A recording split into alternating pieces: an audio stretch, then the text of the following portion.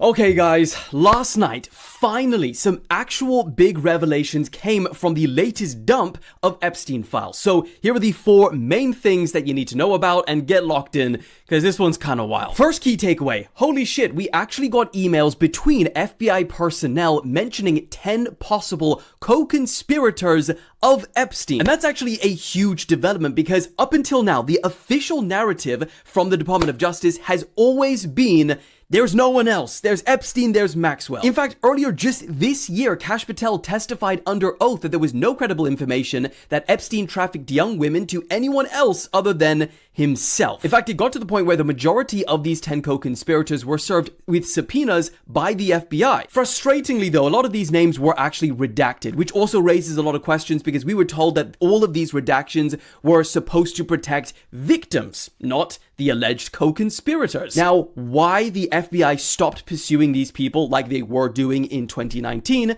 is unknown. Second key takeaway is that Trump is actually mentioned a lot in these files that dropped last night, unlike the first batch. Now, to be clear, there are a number of documents from these files which mention Trump that are either tips or just unproven allegations, but also pieces that are verifiably false, and we'll get into that in a second. But one of the most credible things so far is that in a 2020 email, a federal prosecutor spoke about receiving new flight records showing that Trump had traveled on Epstein's jet many more times than even they were previously aware of. Again, still no smoking gun, but geez, it's starting to get dicey now. Third is that there was a wild email in these files from someone who described themselves only as Invisible Man and just the letter A. And they were asking Ghislaine Maxwell if she had found any new inappropriate friends for them yet. And we know that this person has got to be pretty important because they were at a summer camp at the time of sending this email for the royal family.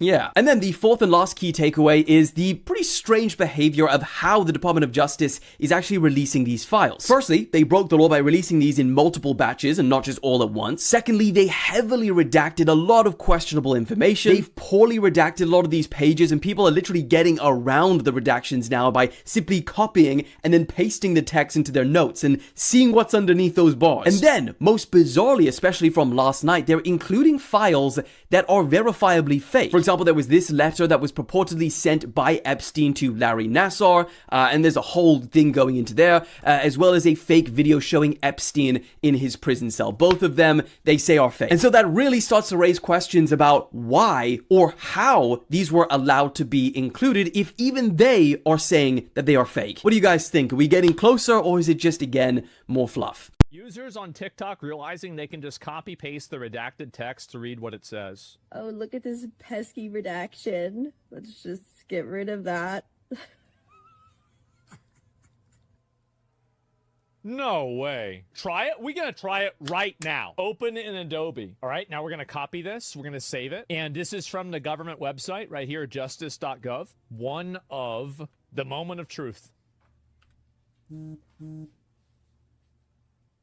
We're talking about this is the federal government, and they can't figure out how to put a black bar over some text. Just for context, this is not all files, but on multiple PDFs, the government, instead of redacting the information using the Adobe function, they highlighted the text with the black marker. Check page 41. Okay. I'm not suicidal. Defendants also attempted to conceal their criminal sex trafficking and abuse conduct by paying large sums of money to participant witnesses, including by paying for their attorney's fees and their case costs. Epstein also threatened harm to victims and helped release damaging stories about them to damage their credibility when they tried to go public with their stories of being sexually trafficked and abused. Why was that blocked? I don't know. For which Indike Signatory Authority acting on his behalf. Payments from this account totaling almost $60,000 were transferred by wire to young women. Why would this be censored? The law didn't say you can make an exception for that. It doesn't make any sense. They're redacting any mention of anyone outside the known circle interacting with Epstein. People want to know who these people are. I think that's exactly what's going on. Indike, an attorney who'd represented Epstein for decades, represents Defense Secretary Pete Hegseth and previously represented Donald Trump. So let me get this straight. The guy who was found to be wiring money, supposedly hush money to these young girls, never got indicted. He left his job. He got hired by the group that represents both the current defense secretary and Donald Trump. The files that were released now just came out with his name selectively redacted from them.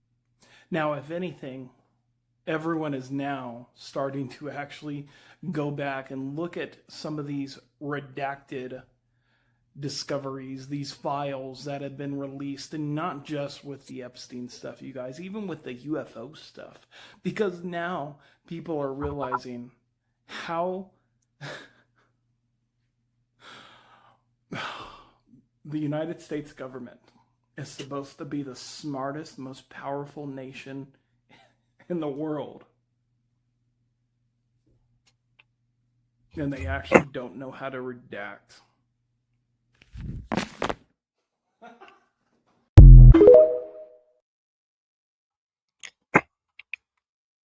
All right, Merry Christmas, guys, because we are live. Yo, this is S.E.T with S.E.T Media, guys, and I'm back with another one for you. All right, guys, let's go ahead and get right into it. It's the Christmas stream, so let's not forget to double tap that screen, like the video. If you have any Christmas songs you want to send in, if you're a member, just throw it in the Discord. If you're not, just send it in through a super chat, $5 and up. Otherwise, I'll be playing my own favorites while we're also doing these video reactions. So, all right, guys, let's get right into it. And once again, happy holidays. All right, guys, let's go. Hello, everybody. Good afternoon. Hello. Some new faces in here today. As we approach the end of the year, it is a great time to reflect on how much progress our country has made under President Trump's bold leadership. Given the complete mess that President Trump inherited from Joe Biden and radical left Democrats in Congress, what this administration has accomplished since January 20th has been nothing short of remarkable.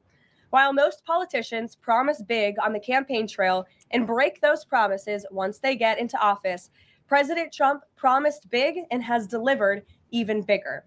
On the economic front, after inheriting the worst inflation crisis in over 4 decades, President Trump's pro-growth policies are making tremendous progress to make America affordable again.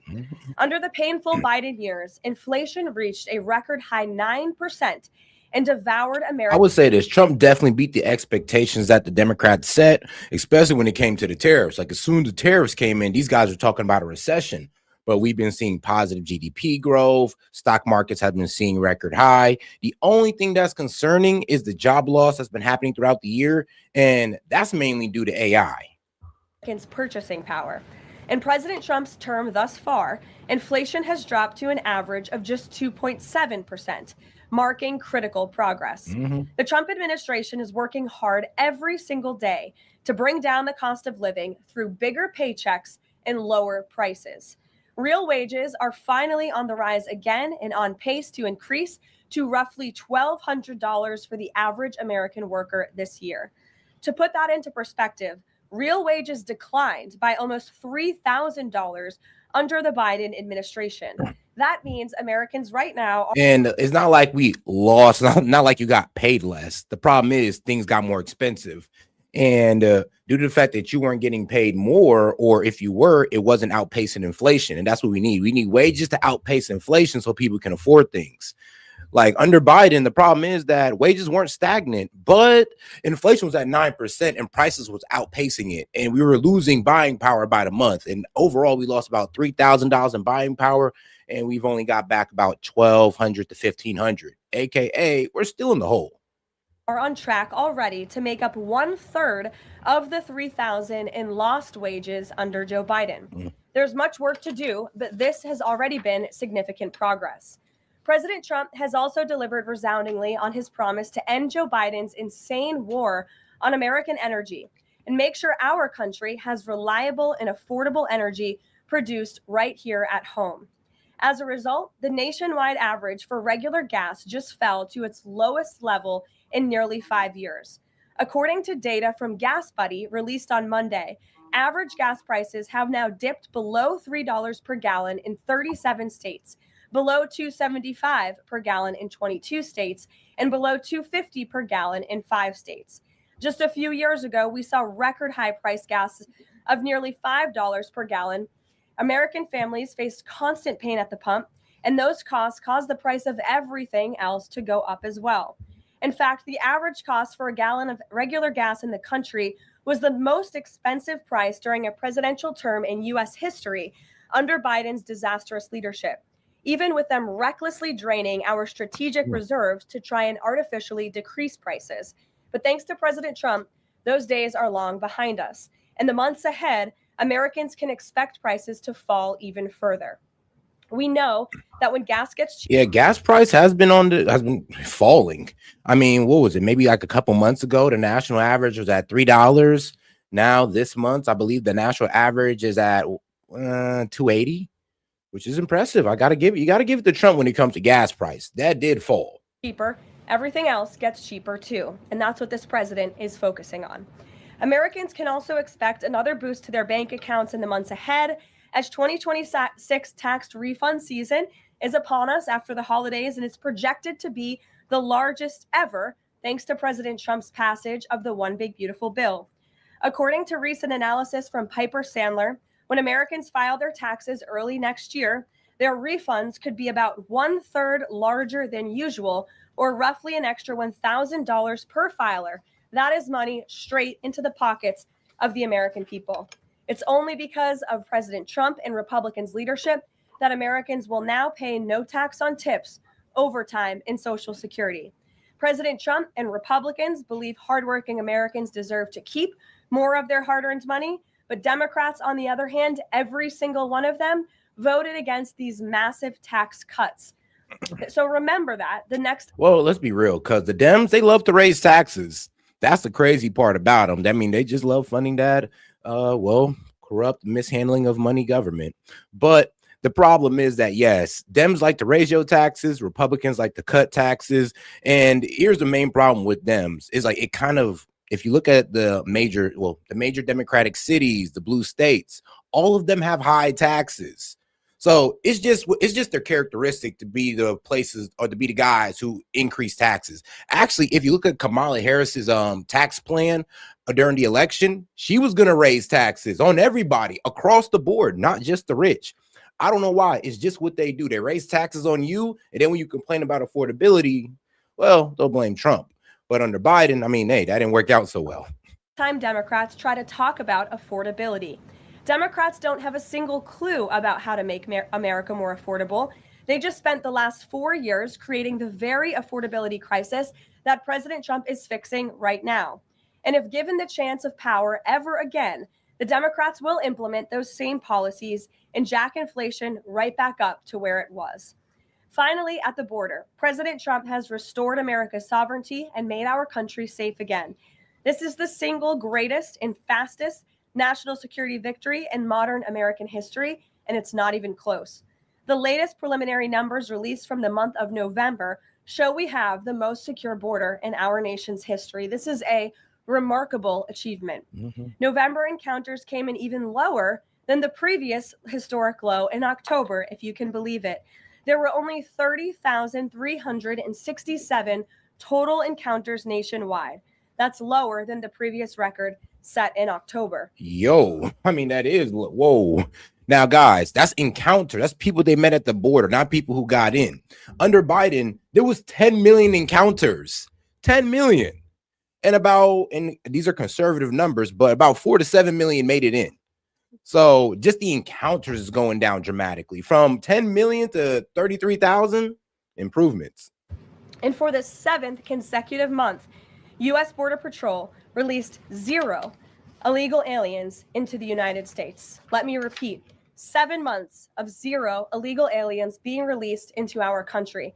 This is a historic achievement, and it's one that every law-abiding American citizen should be grateful for. At this point in 10 months under President Trump's unmatched leadership, we've seen less apprehensions overall than we saw in just 1 month. Oh, guys, let's not forget to double tap that screen, like the video, guys. Let's get more people into the conversation by double tapping that screen. And Merry Christmas. Under Joe Biden. Again, let me repeat, in 10 months under President Trump, we've seen less apprehensions at the southern border than we saw in 1 month under the previous president. Again, remarkable results. All in all, the economy is back on track and ready to boom over the next 3 years. Biden's inflation crisis is over. Prices are coming down.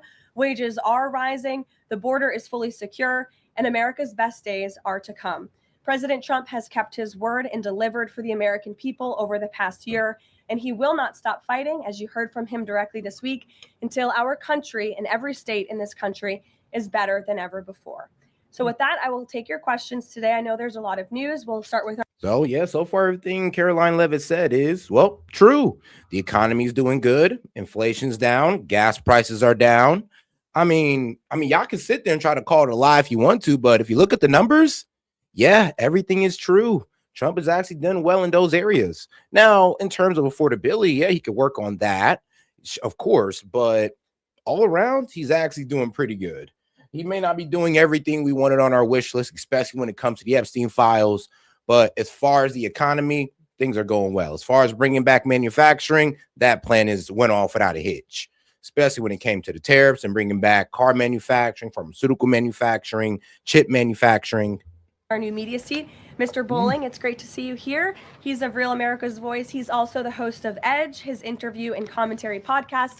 Please, Eric, why don't you kick us off? Caroline, thank you very much for this and inviting me to the new media seat. As you point out, affordability crisis, it strikes me energy prices have been coming down aggressively since President Trump's second term, approaching $55 a barrel for oil, gasoline, as you point out, under $3 a barrel nationally, first time in 5 years. By the way, that $55 barrel oil is about half of the peak under the last 4 years of the last administration, half price. Wholesale prices come down, yet affordability crisis, a lot of the folks in this room, a lot of legacy media, some people in the front row, seem to want to call this an affordability crisis right now, forgetting the fact that over the last 4 years prior, we hit 9% inflation. Wages, as you point out, were stagnant at best, sometimes had dipped. That's a real affordability crisis there, but they weren't really calling it that then.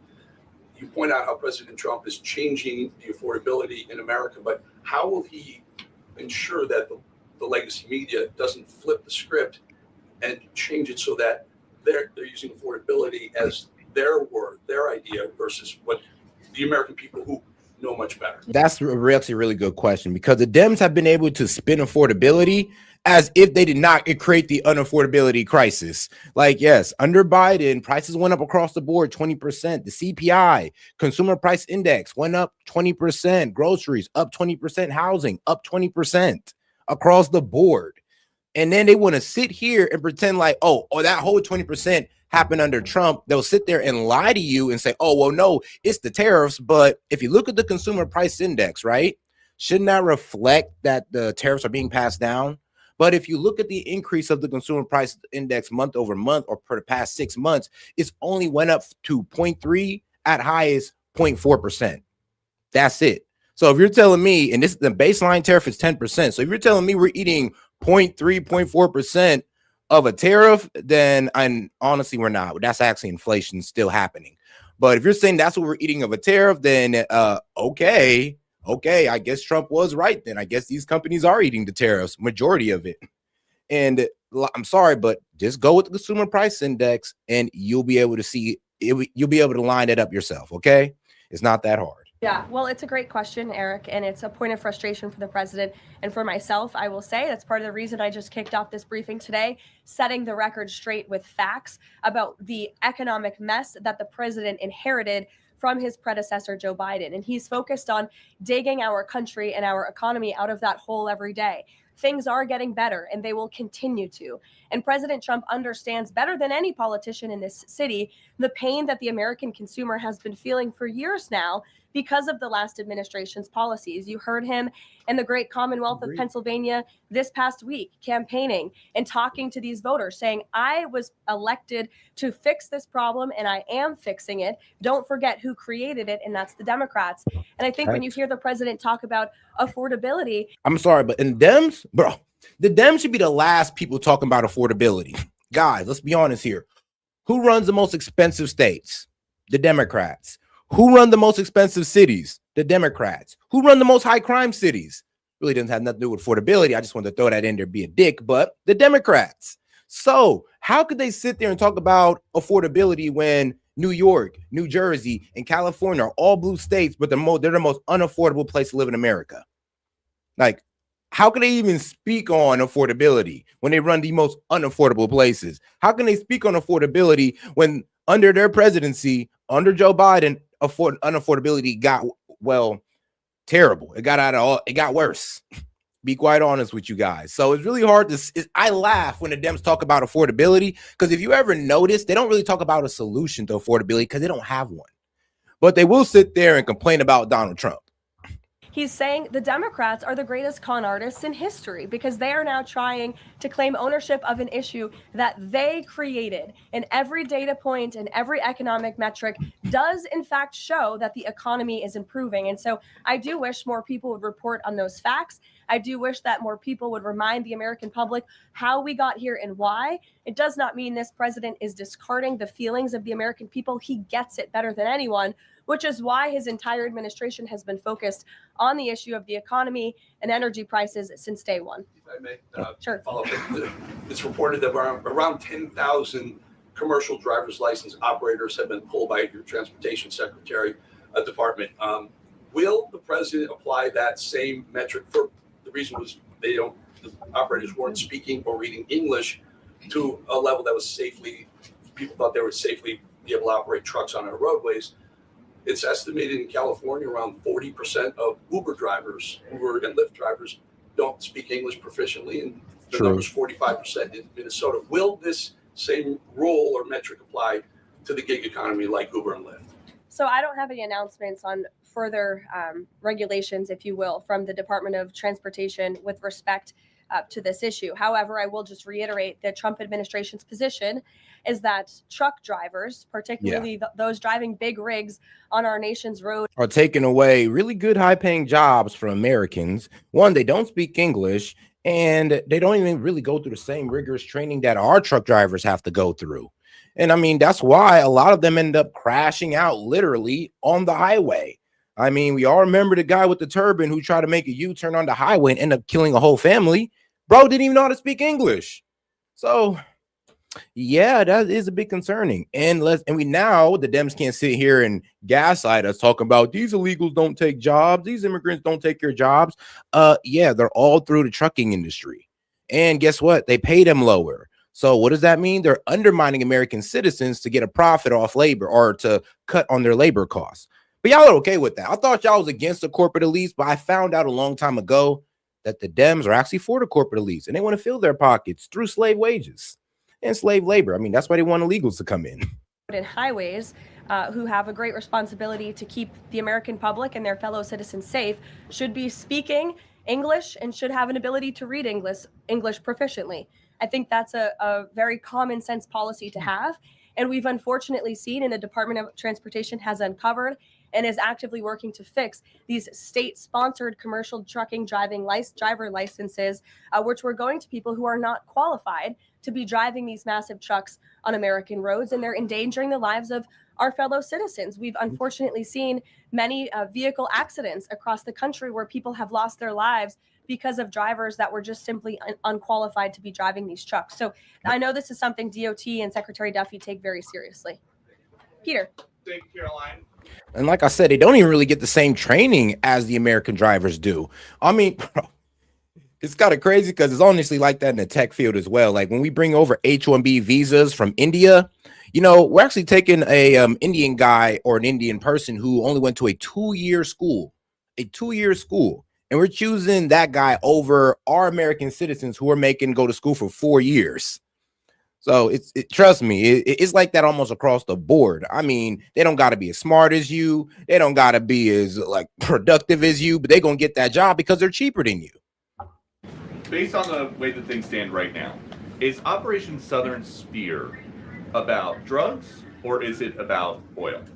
Hey, and shout out to Flowers in Her Hair. Nice name. Flowers in Her Hair sent the hot cocoa for 600 joules. Appreciate the support. What I will tell you, Peter, is that the Trump administration is focused on doing many things in the Western Hemisphere. The president has taken a new approach that has not been taken by any administration for quite some time to actually focus on what's going on in our own backyard.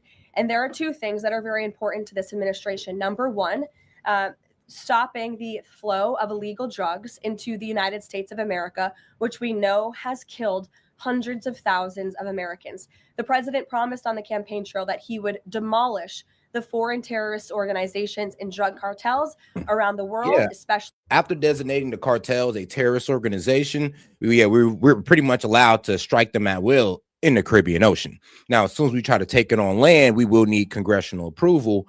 But yes, it's one of the main reasons why we're blowing up boats off the coast of Venezuela. My bad. Not really. Maybe it's like the third reason we're blowing off boats off the coast of Venezuela. The real reason we're trying to scare Maduro out of power, but that doesn't seem to be working, and they seem to be preparing for battle. So we'll see what that leads into.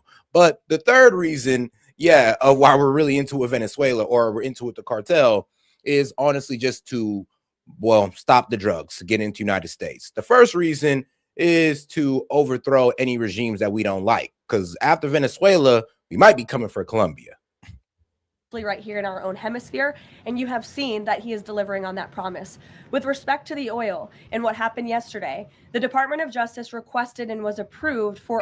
people will say it's oil, but not really. It's all about influence at the end of the day. If you look up Venezuela and who they're heavily aligned with, you'll see why we're so keen to have them for ourselves, or to pretty much put a puppet government in there that we control. Is because Russia works with Venezuela, China works with Venezuela, Iran works with Venezuela. It's like basically all of our adversaries work with Venezuela. Oh, yeah, and they don't recognize Israel as a state, which honestly just a cherry on top. Like, I could care less about that. It's more about Russia, China, and them. But not recognizing Israel as a state is also the cherry on top. That's why a lot of these guys want Maduro gone. Warrant to seize a vessel because it's a sanctioned shadow vessel known for carrying black market sanctioned oil to the IRGC, which you know is a sanctioned entity. So the president is committed to stopping the illegal flow of drugs into our country. He's also fully committed to effectuating this administration's sanction policy. And that's what you saw and the world saw take place yesterday. And because you said the president is trying to do a lot of things at once, he talks a lot about how he thinks the way to bring down prices for everything would be to bring down the cost of energy. Would he use this seized Venezuelan oil to try to help Americans with affordability here in the United States? Well, what I can tell you right now, the vessel has been seized, as you know, and the Department of Justice is... I believe we've seized so far about 2 vessels, and shout out to Trump. According to Trump, we're going to be using it. So pretty much we just pulled a 6-9 and we just stole that. Yep, stole that. Give me that right there. That's our oil now. And we'll be using it for our people and our reserves. So good luck with that. And this is why Maduro kind of came out and said, oh, this is piracy, because it kind of is. We went out on the sea, on the Caribbean Sea, and said, arg, where's your oil? And then we took it. And now we're using it for our people, which, I mean, hey, it works out for us. Does it not?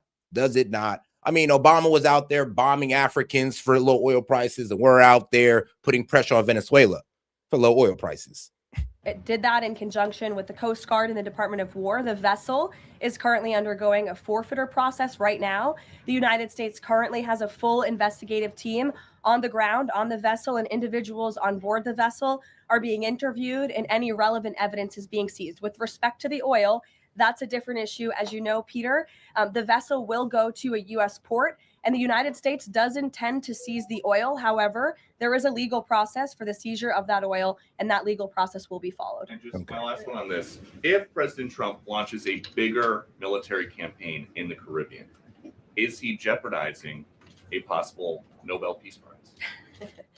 Look, the president has proven over the past year that he is more than worthy of the Nobel Peace Prize. I think he's been nominated for it nearly 100 times this past year, which is definitely a record. He's solved, I think, 9 conflicts around the world. We are up to now. He's actively working on the Russia-Ukraine war, which is the big one as we speak, and has been over the past year. With respect to any additional action in Venezuela. What's so ironic about that, about the Nobel Peace Prize, is it was given to the lady that's standing up against Maduro. Yes, the lady that's speaking out and standing up against Maduro is the one that got the Nobel Peace Prize, not Trump, the guy who's actually trying to get this dictator out of power. No, not him. The lady that's just talking. She's just talking. She can't really put no actions on the feet. Still respectable work. She's a brave woman for doing so. But I'm just saying, she can only talk. This man's actually put in action, putting boots on the ground, not literal boots on the ground, but actually put in action out there. And he don't get the Nobel Peace Prize, but this lady gets it for just talking. Okay. I mean, I still respect the work. I respect the bravery. But what about the guy who could actually get this guy out of power? The guy that we're giving this lady a Nobel Peace Prize for just speaking about. I'm definitely not going to get ahead of the president or the United States military. Mary. It now seems all but certain that the Obamacare subsidies will expire at the end of the year. It means more than 20 million Americans are now bracing for their health care costs to soar. Is the president prepared to let this happen, or is he going to step in? The president is prepared to take action on health care, and he wants Republicans on the Hill to do the same.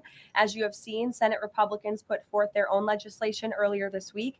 As for the subsidies that are set to expire, I would like to remind you and everybody at home why this is. It does look like the Republicans passed the health bill without the ACA subsidies. So here's the thing.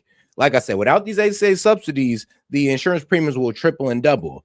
With them, they only go up about 18 to 30%. Still, I mean, you're going to deal with unaffordability when it comes to healthcare premiums, but we'll see what happens, because quite honestly, I'm thinking that they should just extend it for 2 years until they find something better. On the brink of happening. Democrats wrote Obamacare. They passed it without a single Republican vote, and then they ballooned it with these expensive COVID subsidies that completely distorted the health insurance market. And then they put a whole bunch of spending into it, which also caused inflation, by the way. Yep. Well, I mean, they printed a whole lot of money into it, and they increased the money supply, and that caused inflation. I mean, and not just their rapid spending into Medicaid or Medicare as well. Like, trust me, it's more than just that. But yeah, and here's the worst part about it. I think it was the Inflation Reduction Act is where they put these the enhanced Obamacare health subsidies, and they're the ones who set them to expire on the 25th. I want you to know that. They're the ones who set them to expire on the 25th. I mean, they had multiple chances under their presidency under Biden's presidency to where they can extend it, past 2025. But no, they put it right there on purpose to create this political dilemma. Doubled down, extending those subsidies and setting their own expiration date right now in 2025, which the administration is obviously well aware of, and we are working. The president is working with his healthcare policy team here at the White House, as well as Republicans on Capitol Hill, to find a solution. He said he's working to find a solution. He wants to see a solution to lower healthcare costs. He does. But these subsidies are expiring at the end of the year. So what is the plan, and what is he going to do to put this in place in the next 2-3 weeks? You'll hear more from the president and from the White House on that very soon. As for wanting a solution to lower healthcare costs, I'm glad you said it, because the president is doing just that. He has made unprecedented progress towards lowering healthcare costs in this country and drug prices. He's secured numerous most favored nation drug price deals, with many more to come. As you know, the One Big Beautiful Bill, the working family tax cut, significantly expanded access to health savings accounts for those on Obamacare. Again, a Democrat written program and approved program, which has led to higher healthcare costs in this country. So it goes back to the issue of affordability. Democrats are now pretending they want a solution to this issue, but they created the problem. The president and Republicans, which is hilarious. I mean, they created the unaffordability crisis that they're complaining about. They created the healthcare crisis, or the healthcare cost crisis that they're complaining about.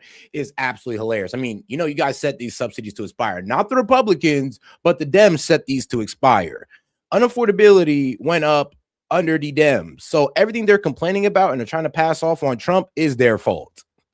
Are currently coming up with creative solutions and ideas to lower healthcare costs for the American people, and you'll continue to hear more from them on that. Before these subsidies expire? I just said you're going to continue to hear more from the president and Republicans on this issue, I'm sure.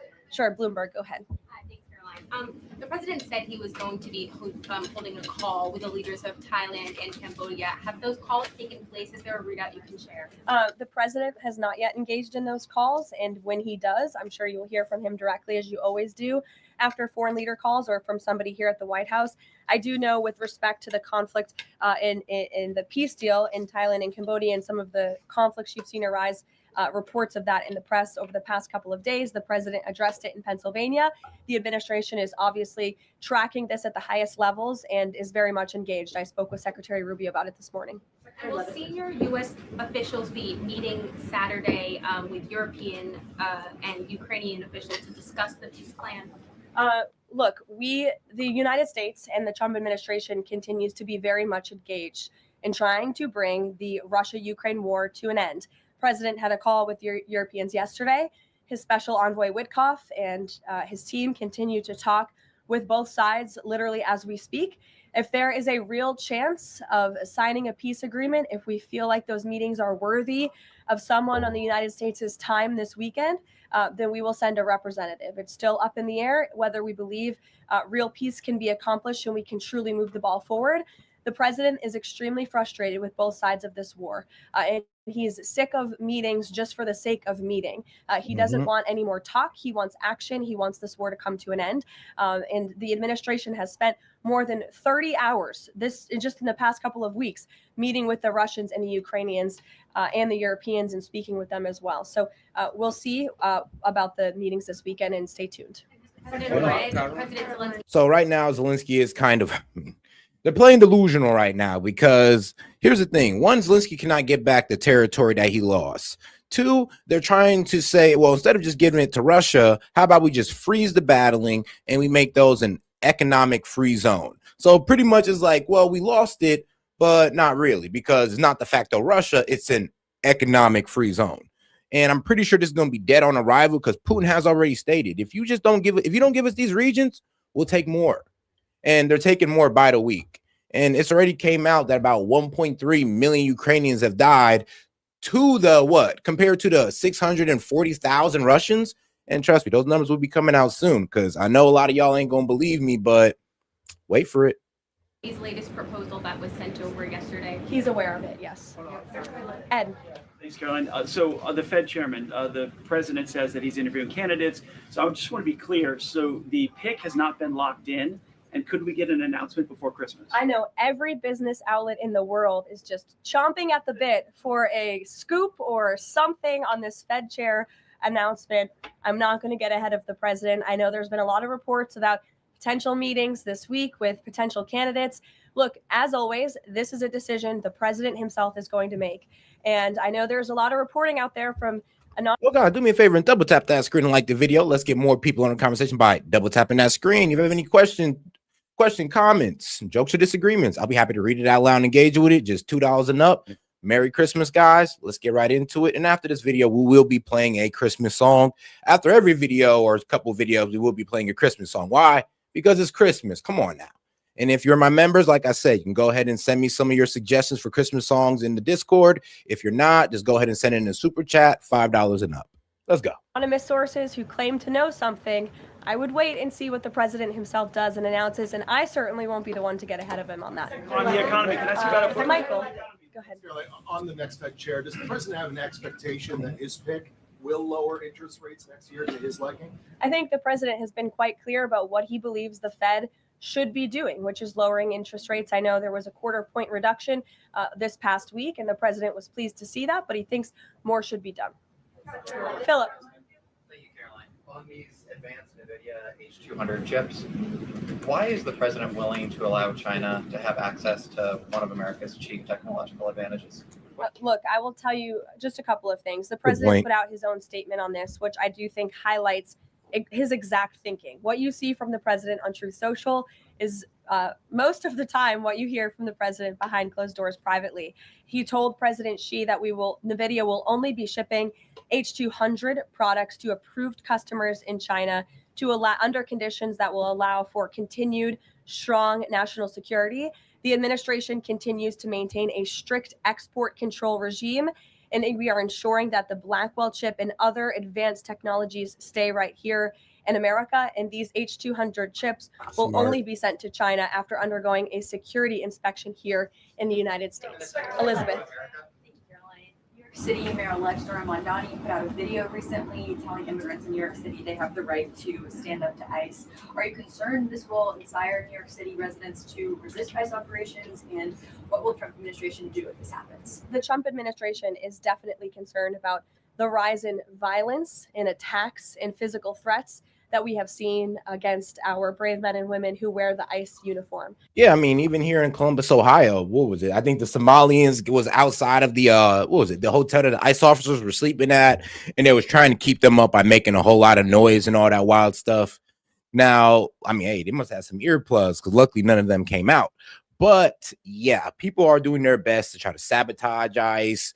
I mean, track them down, dox them. It's absolutely insane. And this is all the Dems just trying to stop the immigration effort, which it won't be stopped. And we will get all these illegals out of here. And all the TPS guys as well who got their TPS status revoked, like it or not. Again, these are agents who are just simply doing their jobs. They are enforcing our nation's immigration laws. And we've seen more than a 1,000% increase in violent attacks on them and their families. They've been doxxed, they've been harassed. Many of them have been physically assaulted and attacked.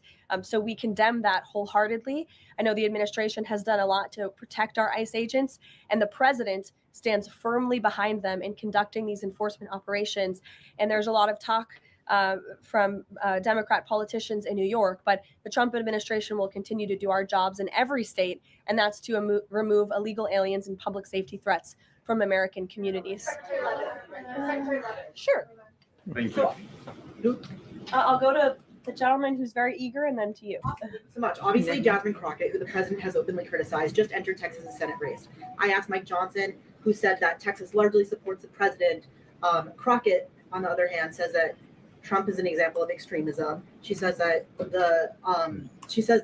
her support is a referendum on Trump. I'm curious to get your thoughts on this. And has Trump made any statements since she's announced her candidacy? Not to my knowledge, as you know, from the White House podium as a government employee. Bro, Jasmine Crockett calling anybody extreme is hilarious. I mean, Jasmine, you're extreme.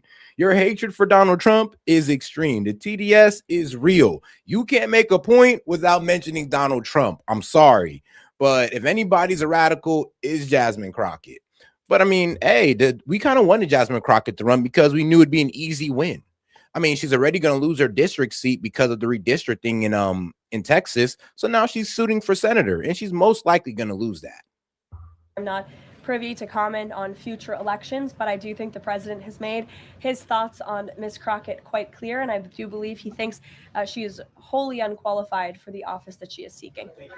Joey. Yeah, thanks, Caroline. A federal judge today ordered the immediate release of Kilmar Abrego Garcia from ICE detention. Does the White House have a response to that, and does the administration plan to appeal that decision? Absolutely. The White House, the administration opposed this activism from a judge who is really acting as a judicial activist, which we've unfortunately seen in many cases across the country. Abrego Garcia is present in our country illegally. He is a proven human trafficker. He is a proven gang member. The administration has evidence of that. Now, proven gang member, sure, but proven human trafficker, nah, we're still waiting for the guy to go to court and, innocent to proven guilty, So yeah, we're still waiting for him to go to court to verify the human trafficking charges. But Abrego Garcia has said, look, man, send me to Colombia or Costa Rica, I believe. I think it was Costa Rica. He wanted to be sent to Costa Rica. Costa Rica said they're willing to accept him because he don't want to go to El Salvador because he said his life would be in danger.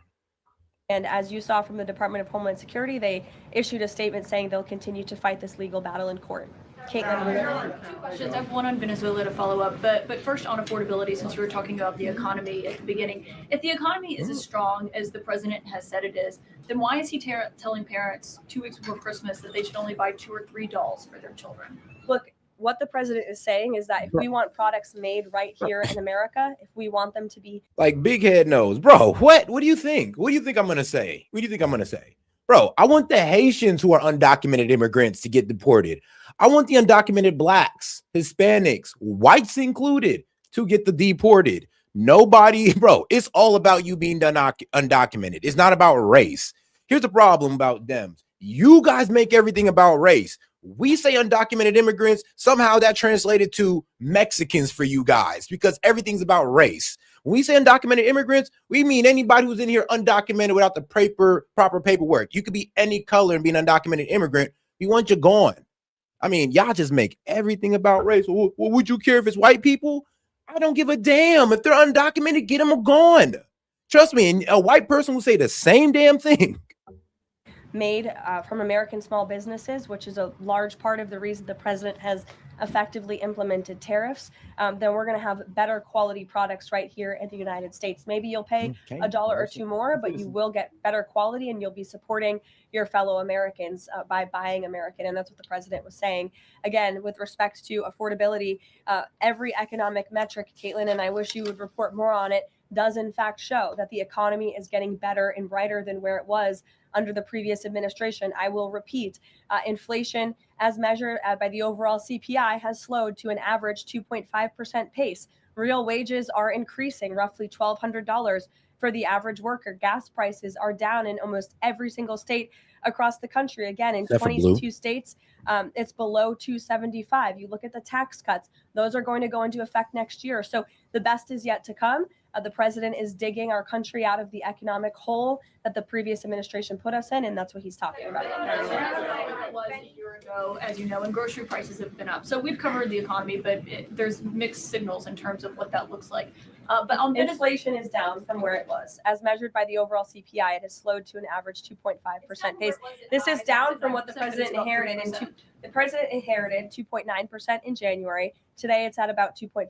So we're trending in the right direction with more to come. And I would remind you, when President Trump left office in his first term, inflation was 1.7%. And the previous administration jacked it up to a record high 9%.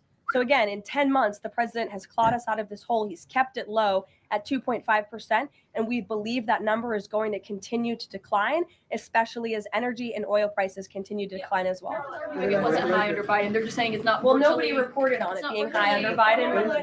My predecessor was standing at this point. No, that is definitely true. I mean, that was the funny thing about the Biden administration. Inflation was not talked about whatsoever under the Biden administration. Sure, the media was covering it as they should, but when it came to the Biden administration, bro, they act like inflation didn't even exist, especially the way they were signing those bills and adding money into the supply or increasing the money supply. They just pretended like inflation didn't exist. They said it wasn't transitory. Well, guess what? It was transitory.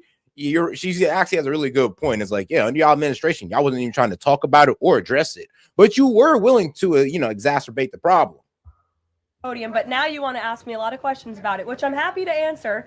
But I will just add, there's a lot more scrutiny on this issue from this press corps than there was.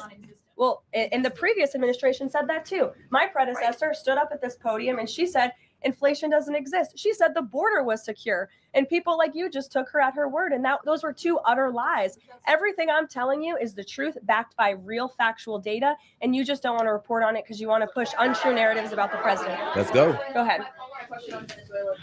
I'm not going to take your follow-up. Go ahead. Is the White House optimistic about the upcoming redistricting vote in Indiana and what happens if it fails?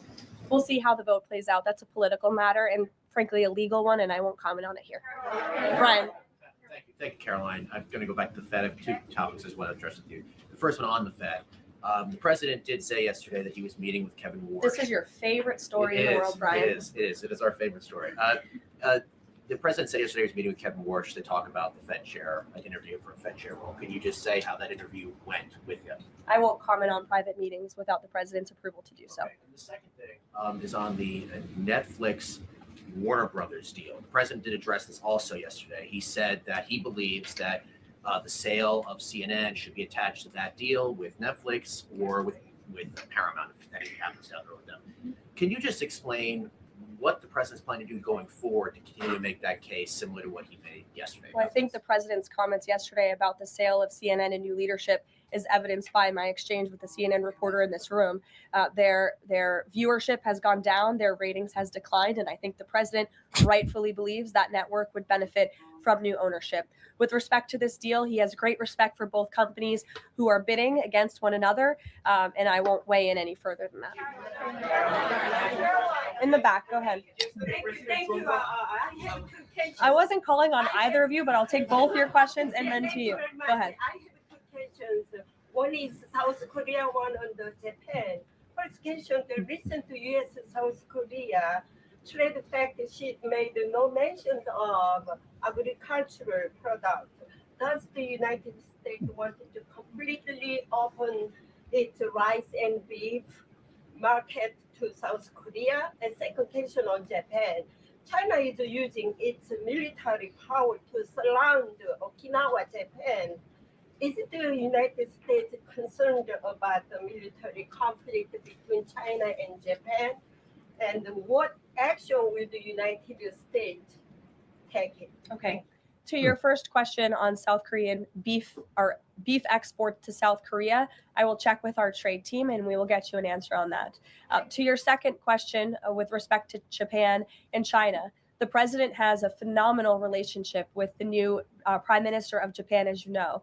He was pleased to meet her when we went to Asia a couple of months ago, and they have spoken a few times since. Which is actually pretty interesting because the new leader of Japan, which is a woman, by the way, she's she actually likes Trump, but they're actually pretty cool. But who she don't like is Xi, and apparently she's willing to well, I guess get into it with China over Taiwan, which is actually pretty interesting because I've never seen a Japanese prime minister take that position.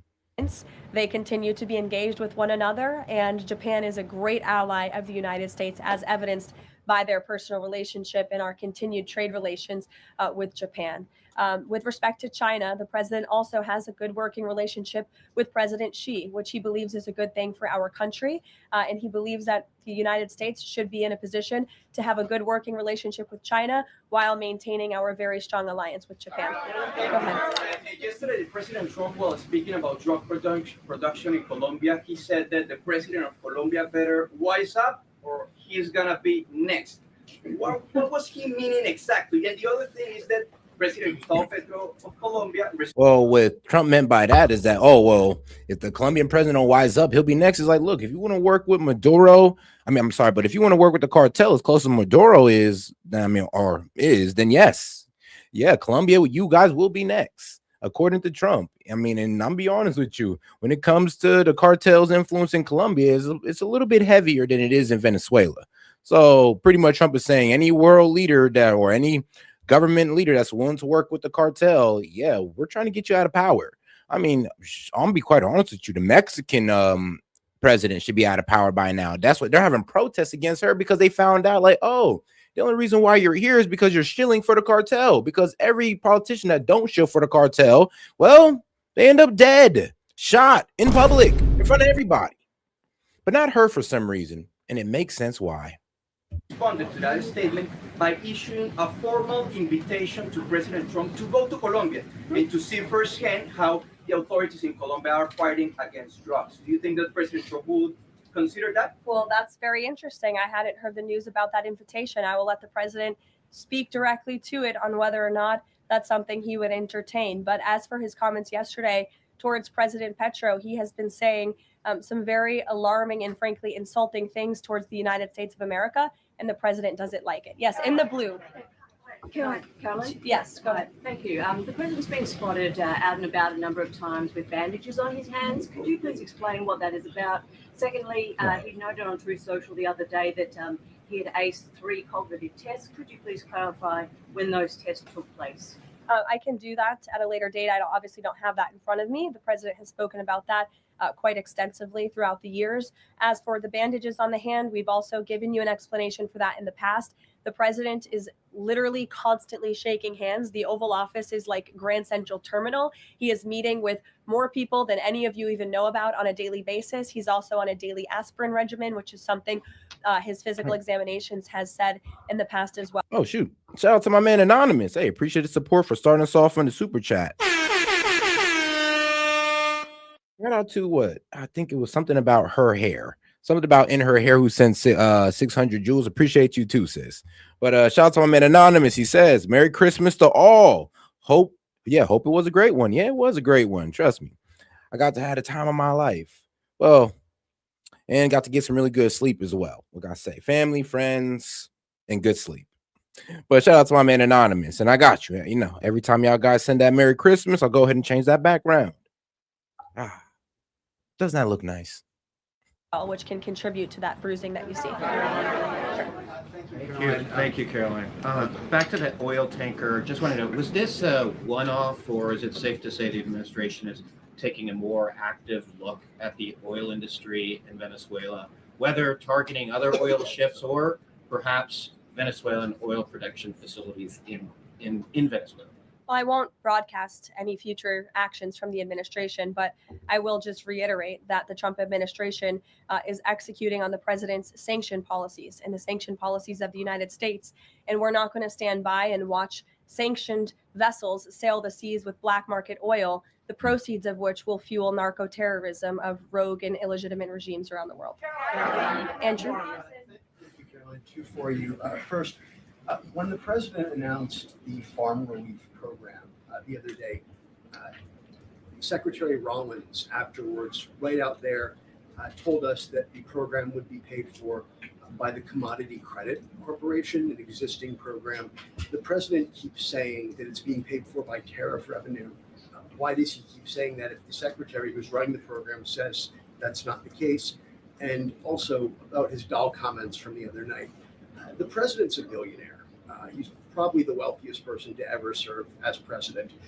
Is it a good look for him to be telling parents, "Oh, you should only buy $2 or $3 for your kids," when he's one of the wealthiest people in the country right now? Do you think the people in that room in Pennsylvania who the president was speaking to don't know the president's a billionaire?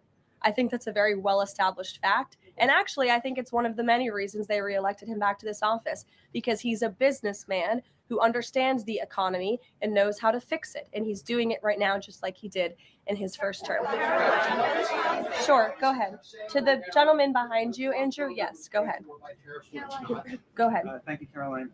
And let's be real, Trump meant that as a joke, because you got to remember what the Dems were coming up with during the tariffs. Oh, the prices of dolls are going to skyrocket. How are you going to afford your little girl a Barbie doll for Christmas? And then Trump just got tired of the complaint. He just said, all right, well, look, maybe you just need to buy your daughter less dolls. Buy your kids less dolls. Okay, then? Because that's what you guys were bitching about for like, what, 2-3 months? The dolls. How will your little girl get a Barbie for Christmas? It's like, bro, guess what? Christmas shopping increased this year. Increased. Black Friday shopping increased. Cyber Monday shopping increased. So what in God's name was y'all talking about? We heard the president say yesterday that the Board of Peace members are going to be announced early next year. What is the administration doing to move the parties in the region closer toward phase 2 of his peace plan for Gaza? Sure. Well, first of all, I would be remiss if I didn't highlight what a success it is that 10 months into the president's administration, you're asking me about a peace plan in Gaza, because that's a legitimate reality on the ground right now in the region. And it's only because of this president's leadership that was able to take place, that all the living hostages were returned. All but one body of the deceased hostages has been returned, and we're still, of course, working on the last one. As for this next phase of the peace process, there is a lot of quiet planning that's going on behind the scenes right now for phase 2 of the peace deal. And when the United States is ready to make those announcements public on the Board of Peace, the ISF, and the Palestinian technocratic government, we will be making those announcements at the appropriate time. But the reason that the negotiators and the teams on the ground have been rather quiet about this is because I spoke with them this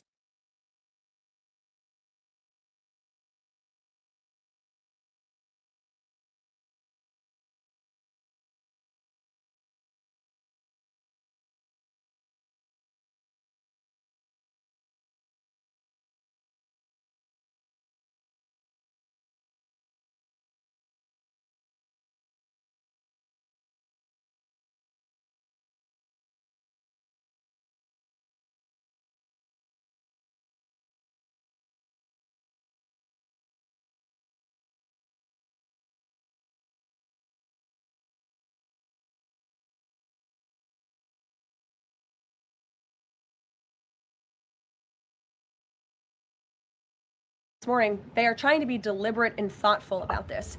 Peace in Gaza. Appreciate that, guys. So what I was about to tell you was, now the whole deal in Gaza, right? This is actually going to be crazy what I'm about to tell you guys, but it's Hamas who's actually holding together this ceasefire. And the reason why is not because Hamas is just these great guys. One, because they can barely fight back. And two, they don't want to break the ceasefire because Israel is continuously attacking them. They're breaking the ceasefire damn near every week. And the only reason why it hasn't spun out of control is because Hamas refused to retaliate against Israel because they actually want this war to come to an end. Israel doesn't. Actually, Israel just broke a ceasefire with Lebanon. And then once they broke that ceasefire, they're going like, oh yeah, and we want Hezbollah to disarm. So I don't know what's up with Israel, but they do not respect ceasefires for some strange reason. In the Palestinian Strip is something, the Gaza Strip rather, is something that people have been. Appreciate you guys for catching me on the mute. Appreciate that. One of the goofy moments. But shout out to my man Anonymous. He says, happy birthday, Jesus, the meaning of Christmas. Facts. Don't forget that. Trying to accomplish for 70 years. So, this is a complex problem, and this administration wants to be very thoughtful about it, and we want to ensure an enduring and lasting peace. And when those announcements are ready, they will be made. Sure. Thank you. There have been reports that Vladimir Putin called Maduro today to reaffirm his support. I wanted to ask if it's concerning to the president that Putin has given such a warm embrace to Maduro. I don't think that would be concerning to the president at all, no. I'll let him speak on it further. Spoken to Putin about that? He has not spoken to President Putin today, and I understand that call took place this morning, so the answer is no. Thanks. I have a question about the ACA, but just first very quickly clarifying Caitlin's question. You acknowledged that CPI in January when you took office was 3%. And in September, the last month for which we have data, it was also 3%. So inflation. No, it's 2.5%. Not in September, it was 3%. It's 2.5%. The average CPI right now, I have it in front of me. In President Trump's first 8 months in office, inflation as measured by the overall consumer price index has slowed to a 2.5 average pace. This is down from the 2.9% inherited in January. So January is 1 month. So Kelly, in the back. Okay, can I ask you about the ACA really quickly? There are a number of plans that are floating around on the Hill right now having to do with these premium subsidies that are about to expire. Which plan does the White House support?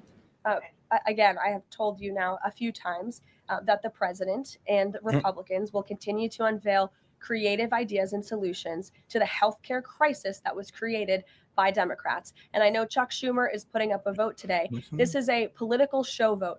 Chuck Schumer is not sincerely interested in lowering healthcare costs for the American people. He's putting this vote on the floor knowing that it will fail so he can have another talking point that he can throw around without any real plan or action. If Chuck Schumer actually wanted to lower healthcare costs, I'm sure the president would welcome him and his entire Democrat caucus to a legitimate coordination on the president's policies of bringing down drug prices, these most favored nation deals.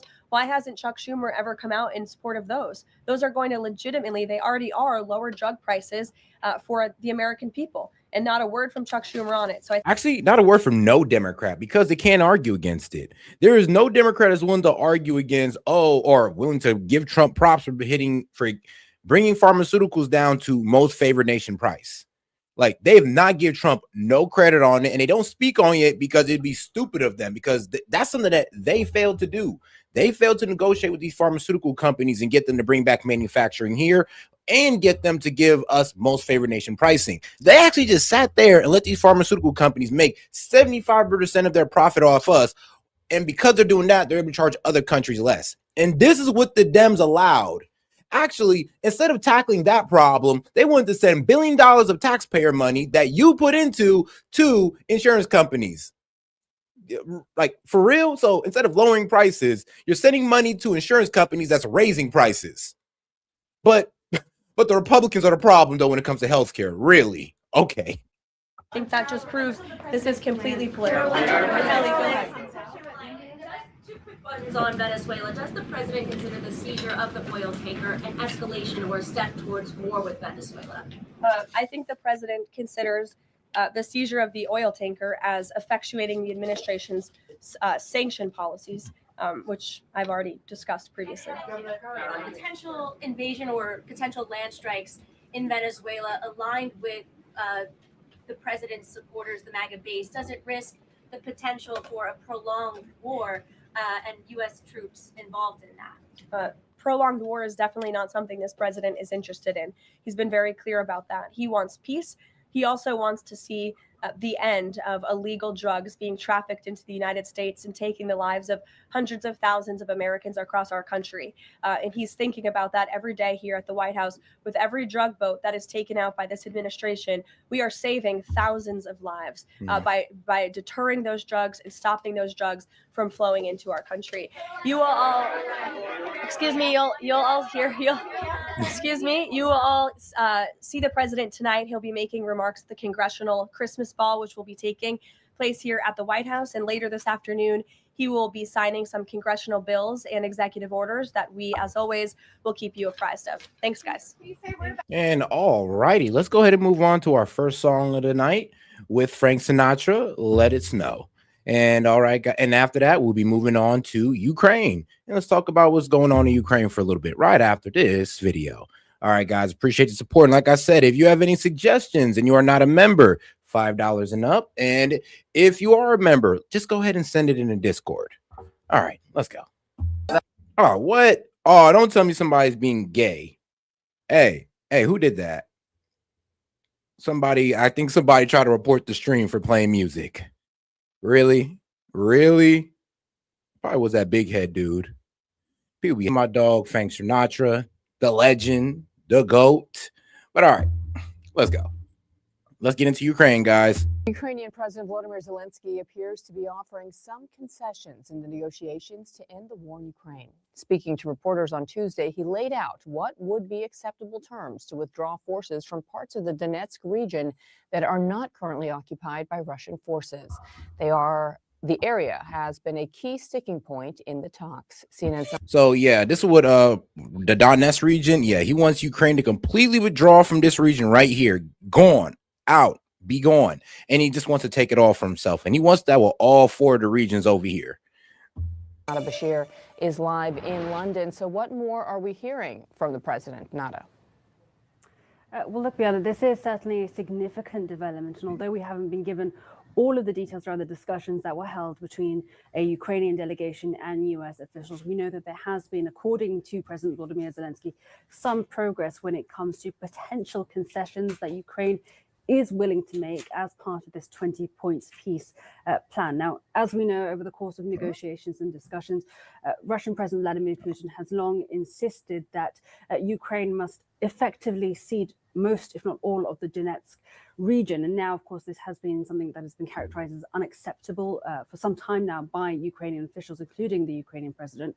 But now we are hearing that there may be the potential for some compromise on this front. And according to officials with regards to this discussion, this talk that was held with reporters with President Zelensky, there is now the potential consideration of a withdrawal of Ukrainian troops from some parts of the Donetsk region, particularly fortified cities such as Kramatorsk and Slovyansk, which have effectively prevented Russian troops from being able to advance deeper into the heart of Ukraine. But this potential concession would also only take place, according to these reports, if Russia would then also agree to cede some of the territory that it has also taken. So we're looking at an equal. Which they're not going to do. I'm be so honest with you. If you're thinking that Russia's going to concede territory, they're not.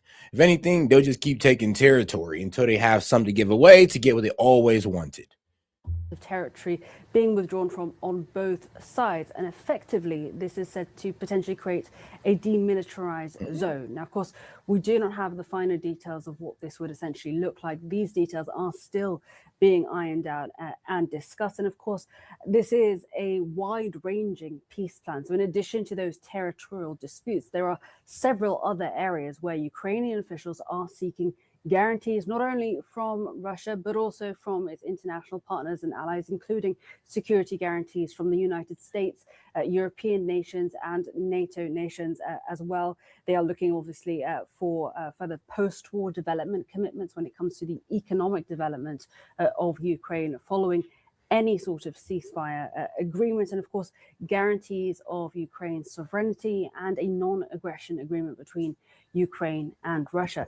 Of course, we are waiting to hear more on this. It is expected, according to the Kremlin spokesperson Dmitry Peskov. So, I mean, look, hopefully the headline lets you know that Ukraine was never winning this whole time. It literally says Zelensky offers a peace concessions for Donetsk region, aka, I mean, let's be real, if he was winning, as you know, pro-Ukrainian guys love to tell y'all, then why is he making concessions? Usually when you're winning, you don't make concessions, but okay. That we might see some sort of comment or response from Moscow in the coming days or weeks. But the Kremlin spokesperson did reject to give any sort of details or response at this stage to reporters, describing any discussion of the ceasefire negotiations or peace plan negotiations as unproductive. And Nada, speaking of the Kremlin, how are they responding to what appears to be yet another, the second car bombing inside of Russian territory? We talked about the general who died in a car bombing in Moscow earlier this week. What more do we know about the latest reports?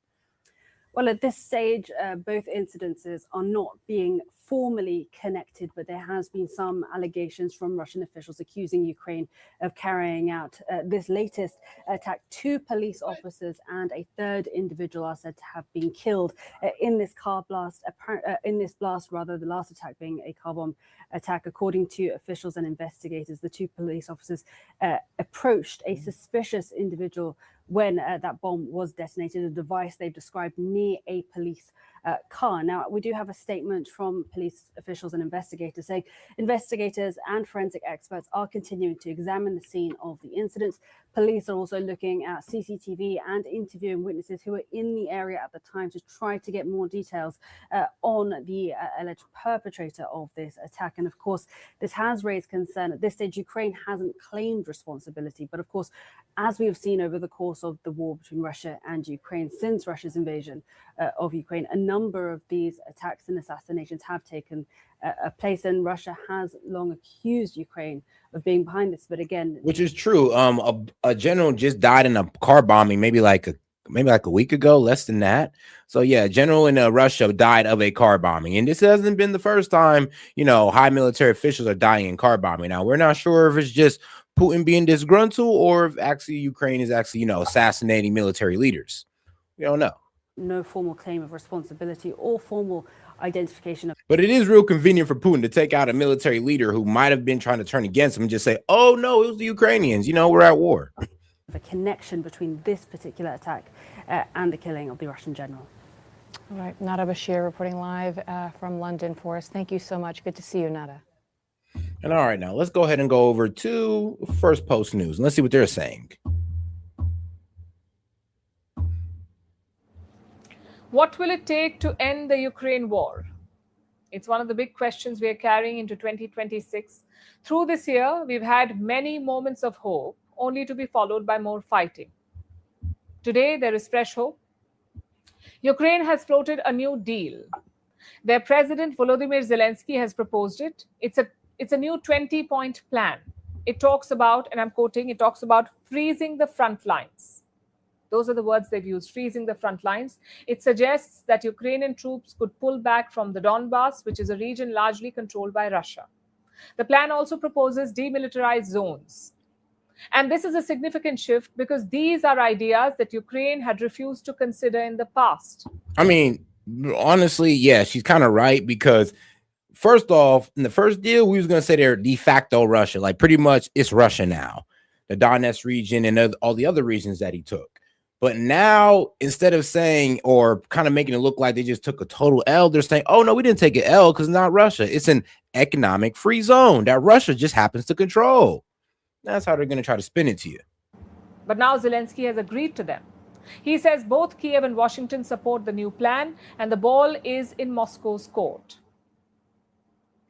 Does that mean Kiev has made a concession? Are they willing to give up territory to end this conflict? And most importantly, will Russia agree to this new plan? Here's a report. Ukraine has laid down a new peace proposal. It comes after months of stalled negotiations. Oh, guys, let's not forget to double tap that screen, like the video, guys. Let's get more people on the conversation by double tapping that screen. Do you have any questions, comments, jokes, or disagreements? I'll be happy to read it out loud and engage with it. Just $2 and up. Or send a gift. And growing pressure to end the war. This new plan is different. It offers a way to freeze the front lines. President Volodymyr Zelensky says this is Kyiv's clearest offer yet. A 20-point plan. Zelensky says it is backed by the United States and it has been shared with Moscow. Let's break down what's in it. Zelensky has said he's willing to withdraw troops from the Donbass region, from the areas that Ukraine still controls. But Russia must also pull back by an equal distance. These areas would then become demilitarized. In simple terms, no troops, No weapons, no military operations. Instead, these would become free economic zones. This is a revised version of an earlier document. The original 28-point draft had leaned more toward Russian demands. Now, it's been cut to 20 points and reworked through weeks of US-led talks. Dang. Yeah, so the original draft was a 28-point plan, and now they cut out to make it a 20-point plan. I don't think Russia's going for it because, it took out some of the NATO. Well, Ukraine will never be a part of NATO guarantees. It took away that, and I don't think Putin's going for it. So we'll see. We'll see, though. But not all points have been agreed upon. Some significant gaps remain on the issue of over-territory and nuclear infrastructure. Russia still occupies Europe's largest nuclear facility in Zaporizhia. Damn. Ukraine wants Russian troops out, but the two sides couldn't reach a deal. So, Kyiv proposed a compromise. Ukraine is pitching a joint venture between Kyiv and Washington. Both sides could manage Zaporizhia plant together. The plan also includes long-term... Whoa. So you think that Russia's going to let you take their plan and split it between Ukraine and US? That's what I'm saying. Like, they're delusional. Like, he got with the NATO leaders and the EU leaders, and they made this man delusional to the point where, bro, you literally think that Putin's going to go for that. He took it. So unless you can fight him off there and get him to agree to that, I mean, that's not happening. Like, they're literally being delusional with their proposal. Security terms. Ukraine would get formal guarantees from the US, NATO, and Europe. They are similar to NATO's Article 5, the Mutual Defense Clause, where an attack on one ally would trigger a response from all. So, if Ukraine is attacked again, military help would be automatic. There's also a limit on Ukraine's military. The plan allows 800,000 troops in peacetime. That's seen as a compromise to ease Russian concerns. What about Ukraine's bid to join NATO? Earlier, Moscow had insisted Kyiv must renounce its bid. But the 20-point plan makes no mention of barring Ukraine from joining NATO. But ultimately, it all comes down to territory. Any peace deal in Ukraine must address Donbass. That question cannot be avoided. Donbass consists of two regions, Donetsk and Luhansk. As things stand today, Russia controls nearly 90% of the Donbass. Moscow has demanded full control of it. Zelensky's plan doesn't give them that. It offers... That's what I'm saying is like, how are you going to... They control 90% of it, Zelensky. Tell me, how are you going to work any compromise with somebody who has 90% of it? Like, a compromise would be, all right, bro, we have 50-50, or maybe I got like 55, you got 45. Like, then you can come to a compromise there. But when they have 90% of it, you're delusional to think if you can have a compromise when you only have 10% of it. Shared pullbacks, not full withdrawal. So far, Russia hasn't accepted those terms. President Putin has warned, if Ukraine doesn't pull out fully, Russia will take the region by force. The proposal has been shared with the Kremlin. Now you got a standing ovation for that. Dmitriev has already had the opportunity to brief the president on the outcome of his trip in detail. Based on the information the head of state received, we now intend to formulate our further position and resume contacts in the near future through the channels that are currently operating. Zelensky says Kyiv expects a formal response soon, but key parts of the plan, like the economic zones and troop withdrawals, will require public backing. Zelensky says a national referendum will be needed, especially for anything involving territorial compromise. Beyond the battlefield... Yeah, that is true, because, I mean, they're going to have to, reconstruct their constitution, because in their constitution, it says they're not allowed to concede land. But I'm just like, sadly, your constitution can't win back land for you. The plan also includes a path to redevelop Ukraine, like Ukraine's candidacy to join the European Union, this time with a fixed accession timeline. A $200 billion investment fund was proposed as well to rebuild Ukraine. The fund will be backed by the US and Europe. And fresh elections in Ukraine are expected soon after the deal is signed. The ball is now in Moscow's court, and what happens next could shape the future of the conflict. First post now available. But all right, now let's go ahead and get over to what CNN got to say, because we're still on topic of Ukraine. Because why Ukraine's draft invaders are dying in icy mountains. I know they're dying in icy mountains. Like the worst way to go is dying in the cold. Oof.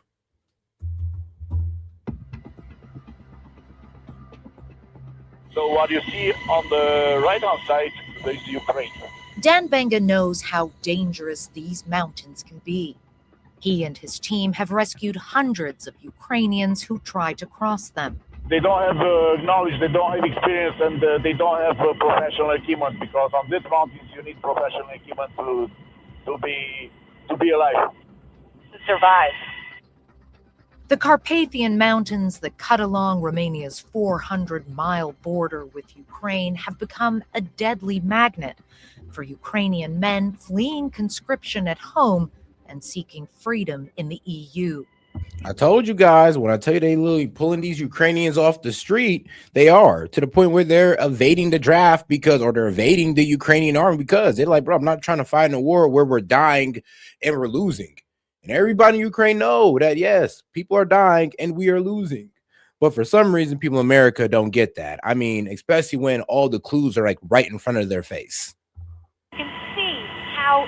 I mean, if they're winning, I mean, why have draft dodgers? Why are they willing to die in an icy mountain instead of face Russia? Think about that. These mountains are, it is frankly astonishing that up to 100 Ukrainians are making this crossing still every single week. The risks are huge. Since Russia's invasion in 2022, the Salvamont Mountain Rescue Service has carried out countless perilous missions that have saved 377 Ukrainian lives. Damn. The longest operation lasted nearly 6 days. Not everyone makes it. The Romanian border police say 29 Ukrainians have died crossing the mountains and the Tisa River that separates the two countries. Damn. This is a job we were prepared. I mean, no, they some real ones. I mean, y'all some real ones. Y'all some real humanitarians. But yeah, like I said, they rather die in the icy mountains than face certain death with Russia. Think about that. Training every day, and this is a job we are doing.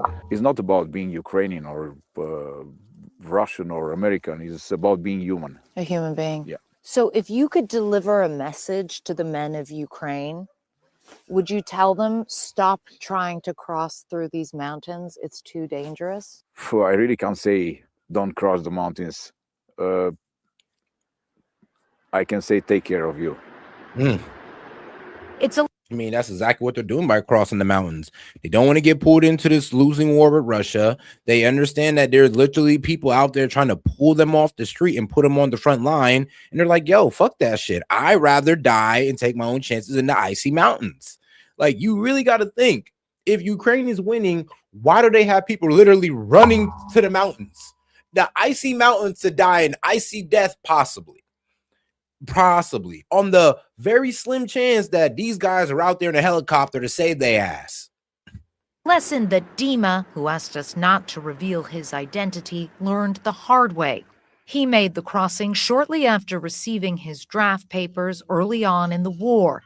Things quickly went wrong when his group got lost. Минус 20, без еды, без воды. Без воды? Да. No water? No. No food? Снег только. Only snow. Just the snow. 20 километров шел босиком. Damn! Я понимал, что у меня как бы... In the snow? 20 kilometers on feet? Bro, do you even have feet still? Like, no, I mean, all jokes aside, bro, I hope he still has his toes. Because I don't think I'd have had mine. Проблемы с ногами. Но на то время я не чувствовал. Почувствовал только тогда, когда уже был в больнице. And then did they have to remove all the toes? Да. Damn, А I knew если it. бы меня не нашли, Нам еще 2 часа. Спасатели бы... Я бы с вами сейчас не разговаривал. Oh, okay, I knew it. I knew it. So this guy rather face the icy cold in the mountains than be pulled into certain death with Russia. I mean, guys, what else do you need to see? Do you like the peace deal that's overly favored toward Russia, the concessions that Ukraine is making towards Russia, the fact that they got soldiers running for the mountains to escape certain death by Russia? What else do you need to see? Because at a certain point, you're being delusional. Stories like Dima's have Like, you done. can call me a Russian spooge all you want. The results are still going to be the same. Russia's winning this war. People in Ukraine are done fighting this war. They're willing to risk an icy death in the mountains than fight this war. Like, think about how desperate you got to be, or think about how dangerous that war got to be for you to just be like, you know what? I'll take my chances in the icy mountains. Little to stop the flow. According to the Romanian border police, more than 30,000 Ukrainians have entered the country illegally since the war began. Martial law prohibits eligible men between the ages of 23 and 60 from leaving Ukraine. Many see crossing these mountains as their only option.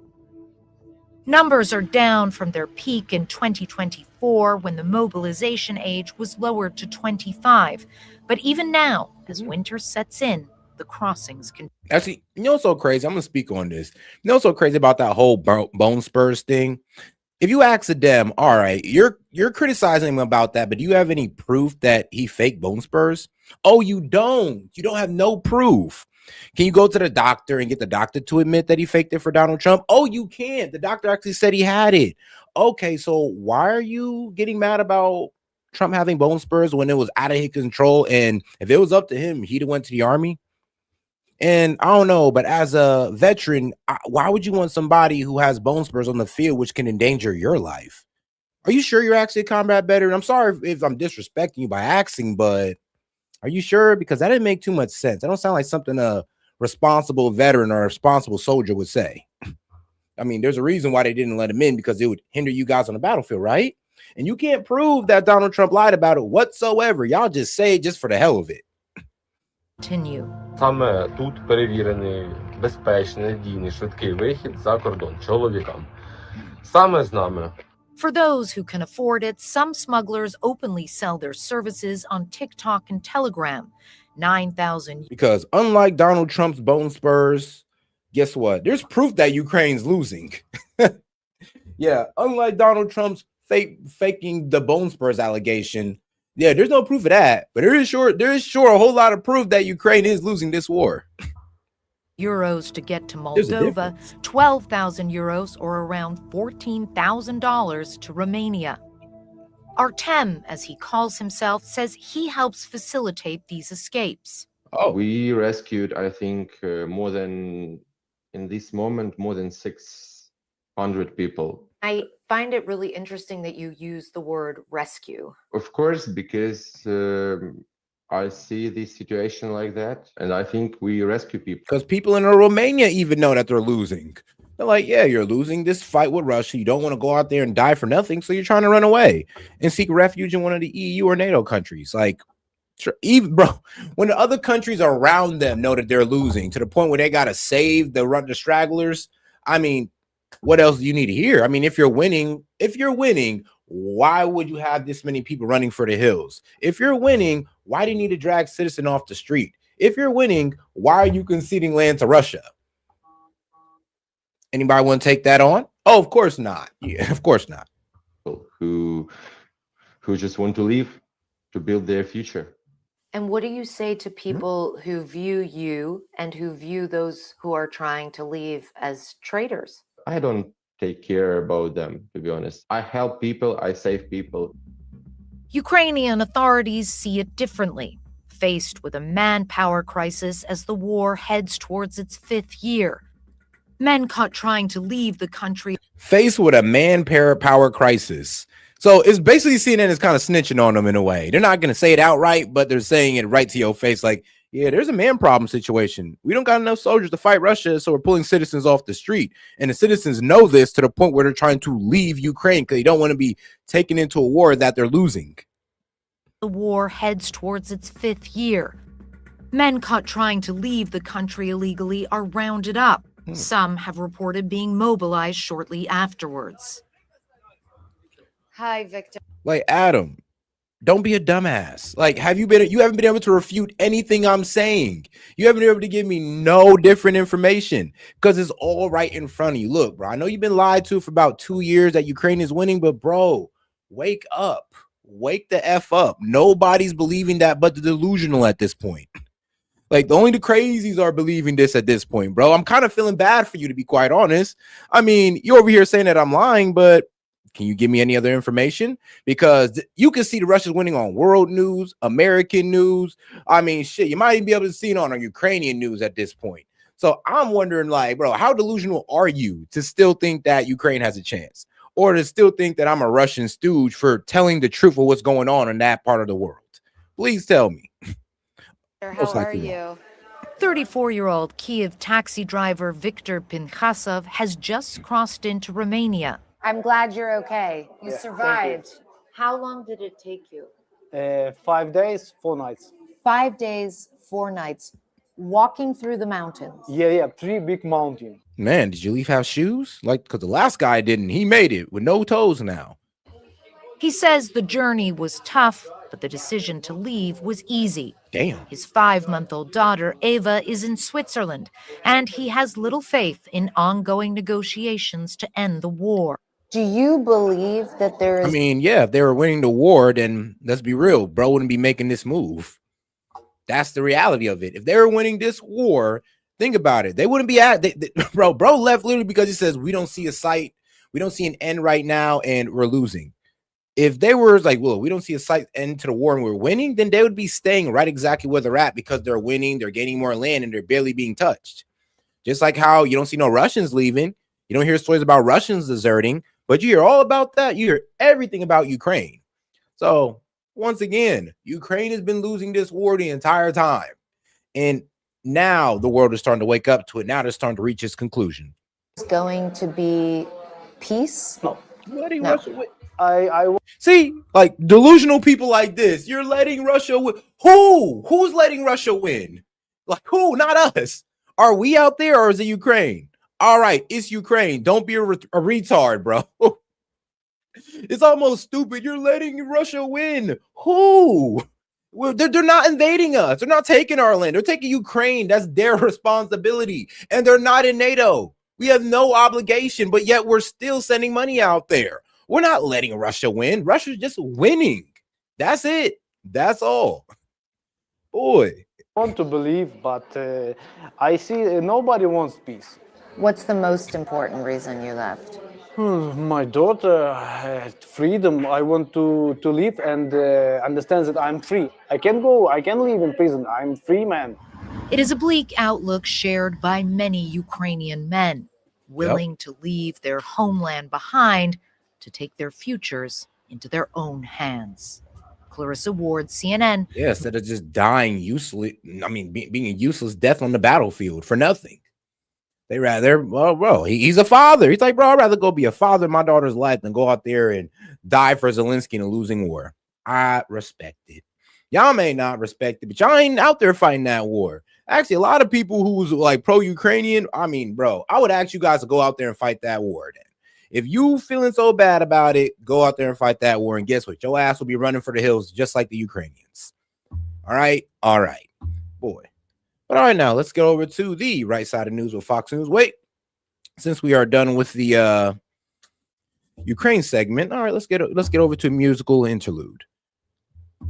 And shout out to my guy, what's his name? Bing Crosby, A Winter Wonderland.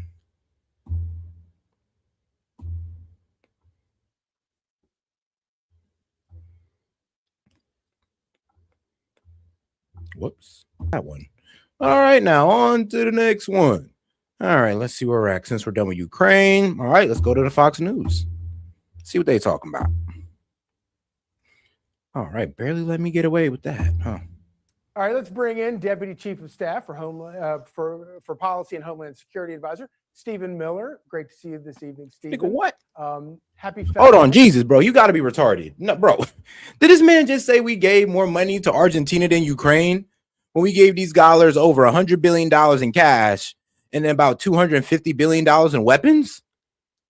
And then here's the thing. We didn't give Argentina $40 billion. You might want to look that up. It's actually a loan that we're making money off the interest off of.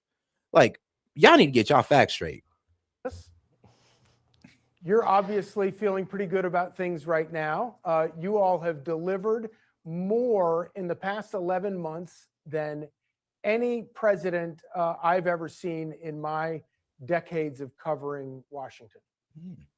Yes, well, absolutely. But first, let me say I'm reminded of a joke, very true joke, President Trump told in the 2024 campaign, which is that here's the thing about white dudes for Harris. All of their girlfriends' lovers voted for Trump. And, you called him a former white dude for Harris. You might as well just call him a former dude. Because once he made the decision to become a white dude for Harris, he surrendered his man card for life, and he's never getting it back. So I think that's about all we can say about him. But I think that you were correct about that. Yes. But the last 11 months have been the most successful 11 months in the history of the American presidency. Think about what President Trump inherited and what we have today. We just got a blockbuster 4.3% economic growth report for Q3 for the third quarter today, smashing expectations, fueled by rising consumer demand, and here's a key word, American exports. Our whole lives, all we've had are imports. Imports from Asia, imports from Mexico, imports from Canada. Now we're an exporting powerhouse. Energy prices are down. Gas prices have been cut by almost 50%. We're an energy superpower. We're a manufacturing superpower. And also, very importantly, we are a technology superpower. After years of watching other countries invent the new technologies, beat us in 5G, under President Trump, we have a revolution in quantum computing, artificial intelligence, advanced manufacturing, and we're bringing the semiconductor industry back to the United States. A technology superpower, a manufacturing superpower, and most importantly of all, a military superpower. You saw the announcement today about the Golden Dome, the Golden Fleet, the next generation of battleships, or the announcement yesterday, about how the president is making the American military the dominant, overwhelming, lethal force of the 21st century. The border is slammed shut, crime is plummeting, illegals are going home, and America is for Americans again. You could not ask for a better Christmas list than that, Charlie. I bet. Well, of course, when you look on paper, the economy is going gangbusters, and you listed a lot of those things, and the lower inflation and gas prices are key to all of that. But there is polling that shows that there remains some frustration among consumers or voters. What does the White House have to Yeah, probably in the blue states where things are the most unaffordable. do to reach those people or make changes so that those people feel better? And obviously they're getting lied to by the media, which has always been a problem for Republicans. But what can the White House do to either fix things so that they feel better or convince them that the situation is better? Well, I think the most important point of all, and the polling shows overwhelming support for President Trump across every single issue and dimension. But the most important point to hammer over and over again, under Trump 1, no inflation. Biden comes in, devastates the economy. We have double-digit inflation overall from when Biden entered to when Biden left. Prices went up 30% in 4 years. Donald Trump comes back in, and inflation is down to near benchmark rates of 2% within months. How's that even possible? I mean, we knew the man was an economic wizard. But Charlie, how do you get inflation from 30% to almost 2% in a few months? He defied what everybody said was possible. Of course it's true. People got pummeled for 4 years of Biden. In every way that a human being can be pummeled, we lived through it for 4 years. COVID lockdowns, crazy spending, runaway inflation, and of course, mass migration. But all right, let me educate some people in the chat about this $40 billion to Argentina, because y'all don't know anything. But the U.S. Treasury, and because you can go on Reuters and find this out, but the U.S. Treasury Department under Secretary Scott Bessent has announced that the U.S. will provide a U.S. $20 billion currency swap line with Argentina's central bank. And they're not giving them money. You know that, right? We're not giving it to them. That's why it's called a currency swap. But the currency swap line means that the U.S. will exchange dollars for Argentina pesos. Once again, basically, we're not just giving them money. But y'all don't understand that part. So, to help Argentina's currency reserve and stabilization efforts, this move was framed as a credit line or a swap rather than a direct grant or a unconditional bailout. In addition, the U.S. is working on facilitating a $20 billion financing also, and they have yet to access this yet. So when you guys said we gave $40 billion to Argentina, you're wrong. It wasn't no bailout, and it for sure wasn't no grant. And if you don't know what a currency swap is, you can just go ahead and look that up. Migration. And President Trump came in and he reversed all of that in a matter of months. It really is one of the historic achievements. Reagan, by comparison, after Carter, it took Reagan over 2 years to make progress on inflation. And in that period of time, as you remember, in 81 and 82, unemployment went up to 10, 11% as part of the interest rate raising that they used to try to lower inflation. So compare the Reagan legacy to what Trump did. I'm sorry, but y'all must be retarded. Now, the peso isn't as strong as the American dollar, but it still has value. You know that, right? And it's a stabilization force. And like I said, y'all don't know enough about geopolitics, because if Argentina's economy fails, that's gonna cause an economic fallout all through South America. I mean, all of South America is gonna get hurt from Argentina failing. I hope you know this. It's important to me that you know this, because y'all talking out y'all ass like y'all do. But yeah, it's for regional economic stability. And if you guys can understand that, then I mean, y'all shouldn't even be speaking on the subject. The last few months, there's not even a comparison, Charlie. Right.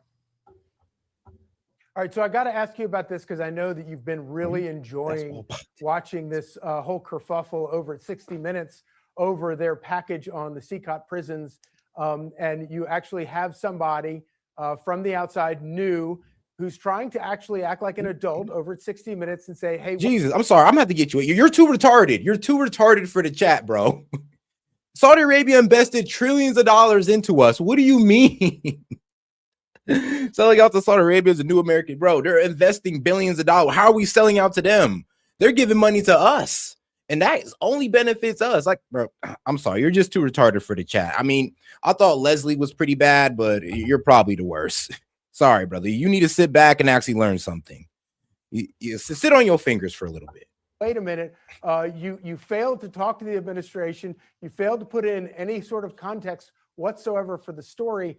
And so she's decided to pause the story. And now there's an open revolt at 60 Minutes. First of all, were you contacted about this package? And were you and what do you make of all of it? Well, I don't remember anybody reaching out to me. Of course, as you know, people put things into comms inboxes and general feedback comments, but I don't remember getting anything. But more fundamentally, this is another pathetic 60 Minutes hatchet job. They're trying to tell sob stories about train to Iraq with gang members. Yeah, drill holes. That was hilarious. And remember, we watched it like, what was it? Yeah, 2 nights ago. We actually watched that 60-minute story about S.E.T and what was going on in there. And I'm just like, I'm sorry, but you're trying to make me feel bad about a bunch of guys in El Salvador that we have no business with.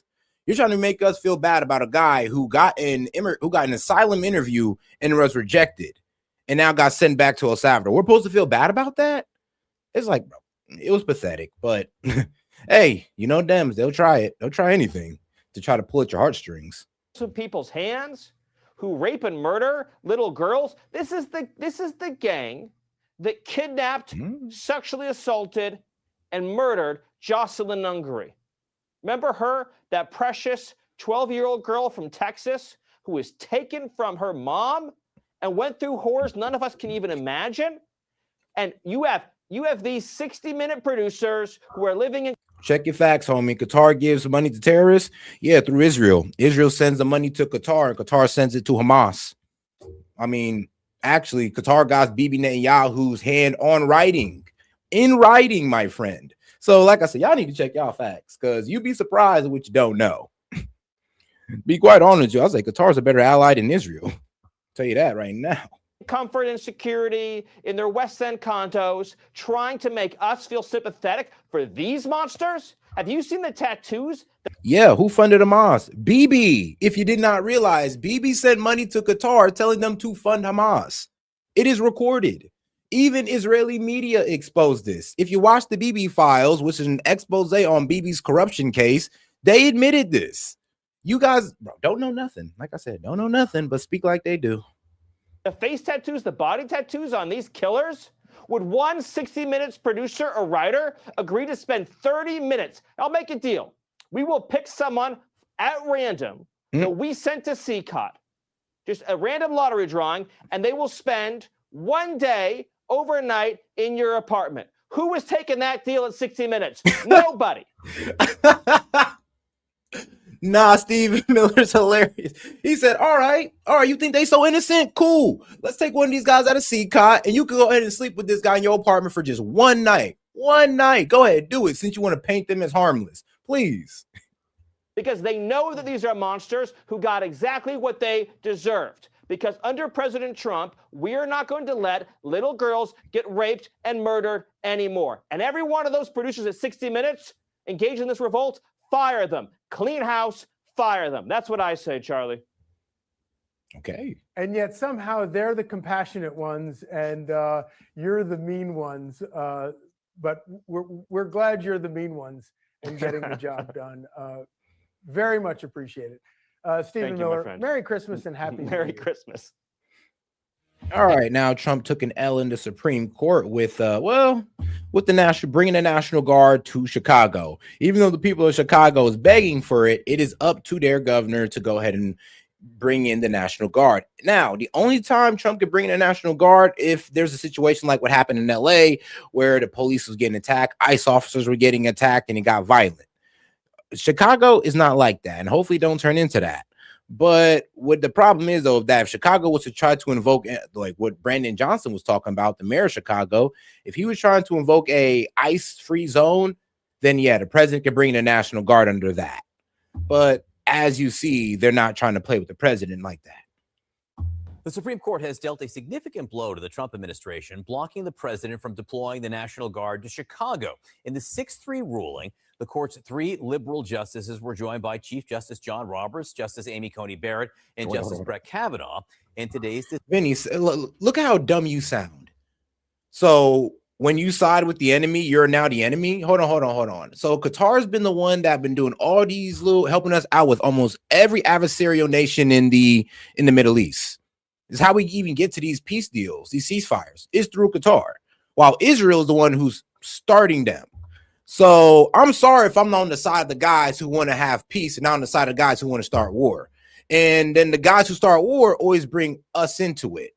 So I'm sorry if I'm on the side of the Arabs who never brought us into any war, who's only helped us solve war, and who's actually invested into the United States more than the Israelis. And that's just the facts. decision could jeopardize Guard deployments in other cities. I'm sorry, I'm looking for the net benefit to the United States. And sadly, Qatar is more of a benefit to the United States than Israel. With us now, CNN senior legal analyst Ellie Holding is a former federal prosecutor. Walk us through the reasoning here from the Supreme Court, which I have to say is truly interesting. It really is. It's an unusual decision and a major setback for the Trump administration, not just in Chicago, but more broadly. The law that Donald Trump used to deploy the National Guard in the first place says that the president can call out the National Guard if he is unable with regular forces. We're going to come back to that, okay? Regular forces to execute the laws of the United States. Now, the Trump administration Yeah, he can bring in the National Guard to uphold federal law. Right now, ICE is able to go in there and uphold federal law without, the need of the National Guard. So that's why it was shot down, because unlike LA, There's no huge protest. People aren't trying to stop the National Guard. They're not trying to throw rocks at ICE or stop ICE. So there's no need for the National Guard because ICE is able to carry their operations out without them. And as much as there's people crying about it, well, ICE is still able to carry their operation without people at least throwing rocks at them, at least like in LA. That means if he's unable with regular cops, with FBI, DEA, ICE to enforce the laws, then you can call in the National Guard. What the Supreme Court said is, no. That phrase, regular forces, that means the regular military, Army, Navy, Air Force, Marines, and only those very narrow areas where the military is even allowed to come in and execute the laws in the first place. So basically, the Supreme Court has put the bar very high to deploy the National Guard in the future and has limited it to an almost minuscule slice of all conduct on the streets. It's going to make it very difficult for the president to justify the National Guard in Portland, New York, anywhere else. Explain why this mattered in Chicago, but didn't play in Los Angeles or in Portland, Oregon, where the Guard was also deployed. So I think you and I discussed Los Angeles and DC. Saying God is the greatest. Remember that, nigga. Yes, God is the greatest. I will remember that. I will remember to make sure to remember that God is the greatest, because that's exactly what that means if you don't know. DC were different. DC was different. Trump was allowed generally to deploy there because the president is in charge of the DC National Guard. Okay, put that to the side. LA was different, Los Angeles, because there were protests that at times turned violent happening there. The rationale in Chicago is much more generalized. Just, well, crime rates are high and it's very dangerous. And the Supreme Court has said that's not enough for this specific statute. Yeah, and again, for it to be allowed. I mean, sadly, yeah, like the people of Chicago, I mean, the councilmen, the mayor, and all those guys, they don't want to fix the crime in Chicago. They don't. They'd have done it a long time ago. They could up the police force and all that good stuff, but they didn't. They've let the gang violence get out of hand. They let it spill over into the nice areas. Then when Donald Trump wants to come through and actually fix it, they want to kick, cry, and scream. I mean, they could have been brought in a National Guard for themselves and, try to, lock up those areas and clean up crime, but they didn't. They just let crime proliferate. So, like I said, this is where a lot of people are frustrated with the Dems, because it's just like, all right, so you guys run the highest crime areas, even in the red states. You look at these red states, like, Mark, let's go to mine.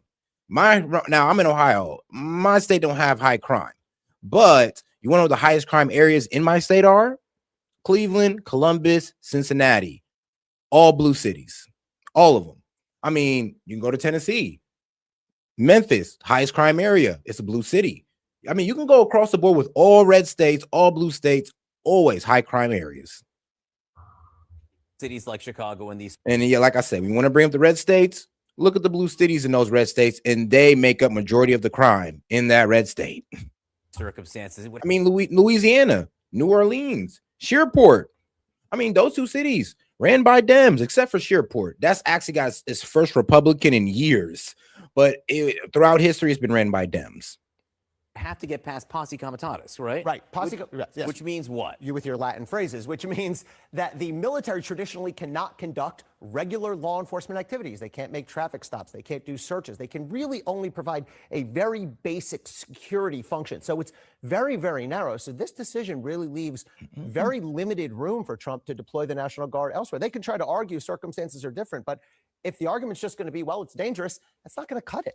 Where they're not invited is also important, too. Yes. Well, it's a big difference if the governor requests aid. Right. That changes the whole legal calculus.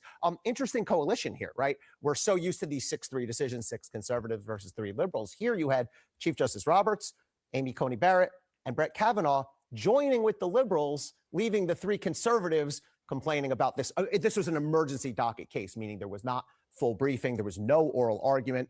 And there's been criticism of the emergency docket. The way this plays is whoever loses hates the emergency docket. All right. Again, very interesting reasoning, could have a vast impact depending on where else the president wanted to deploy the Guard in the next coming months. Elione, great to see you. Have a great holiday. All right, you too. And all right. But Max Rose are with me. So, Max, So, all right. Yep. So Trump wasn't able to get the National Guard into Chicago because, well, Chicago apparently isn't that violent. The police seemingly, I guess, they're able to handle the situation there. And of course, the governor does not want the National Guard there. Tough, man. I feel bad for the people of Chicago. I mean, hey, poor leadership, man. Poor leadership. But all right, though, let's go to 1 million more docs potentially related to Epstein found. 1 million. Let's go ahead and get right into it, guys. We have some breaking news to share with you. The Department of Justice says it has uncovered, and I'm quoting here, 1 million more documents potentially related to the Jeffrey Epstein case. Caitlin Polance is here. Caitlin, with these documents, do we know if they're above and beyond all of the ones that they already have? And if so, what that's going to mean to the release? Yeah, this is quite a Christmas news drop, Sarah. The Justice Department now revealing that they are still discovering files. Oh, guys, make sure you double tap that screen and like the video, guys. And if you have any questions, comments, jokes, or disagreements, I'll be happy to read it out loud and engage with it. Just $2 and up. Great way to support the show. And also, you can send a gift as well. Files from Jeffrey Epstein and all of the different parts of the Justice Department that had files related to him in various investigations. In this statement, this was just out about 20 minutes ago, the Justice Department now says the Southern District of New York, so that's their prosecutor's office out of Manhattan, and the FBI have informed the Department of Justice they've uncovered over 1 million more documents potentially related to the Jeffrey Epstein case. The impact there, it means that the Department of Justice is going to be processing these before they can all be posted transparently under the law. Hey, and shout out my man Pat Jagger for sending 100 for 2 jewels. Appreciate the support. For weeks. Here's a little bit more of the statement. We have lawyers working around the clock to review and make the legally required redactions to protect victims, and we will release the documents as soon as possible.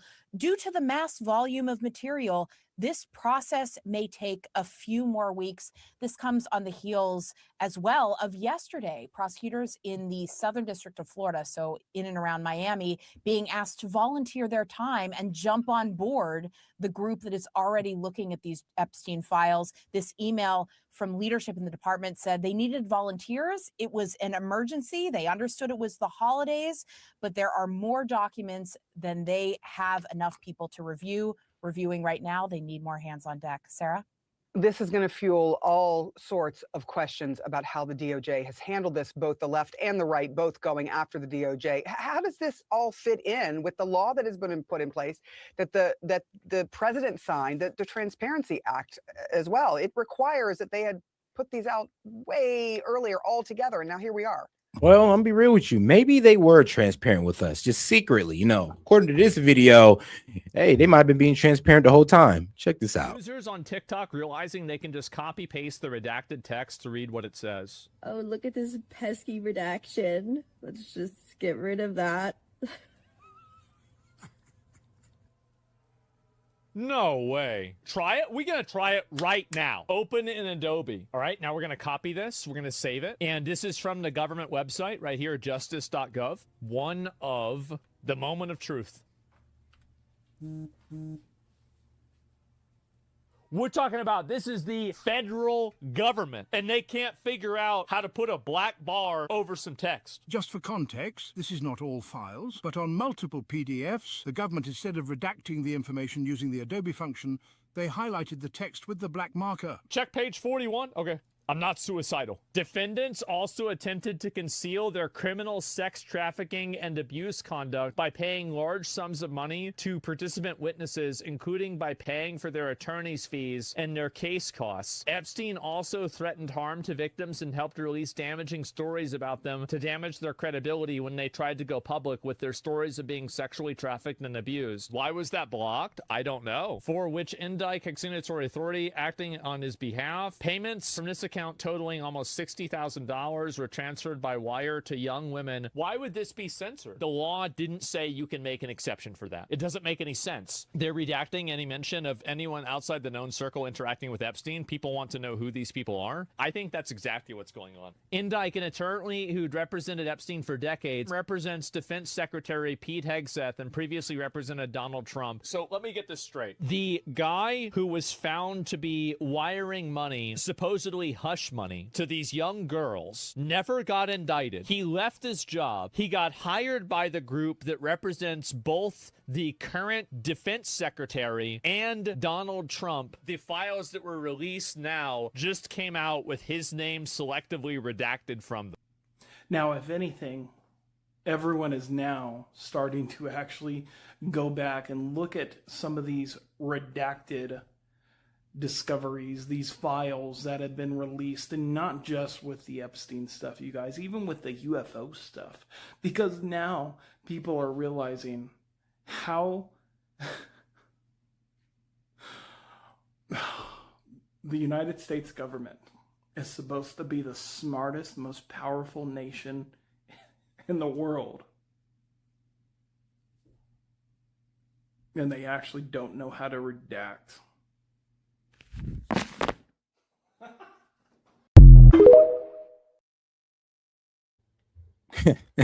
Which is absolutely hilarious, by the way, that they actually did that to some of the files. So not all of them, but yeah, some of them you could just go ahead and copy and paste over onto your notepad, and you could start just reading some of the stuff that they did not want you to know about. Today with that breaking news. The U.S. Justice Department says it has just discovered 1 million more documents that could potentially be related to the Jeffrey Epstein case. The department issued a statement saying lawyers are working around the clock to review these documents and make any legally required redactions, a process that it admits may take a few more weeks. Now, the deadline to release all of the materials came and went last Friday. Reaction from the top Democrat on the House Oversight Committee was swift.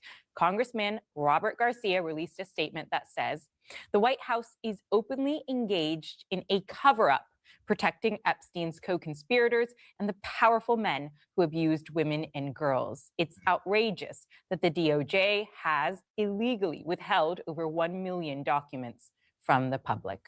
Now, to talk about all of this with us is our Kevin Lipdak. He's been following the president during this holiday season and joins us from West Palm Beach in Florida.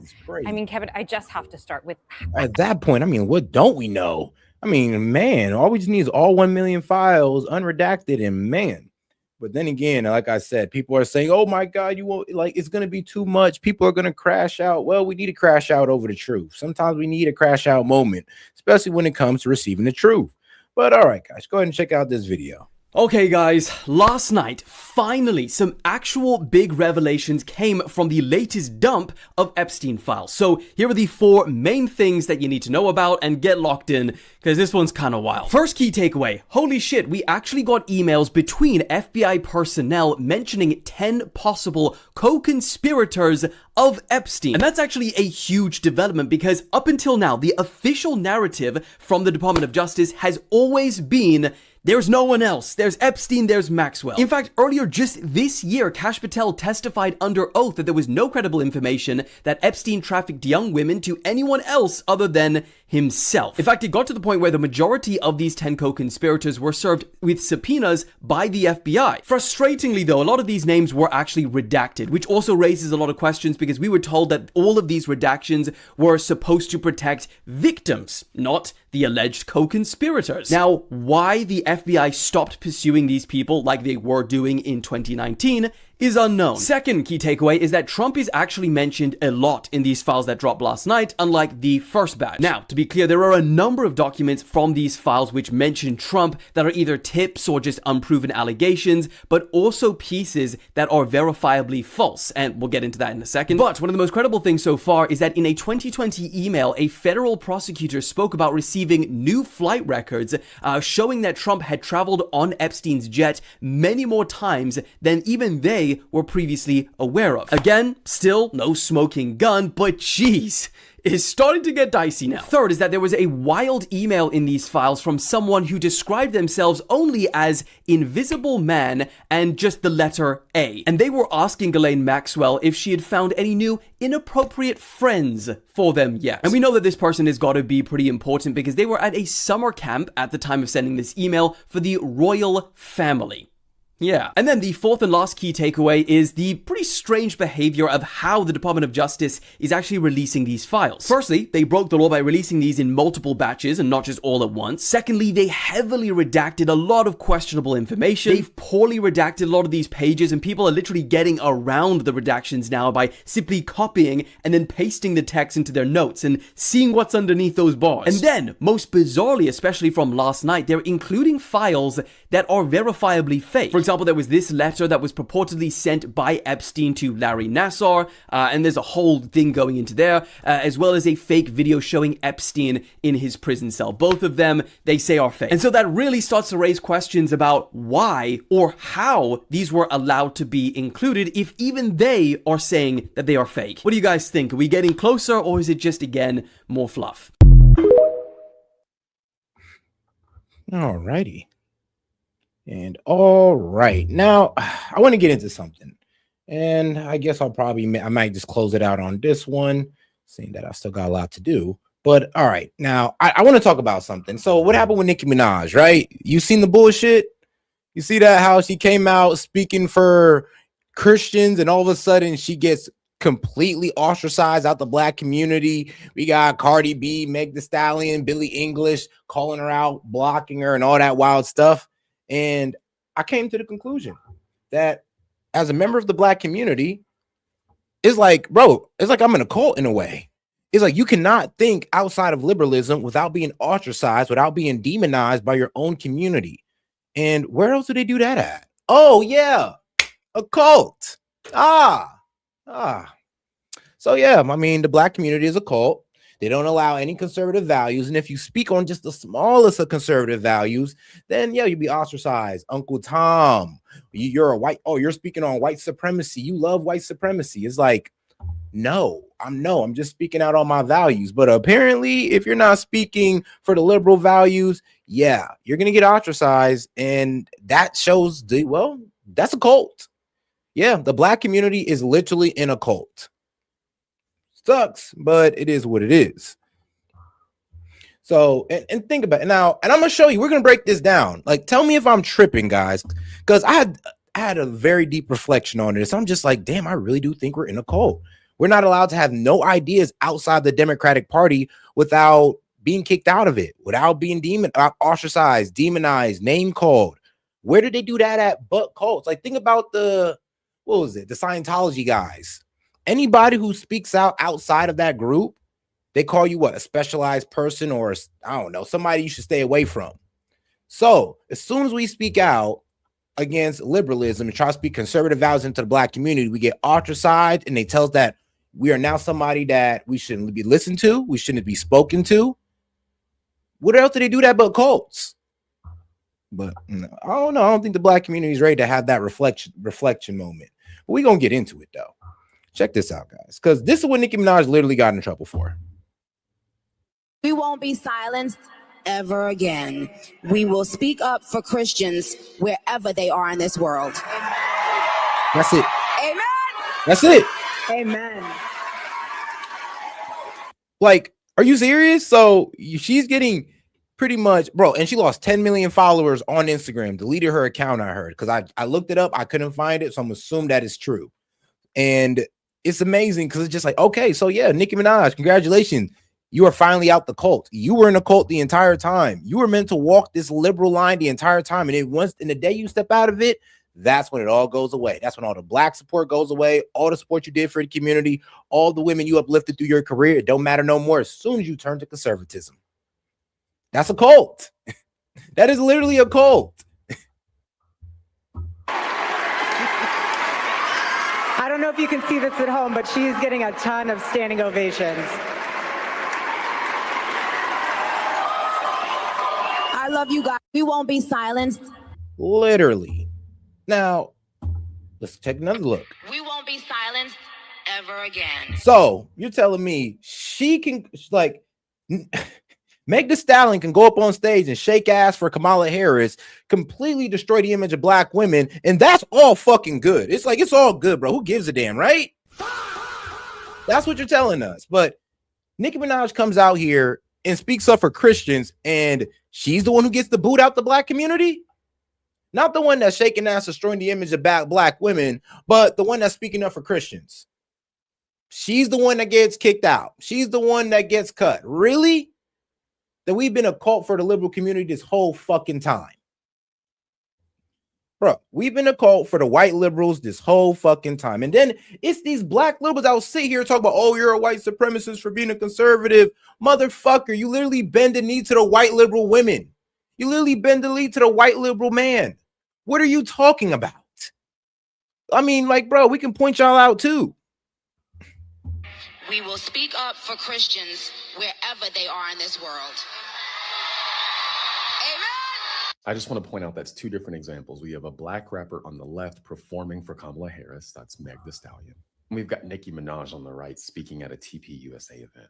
I mean, I don't have to say much. You see the contrast. But now I'm about to show you an even bigger contrast. Rewind that. Look at how Nikki was speaking. Listen to how she sounds. Now let's listen to Cardi B speaking for Kamala Harris during the election. Trump says he's going to protect women whether they like it or not. Well, if his definition of protection is not the freedom of choice. You see the difference. I see the difference. The world sees the difference. And that's good because I like Nicki's music better than Cardi or Meg's music anyway. So this is a win-win for me. I mean, yeah, I'm be real with you. If you're an older cat like me, I mean, I don't like female rappers in general, but if you told me to, pick your favorite, I'd be like, Nicki Minaj. Just because I grew up with her. I grew up with her, and she has some really good albums in the beginning of her career. But I do want you to pay attention to the difference in how these women are acting and how they're speaking and which side they're on. Pay attention to that. Anyway, just a reminder, I have a free email newsletter I send out every morning around 7 a.m. Central for me, and one of the only places I can't be censored. And it's good to stay up to date with what's going on. The link's in my profile. Just go to my... All right, so you didn't show the other video. But yeah, that seems to be the problem. For some reason, you can, like I said, disrespect the image of black women and all that good stuff. But, oh, Lord forbid you speak out for Christians, what majority of black people are. Are we not? Are majority of black people not Christian? Of course we are. Yes, the majority of black people are still Christian. So to speak out for other black Christians in Nigeria and that gets you canceled? But shaking your ass, destroying the image of black women, making them look like a bunch of thoughts on a stripper pole, that's good. That's all good. We're just going to let that slide. Sometimes I hate this community. I'm going to be honest with you. Sometimes I really do hate the community. I love my people, but it's like a love-hate relationship because there's just no... Are we serious? Are we a serious people at this point? There's no way. This got to be like a clown world people where we kick out those who actually speak for family and church and... family, church, and conservatism, whatever. And then there's the other side who speaks for what? Liberalism, like it's freedom, but masked as what? Transgender ideology. I mean, bro, party lifestyle, abortions, basically it's everything that destroys family and destroys you. We support that, but we don't want to support any of the things that brought us together as a black community in the first place. Like back in the day, most of us were conservatives. Most of us were Republicans. And we had a stronger family. We had better economics, all that.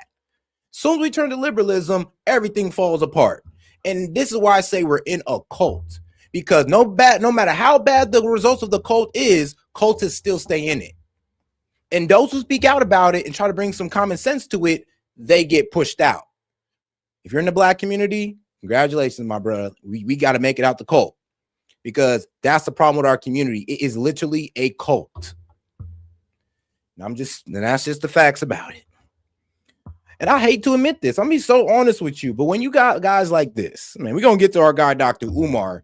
I mean, the fact that this is how you know we're in a cult too. The fact that this is one of our effing leaders, a guy who literally lied about making a school, a guy who literally defrauded black Americans for money and is still begging for money to this very day without producing no fucking results as a school. And we're still listening to this motherfucker? We're in a cult. We gotta be.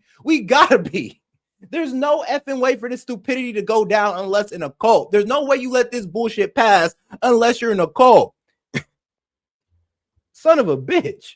Excuse my language, guys, but it really did make me mad. I'm be so honest with you. I thought my people were better than that, but apparently we are in a cult. I'm in a cult. I left the cult. At this point, you can damn near say I left the black community because if that's how you guys are, I'm good. I'm too much of a free thinker for that. I'm good.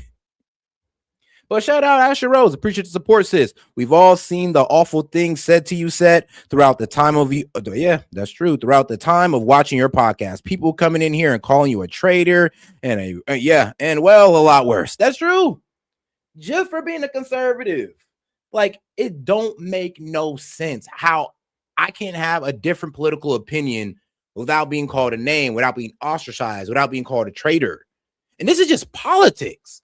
These niggas is acting like I'm wishing for the death of black people as a black person. That's a traitor. You're acting like I'm asking for the robbing of black people. That's a traitor. And guess what? Those are the people that you love the most. Dr. Umar, that's a traitor. Tariq Nasheed, that's a traitor. People who sit there and lie to their people on Instagram to get you to give them money. That's a fucking traitor. People who sit there and do this whole FBA bullshit called division in my community. That's a fucking traitor.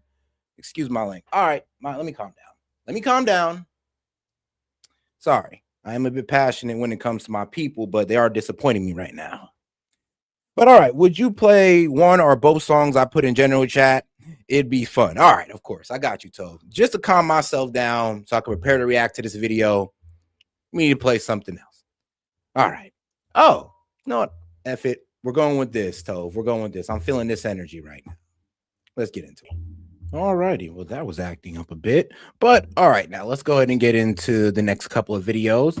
And before I get into Dr. Umar and I grill his ass, let's go ahead and get into it. Man. Let's get into this. Black people hate Black Republicans more than they hate racist white people. Facts. Yep, you heard her. Yep. Black people hate Black Republicans more than they hate racist white people. The reason why you're having such a visceral reaction to Nicki Minaj's behavior regarding the AmFest convention where she spoke at with Erica Kirk, the tweets of her praising Donald Trump and JD Vance, as well as her speaking at some events, is because y'all move and operate as if Black people are a monolith. You don't want to accept the fact that Black people do align with the Republican Party. Their values aligned with the Republican Party. You have a hard time accepting the fact that there is a good number of Black people who do not align with identity politics. And while y'all sit there and huff and puff and scream about we are not a monolith, you want Black people to move like a monolith. We're not a monolith when Black people are showcased in a negative light. But you do not respect cognitive diversity. You do not respect the fact that there are Black people who align with the Republican Party. Yep. And she said it best. They do not respect cognitive diversity, like any different way of thinking. That's why it's a cult. When you can't respect no other way of thinking and you want to demonize anybody who think differently, ostracize them, call them a traitor, you're in a cult. Because that's what cultists do. Because when you go against the cult leader, when you go against the message of the cult, what do they do to you? They ostracize you. They demonize you. They tell people to stay away from you. Don't talk to you. I mean, yeah, I know I got Black people watching. They're going like, God damn it, am I in a cult? I mean, yeah, if you're a Black liberal, yes. But you leave the cult once you turn a conservative. And here's the thing. I mean, you still think you're in the Black community as a conservative, but not really. Because they want you gone. They think the worst of you just because you think differently. You don't look different than them. You don't listen to no different music. We all listen to trap music. We both listen to rap. We both love R&B.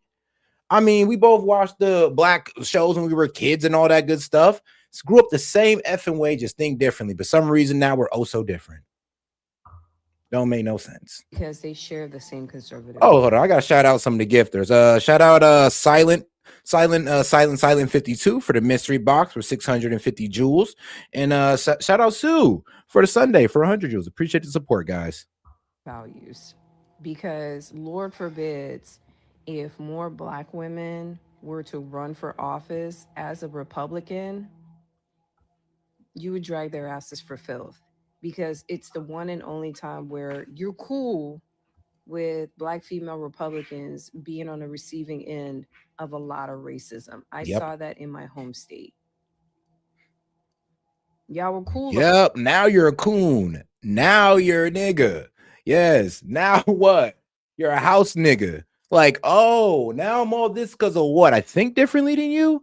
Okay, and because you align conservative values with white supremacist talking points, that's your mistake. Because just like how I can also align, I'm gonna be real with you, I can align liberal values with eugenicist talking points. I mean, the way they get you to abort your own children. I mean, shoot, these guys have you in the liberals have you in high crime areas shooting at each other with no help whatsoever. And sometimes they'll even fund the gangs through these gang, these gang initiation or these gang intervention programs. They end up funding these gangs through that. That's why it's only the liberals that try that bullshit. So I'm sorry, but the Democratic Party's failed us in every way, and you guys still sticking to them. And then you go against anybody, ostracize them as soon as they speak out against the very thing that's hurting our community. Yep, we're in a cult. About that. You don't respect cognitive diversity. You hate Black Republicans more than you hate racist white people. I ain't gonna lie to you, sitting and watching black people react to Nicki Minaj coming out basically as a conservative is crazy. Because this is my thing in the black community. We will sit here and praise rappers for talking about murdering people. We will sit here and talk about, praise rappers talking about molesting women, sexually raping women, all of this shit. We will do all of this. We will sit and literally listen to music that degrades our community, that degrades and devalues black families. We will literally sit here and support black men who don't even take care of their kids. We will celebrate a man going to prison and then being released, but we draw the line when somebody comes out and says they're a conservative. Man. Celebrate somebody coming home from jail, right? But somebody come out and say they're conservative and they just want to turn to God and focus on family. Oh, that's a problem. Oh, you need to get up out of here with that white ass shit. Wait, well, hold on. When did a Christian and being for family turn into whites, like only being for whites? Like, what's wrong? What are y'all saying at the end of the day? We just completely, that's where we draw the line. Really? I'm asking, is that where the line is drawn? But then in the same token, in the same breath, we will praise all these black rappers and all of these black drug dealers in the community. But we draw the line when it comes to politics. I mean, I just don't get it, bro. I mean, maybe it's just me. I don't understand it, but hey. All right, brother Miller, me and you in the same boat. I don't get it either, man. I'm looking at them like they're retarded as well. Kind of looking at them with the side eye like, bro, are you serious? Are you well? Are y'all okay, bro? A black community, are y'all okay? Because y'all are real delusional. Y'all are sick in the head at this point, and you're in a cult. I'm sorry. I just got to call it out. If you're mad about Nicki Minaj and what she said on that stage, but you're not mad about what Megan Thee Stallion was doing on stage for Kamala Harris, I'm sorry, but you're not well. You're not thinking right. You're not thinking in the benefit of the black community. Lord knows you ain't doing that. But let's go over here to Jeffree Star. You know, one of the unlikely allies of Nicki Minaj. Why are we putting in cartoons trans flags and we're all this stuff that and that's my personal opinion. I don't agree with it. I think it's too young. I don't agree with 8-year-olds wearing makeup either. It was never sexualized and weird. And like, why does a 5-year-old watching a Netflix cartoon show need to know about that right now? Why?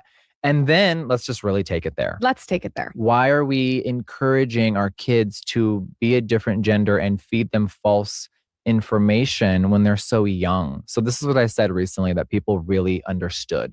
When I grew up and I started looking different, right? My mother encouraged me to just be myself. When I started wearing makeup and being more feminine and wanting to do certain things, it wasn't, oh my God, Jeffree needs, what do they call it now? Gender affirming care. I'm done. She let me be myself. She didn't push me to be anything. Just like when you're a tomboy, did your mom try to? All right, well, it said it was talking about Nick, but this guy ended up talking about his gender affirming care. But all right, though. And you know what the funny thing about it? If you don't know, well, let me show you guys something, because a lot of people don't know this about Nicki Minaj, but this is Nicki Minaj's current husband right now. Yes, Kenneth Petty. And Kenneth Petty, well, he got locked up for attempted rape by force or fear. Yeah. Now, this is, like I said, this is Nicki Minaj's husband. This is what they're bashing her on, right? But here's the crazy part about it. Everybody shut the fuck up about this until she started talking conservatively. Until she went on there on TPUSA, everybody did not care. Nobody cared that she was dating a guy like, she's married to a guy like this. And I know, right? It's actually crazy because bro don't got no money. He's just a broke down gangster. I know, right? Like, Nicki, what was you doing? But this is the guy she's married to, and nobody had nothing to say until she started speaking conservative. That's all I know. This is a cult, and y'all fake as hell. Because y'all, bro, I remember when I was speaking out about this a while ago, when I was calling Nicki Minaj all types of sus at that time, and everybody was saying that, oh, y'all need to get out of her life. Oh, we don't even know if he's been charged. He hasn't, like, I'm like, well, but he has. What are you talking about? Well, he could have turned into, they was giving me all types of excuses. Like, you don't even understand. So y'all willing to protect her if she's a liberal, but once she's a conservative, oh, now the hammer can come down. Okay. Right. I'm just supposed to take y'all people seriously. Really? I'm supposed to take this community seriously? Hilarious. Hilarious. But let's get on to another buffoon of this community.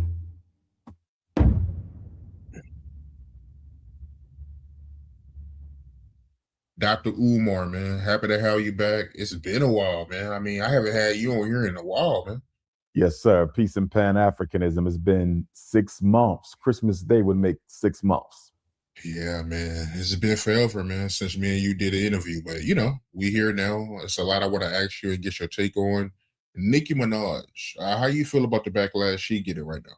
Yes, indeed. Yes, indeed. You know, Nicki Minaj, I have always felt, in my opinion, is one of the most lyrically gifted female hip hop artists that we've had this century. Very talented artists. As you know, she used to date Meek Mill at one point. And, you know, he's a phenomenal artist. And her lyrics were not far behind his in terms of quality. So she's a very talented artist, very talented musician, a very beautiful woman. When I saw her interview with Erica Kirk, Charlie Kirk's widow, it almost blew my mind because I was not aware. It blew your mind that she was talking to what, a conservative? Yep. And that's how you know you're in a cult, when they sit there and tell you that you're not supposed to talk to them.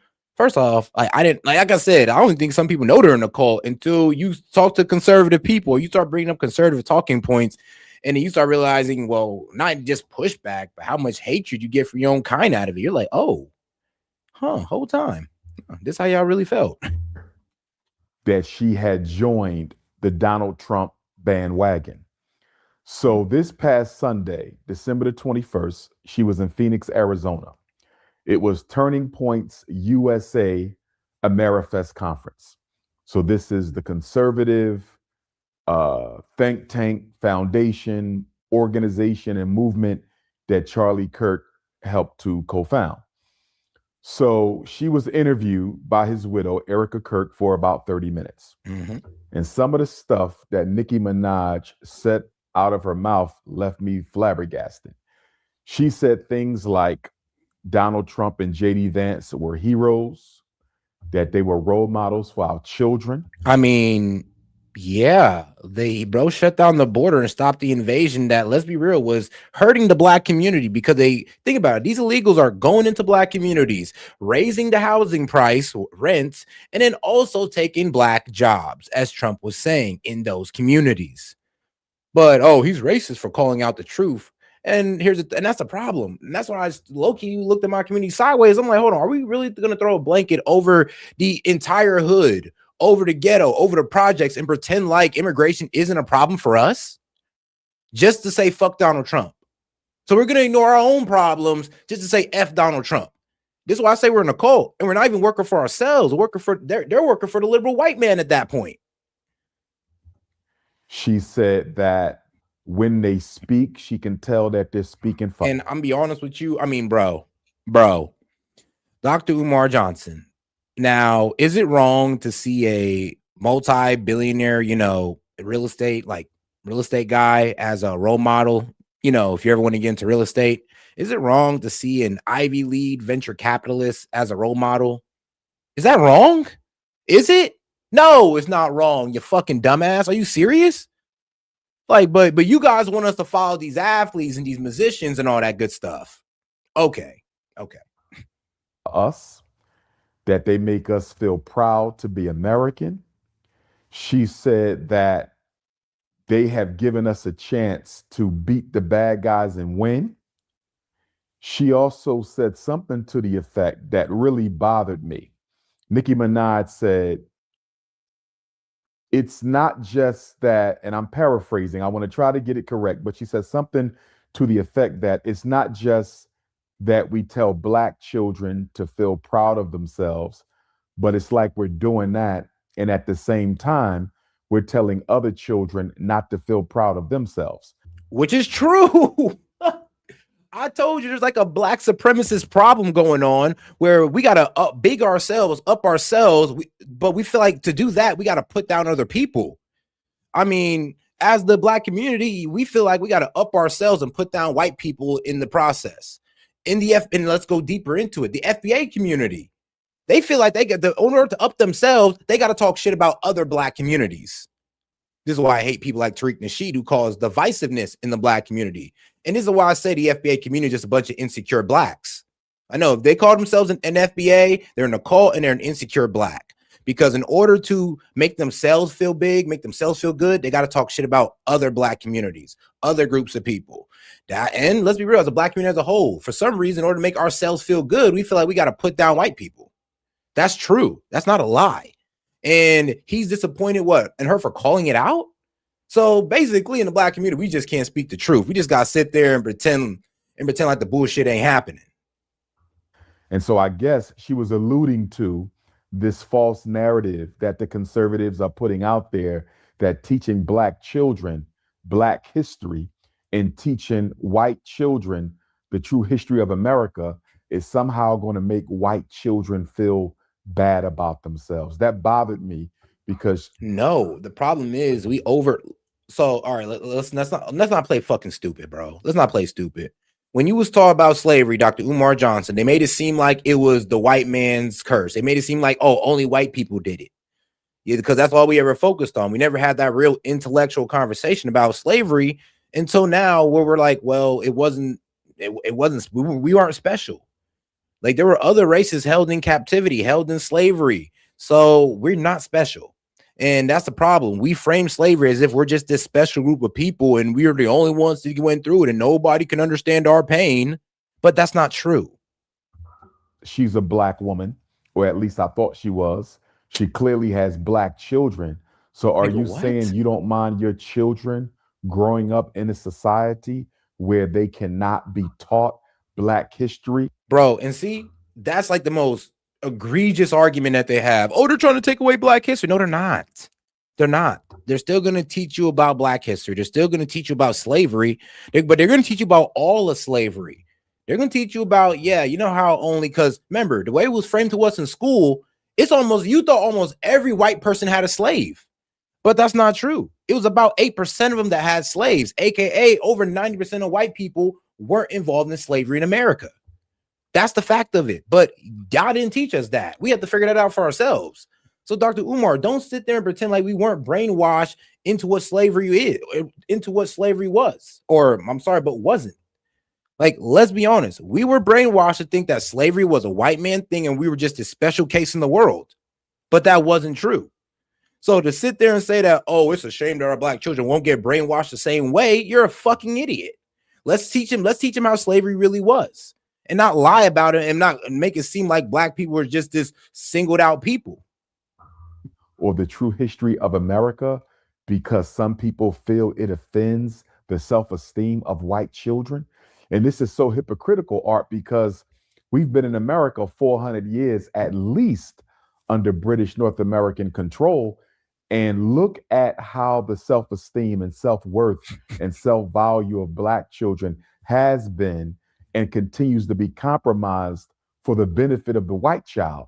And yet you're telling me that to implement a curriculum of corrective history where you're not insulting white people, you're not denigrating white people, you're simply making sure white children understand that the foundation of this— Wrong. No, you guys want to brainwash white children, make it seem like slavery was just them, it's their fault, they have a collective guilt, when most white people in America during that time did not own slaves.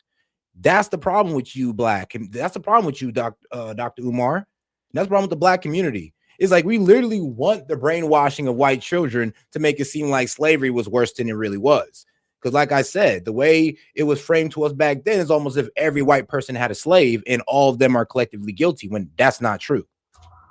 This country was laid and built and cemented on the genocide of Native Americans and the enslavement of African people. And not just the enslavement of African people, the dehumanization of— But this is where you sound retarded, because nobody's going to debate that. Nobody's saying that we should stop teaching that. we're saying we're going to stop demonifying or having this collective or teaching collective guilt to all white people over slavery. That's it. And we're not saying that slaves didn't do nothing. We're not saying that black people didn't do nothing. We're just saying that we're going to stop teaching collective guilt. And for some reason, you guys want to take that. You guys want to straw man us on that because they don't want to talk about that. You ever know they don't want to talk about, okay, maybe we shouldn't teach white kids collective guilt. No, they want to sit there and straw man you and try to pull at your emotional strings and be like, well, you really want to take away the fact that we built this. We laid cement down. We was with you. I'm like, shut the fuck up, bro. We're just trying to have some intellectual honesty here. African people. What a lot of people don't get, Art, is that although the United States of America was somewhat late to the international slave trade, even though they joined it rather late, the Portuguese had already been in it.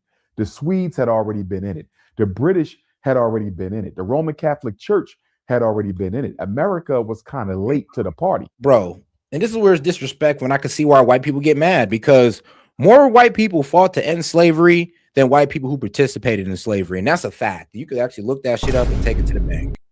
Yes, more white people actually fought for slavery than participated in slavery. But once America got involved in the transatlantic slave trade, what we call the Ma'afa in African culture and in the conscious community, the Ma'afa, even though America was late, America would soon dominate the transatlantic slave trade. I don't think people understand, Art. Many of the streets and back roads of America were created so that they could traffic Black people during the domestic slave trade. A lot of people don't understand that. When you see these small streets in front. See, and this is what they do. They straw man the argument. They don't want to talk about the real problem. They just want to sit there and make you feel bad about what? Black history. And I'm like, bro, there's plenty of things to feel bad about, plenty of things to be proud about, but that's not the conversation. And you ever notice how they never got no conservative to come up there and say, oh yeah, we're trying to take out Black History Month. We're trying to take away Black history, because that's not what they're trying to do. And they know this, but of course, this is how they kind of misrepresent an argument. And like I said, he's completely straw manning, because what's wrong with Nicki Minaj saying that, oh yeah, we shouldn't sit there and try to put collective punishment or collective guilt on white people. We shouldn't sit just to up ourselves. We shouldn't be putting down white people. What's wrong with that? Let me be real with you. Only the pathetic think that's okay. Of big streets, the weak, and all of your 13 colonies and subsequent states that joined the Union as slave territories, those small states, those small streets, Art, in back of the large streets were created so you could sneak the slaves in the alleyway and traffic them in the alley and sell them in the alleyway. So for example, we're in Philadelphia. In Philadelphia, you have Market Street, you have Broad Street. Those are your two major streets. You also have other major streets, but you have a lot of small streets. And sometimes when you go down these streets, your car can barely fit down these streets. And you say, well, why would they make a street this small? They did not make the street for the car. They made the street for the slave wagon. They made the street for the slave coffle. The streets were made long enough. See, this is what you call a race hustler, because he makes everything about slavery. Everything. Bro, I promise you, it's like everything's because of slavery. Like, bro, if you ask Tariq Nasheed, the most important thing in American history was slavery. Like, if you ask him. Not the Declaration of Independence, not the starting of this country, not the Civil War, but slavery. Large enough just so the slaves could be trafficked down them. A lot of people don't even know that the layout of many of America's major cities that were slave states, that existed in slave states, those cities were laid out to benefit and accommodate. Most major cities were in blue states, were slave-free states. What are you talking about? It's like I said, it's like, bro, what? The most highly populated cities at that time were in the North, and they were all slave-free. What do you, the intellectual dishonesty. The domestic slave trade, because after 1808. But believe it or not, this guy is highly respected in the Black community. You know that? Yes, this idiot right here is probably one of the most respected people in the Black community.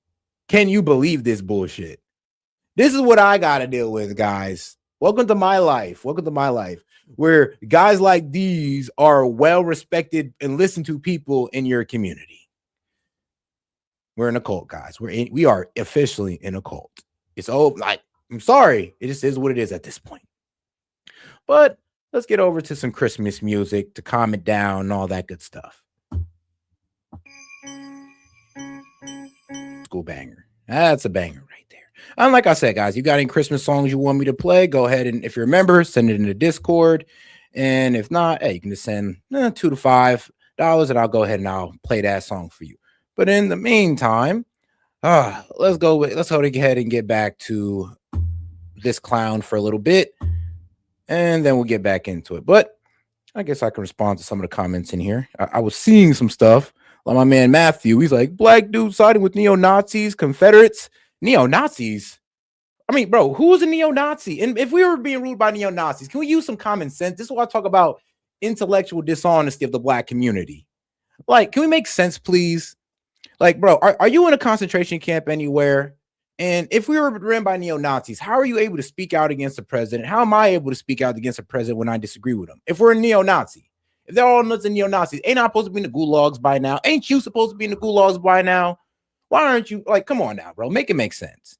Confederates, I mean, bro, come on now. Not all of them are Confederates, to be quite honest with you. And the KKK, well, the KKK, they're their own little thing. Actually, the KKK don't like the conservative movement because they're not racist enough. If you actually listen to the KKK, they don't like them because they're not racist enough. But they'll vote because, well, they really don't like the liberals.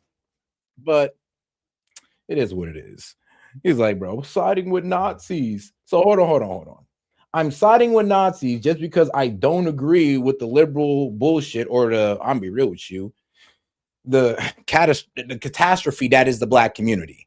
Like low birth numbers, high crime, low economic opportunity in our areas. And this is mainly because we vote for the liberals. We vote the Democrats in.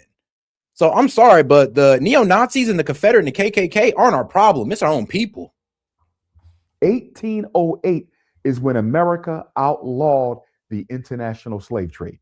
They did not outlaw slavery.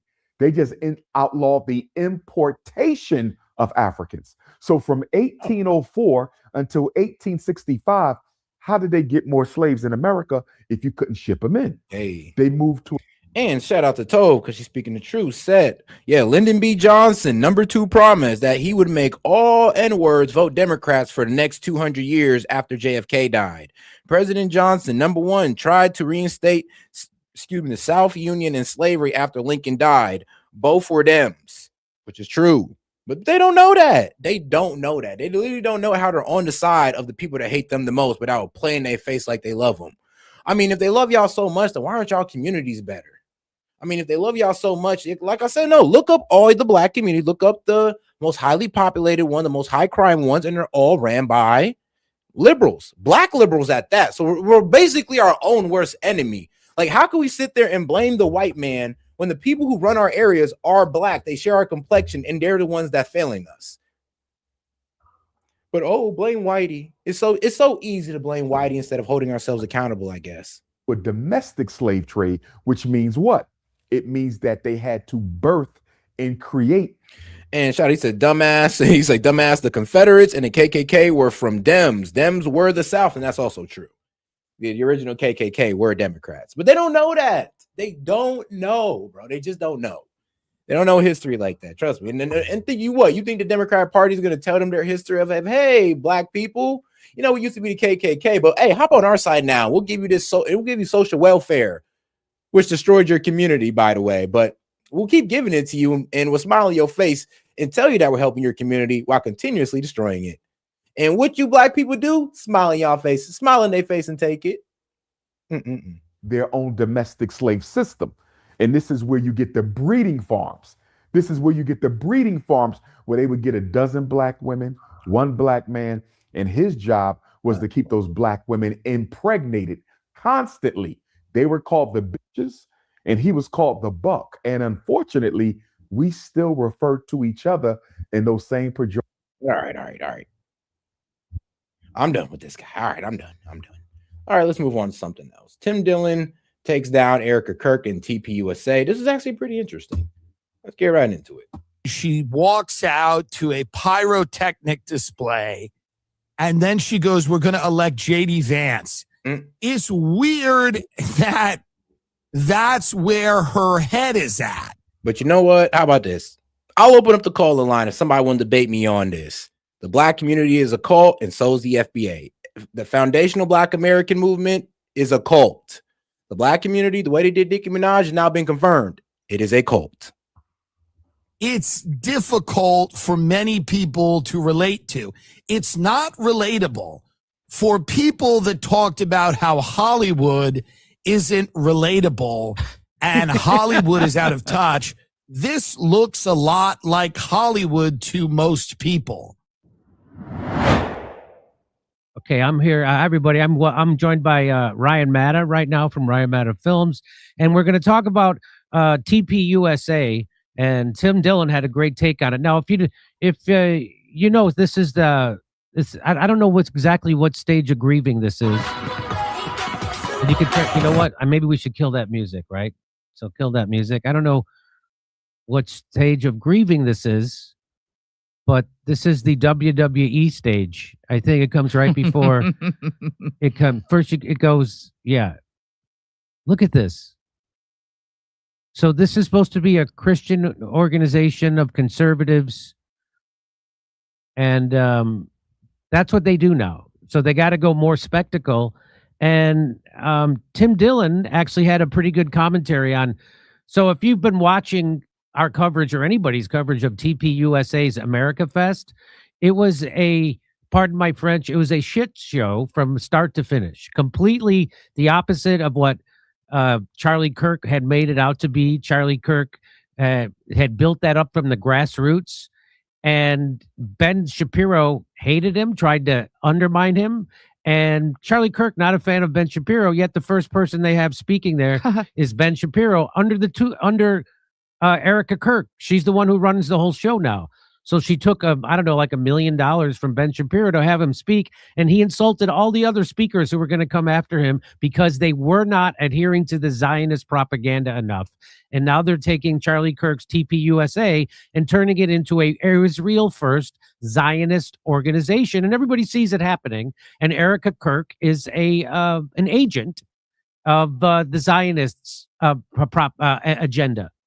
And she's going, and because we all know Charlie Kirk, just days before he was assassinated, had texted his friends, I think they're going to kill me. I can no longer support the state of Israel.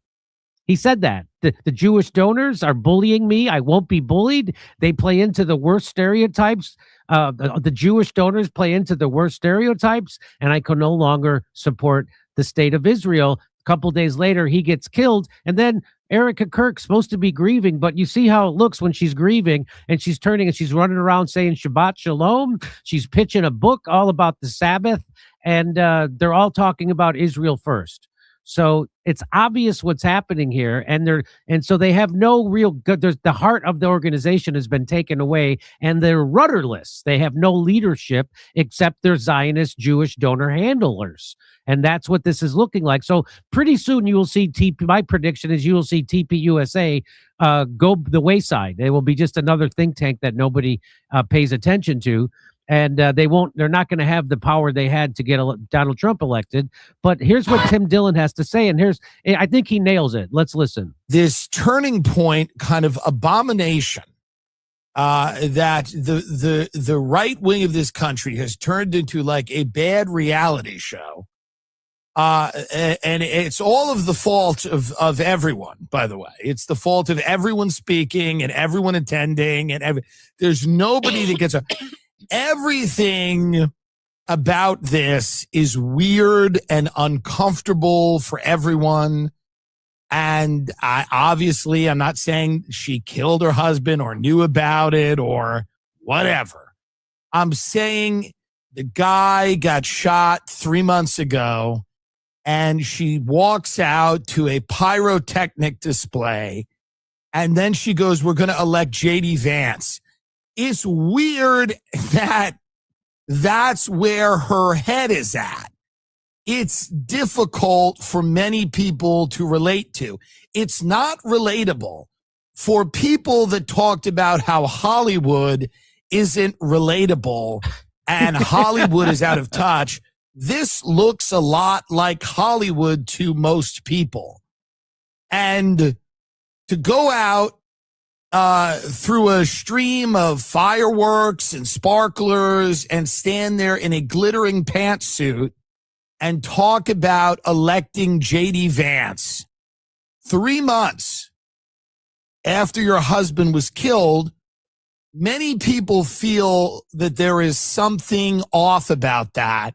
And we're starting to see that political people are the exact same thing as the Hollywood elites that they all love to dunk on. And we all look at this. This is Megan Thee Stallion twerking at the Kamala rally. This is deeply unsettling to a lot of people.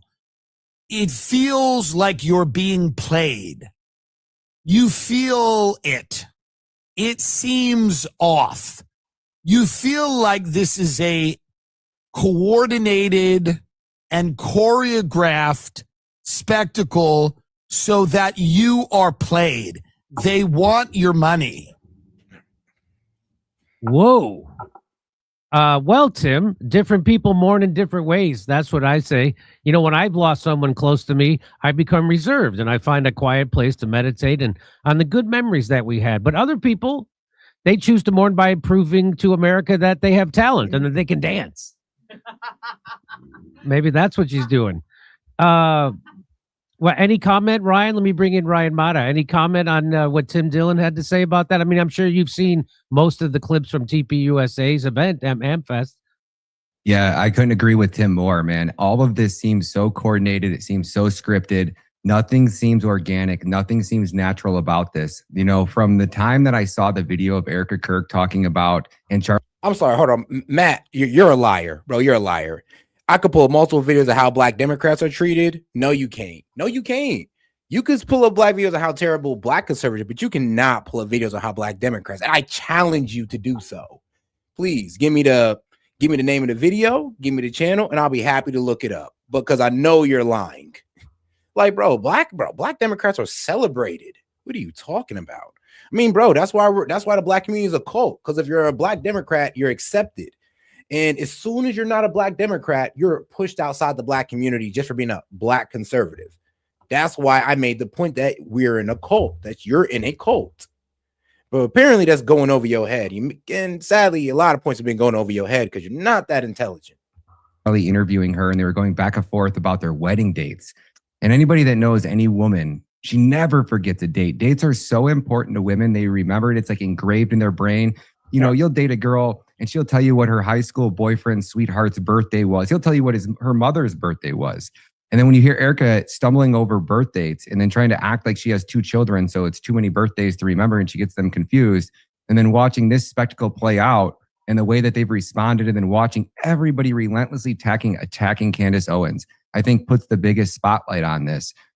I don't know. It just doesn't seem natural to me. Well, I just don't understand how they thought it was going to play having Erica Kirk go around on a media tour trying to get everybody to stop finding out the truth about the assassination of her husband. And nobody believes the FBI story except the people being paid to believe it and push it. And so it would be like if they had JFK's Jackie Onassis come out a couple months after his assassination telling people. Matt, I challenge you. Do you know what a challenge is, my friend? Do I gotta walk you through English? I challenge you to find the information. So how am I outsourcing your thinking to a machine? I mean, out there, well, I am a biological machine and my brain is a biological machine. So if that's what you mean, sure. But you're not even able to honestly rationalize your point or make sense. But like I say, hey, I'm going to put, I'm going to put the call-in link down here and grill you, in front of 100 people. I'm going to do that. Stop looking into it. Stop. It's fine. We know who did it. And LBJ is a great person. And of course that didn't happen. She was actually in mourning.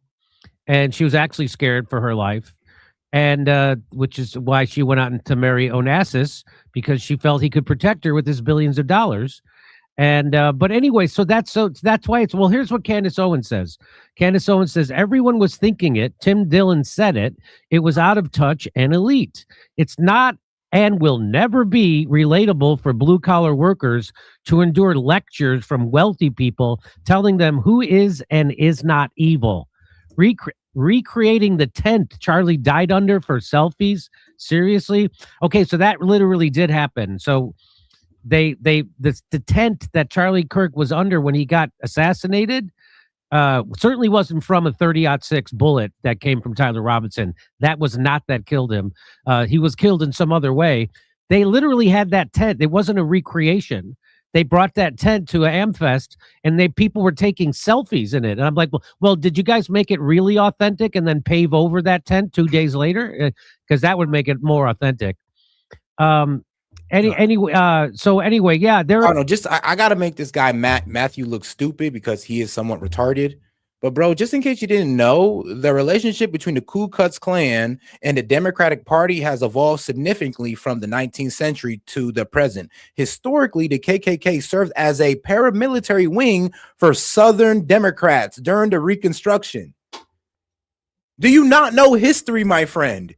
It's literally right here. And the sources are over here, bro. I mean, you could sit here and play stupid and say, oh, you're getting your thinking from a machine. But I mean, you got PBS. I mean, you can always go to Wikipedia, USA Today. I mean, it's all right there. It's all right there.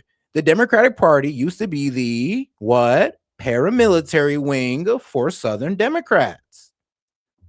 Ta-da. And it's that simple to look up, and bro is just repeating the same thing over and over again. That's why I said you're not that intelligent. Nah, bro was really repeating the same thing over and over again if it's just not a quick Google search.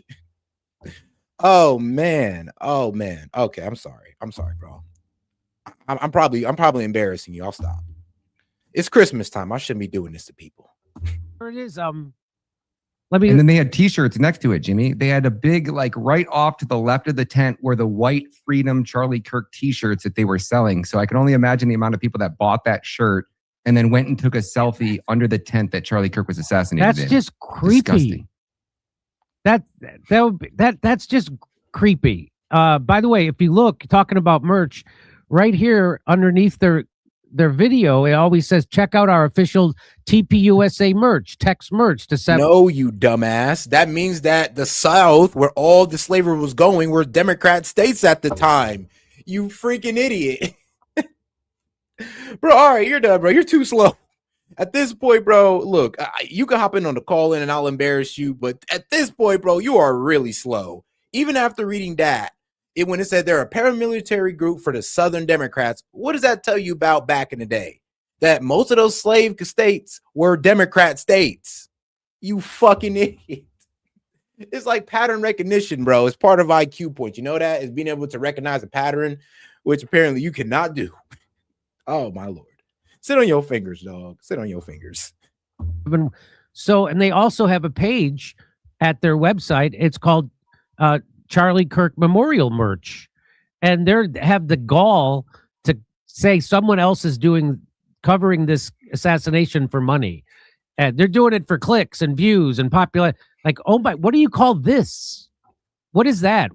She released a video of her weeping over her dead husband's body in a coffin. And then she claimed she wants privacy. You took that video and you released it yourself.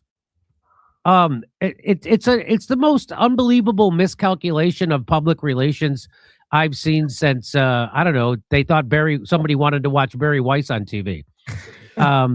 So here's what Selena Mara says. Tim Dillon is spot on. TPUSA is nothing but a corporate grift designed to keep young people trapped in a choreographed loop of outrage and fundraising.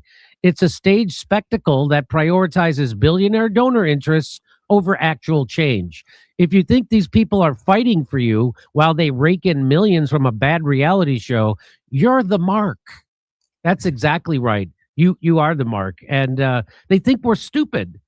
And if you were impressed by this Las Vegas light flashing mind control display, then they were right about you. But too many people have seen how the sausage is made, and now they know where the sausage is being shoved, and they won't be coming back. Unless it's Nicki Minaj. Oh, we got to be there for that. Nicki Minaj, right? Here's Runmir says the problem with TPUSA is that with Charlie gone, they kept the form but lost the substance. Damn. To compensate, they have to make it flashier, bigger, noisier. But for the quasi-spiritual movement, that is the end of the road. And as a political movement, it just goes into the category of all other political movements. They merged into the same political grayness. Yes, they did. It's like if you wanted to see a group of grifters screw themselves while trying to screw us, then this went perfectly. But they went over the top. They really did. And they crashed on the other side, kind of like Evel Knievel. You know, and it's like what Charlie had set up there with Turning Point, what made Turning Point so special and why everybody wanted to go to TPUSA instead of CPAC was because Charlie would bring on the guests that nobody else would platform. And he would put them together and he would host debates and you would hear from these amazing speakers on topics that the American people actually wanted to talk about. And now we got Nicki Minaj on stage. And Charlie Kirk wasn't even a year ago. And he was in an interview or he was getting doing his his debates at these college campuses. And the one girl brought up Nicki Minaj and who else? Cardi B. And he straight up said, he said, I don't think Nicki Minaj is a good influence for 18-year-old girls. I just don't think she is. And then Erica Kirk brings her on stage. And I think it has part to do with Nicki Minaj tweeting about how grateful she was for President Trump and what he was doing in Nigeria to expose the genocide of the Christians in Nigeria. She had put out like 3 tweets about it. And then all of a sudden she's on stage and she's acting like she's this big Trump MAGA.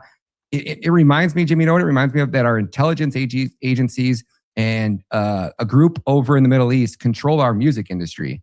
And now they see that they're losing part of our vote. So let's bring Nicki Minaj on stage and make Nicki Minaj go MAGA. And let's see how many extra votes we can rally in for it because we're losing so many. Oh, nice. Yeah. I that's good. It's a good analysis. Soul Train says 100%. I joined a few of the social media groups right after Charlie died. I really wanted to be part of what he started. Instead, it felt like a Jim and Tammy Faye Baker telethon. You cannot say a single negative word about Israel, and they ask for money. It was so disappointing. Greg Fisher says, it's because it's been the agenda from the beginning. This appears to be a well-planned, organized murder and hostile takeover of the house that Charlie built, TPUSA, and they're very brazen about it. Even under the heavy scrutiny of fraud and allegations of specific individuals' involvement, including Erica. And I'm just wondering if TPUSA is actually intentionally destroying the Zionists while pretending to help by doing everything horribly wrong on purpose and sacrificing their reputation to do it. I mean, talk about taking one for the team, but this is so ridiculous that it has to make you think that they want this outcome. It's like you look at this garbage and you have to think to yourself, yeah, I'm sorry, Matthew. I got to get you. I got to raise the average IQ points in the chat. Okay. And you're bringing it down by like 10 points. Sorry, bro. But this guy was a little bit retarded. I'm just like, yo, I don't know anybody this dumb who makes your points for you while still trying to say that you're wrong. I did not know anybody. I'm sorry, but bro, you've reached a new level of stupidity that I didn't know existed. You've shown me a new level of stupidity that I did not know existed, bro. I appreciate it though, because now I've seen something new on Christmas. Wow. Literally makes your point for you. And then says that you're wrong. Who would do this? Who would think this is working? It's shocking to me. Here's one more. Master Chungus says it's all turning into a. And then here's the thing, sis, and I can grill you too, sis. I'm gonna be a little bit nicer to you because you're a female. But no, he literally admitted that, and maybe you weren't paying attention, sweetheart, but he literally admitted that, okay, yeah, you guys are right. It was the Dems who were pretty much having all the racist politics all the way up until the 1960s. So thank you. So pretty much you're saying that, yes, the Dems basically were the slave masters. They were the Ku Klux Klan. And all the way up until the 1960s is when they cut the bullshit. So, and let's be real, all the way from then all the way up to the 1960s, those are some of the most racist times in America, like Jim Crow and all that. And all that was upheld by the Dems. Like, are you serious? So no, there's no L, sis. That guy needs to take the L. Or maybe you're talking to him. I don't know. I may be calling it too early. Weird spin-off of the Hunger Games. These people not only don't have anything in common with us, they hold contempt for us and claim to have the ability to steer the narrative in whatever way they choose. What if we don't want J.D. Vance? Because she already endorsed J.D. Vance 3 years out. She comes out. So well, my bad, sis. See, that's why I played it nice. But to be honest with you, I'm more vicious towards guys than women.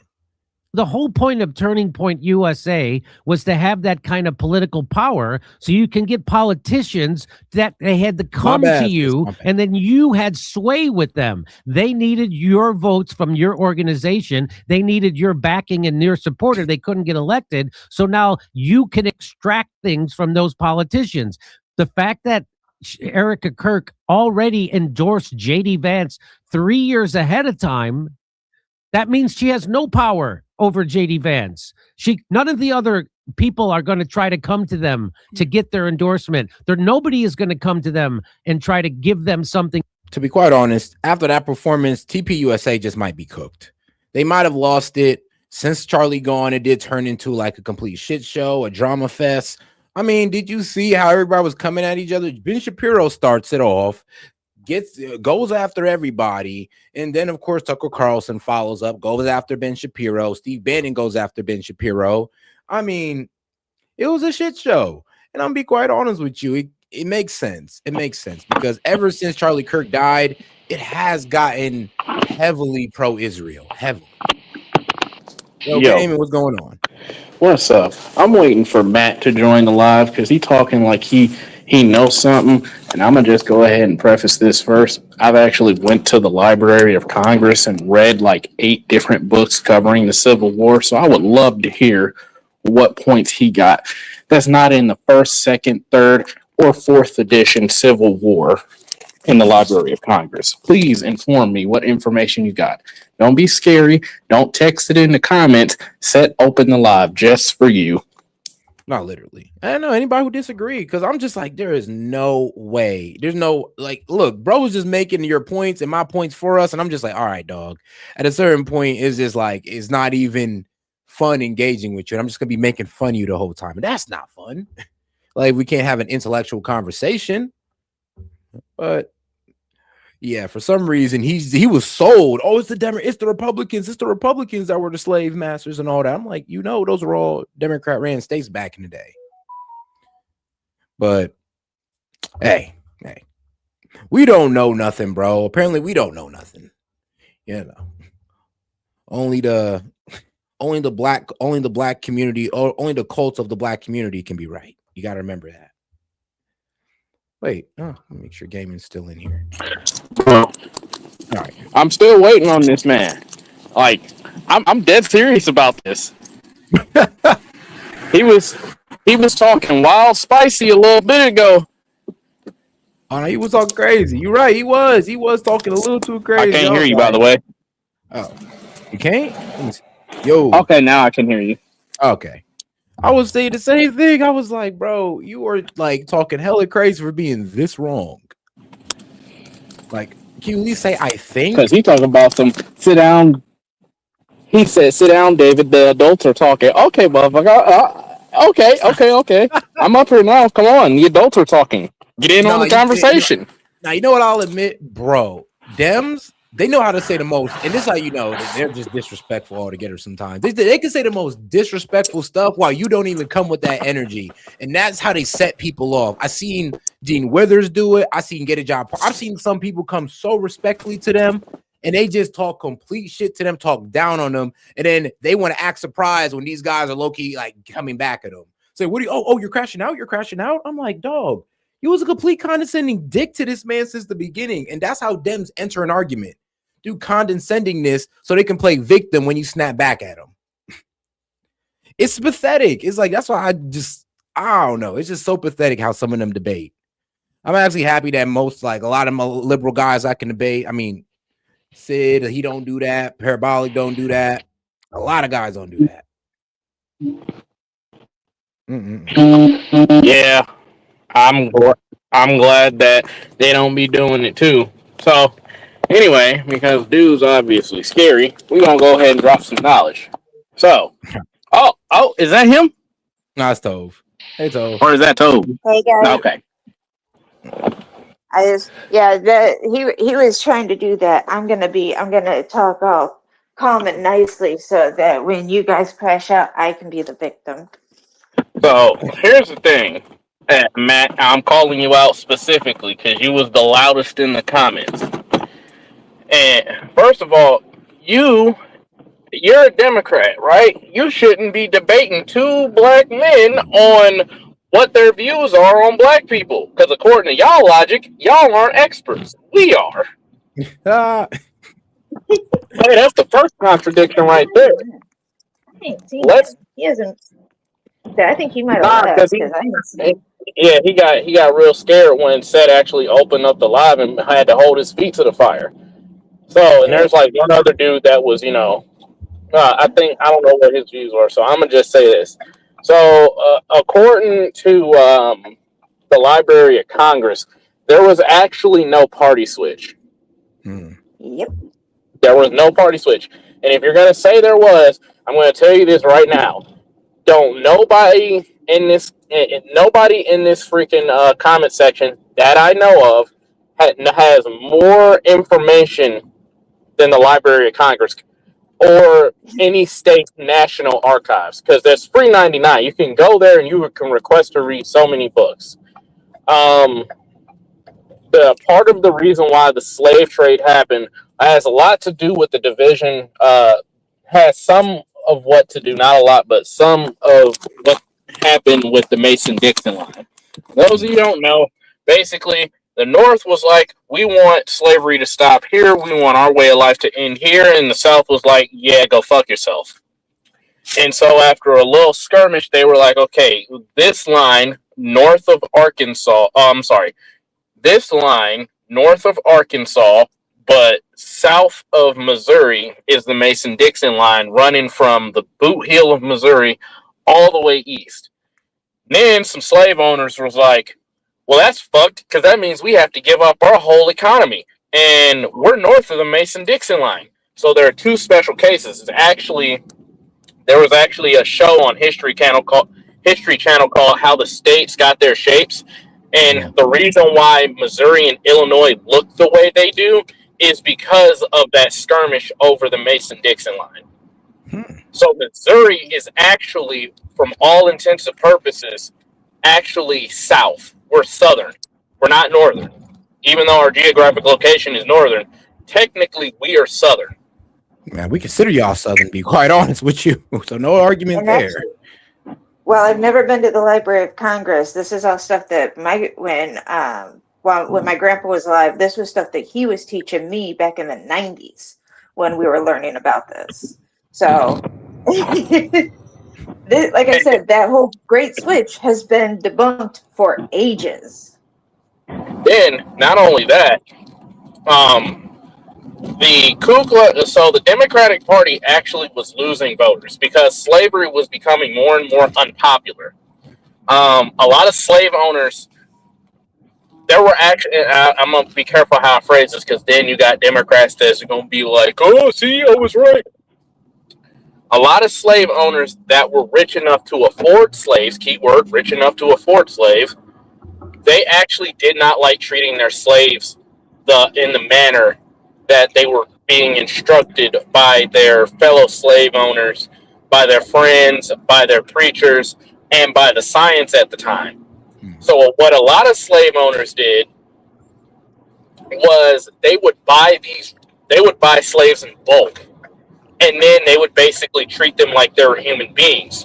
Part of the Underground Railroad was actually them taking them to friendly slave owners' houses who only put up a front of beating them in front of other slave owners just to keep them safe. And they would slowly but surely rotate them in and out to get them to the north. And that's not talked about, which should be talked about. But I forgot, that gives credibility to white people. We can't have that. Like, bro, who's going to be the devil of the story? Right. Can't give credit to to the freaking Chinese or the Mexicans or the Indians or the Irish, especially the Irish and the French, ain't gonna give them no credibility for actually helping establish the Underground Railroad and helping put pressure on Congress to free slaves and end slavery. You know, the only reason why the Civil War happened is part of what S.E.T said. The only reason why the Civil War happened was because essentially, because you had the Democrats were actually a very rich class. They were made up of the elites at the time, with the exception of a notable few. Actually, Abraham Lincoln was an outlier of the Democratic Party, which is why the party hated them so much, because he had been around it so much he didn't like it. So, the real reason why the Civil War happened was because of money. They got tired, the Democrats got tired of the Republicans not being on board, in so many words, with the slavery mantra, and they wanted them to actually invest in it because it was good for business. It was bringing in millions, and they were able to do stuff like make textiles, sell goods and services. They were able to basically have higher production at a lower cost of wage. What does that sound like by today, by the way? Immigration. Right. Yep. So what ended up happening was there was this slave, and this is actually in the movie Django. Yeah, the movie Django is satirical, but there's one scene that actually did have a little bit of history to it. And it was that scene in the movie Django where the guy started cutting masks and riding around looking for people, looking for Django and the white dude. The actual history, the actual story of how that happened was that there was slaves leaving, and there were slave owners that were buying off massive amounts of slaves in bulk. So, in order not to cause an outright mutiny and cause war, and in order to protect their quote-unquote assets, there was this dude that was like looking. This is also in the movie Roots, by the way, the documentary Roots. One of the dudes was looking for a way to keep them there and keep them from being taken away or bought out. And while he was looking for a way, he sat down at his table and he accidentally dropped his cigar on a flour bag, and it burned a hole in it. And then he had the idea, I could just put this over my head with the two eye holes, and then we could go around and just take the slaves back, kill or maim the runaway slaves, and kill, most importantly, wasn't really about the slaves. A lot of people don't realize that. It wasn't really about the slaves. It was about the people that was messing with their money.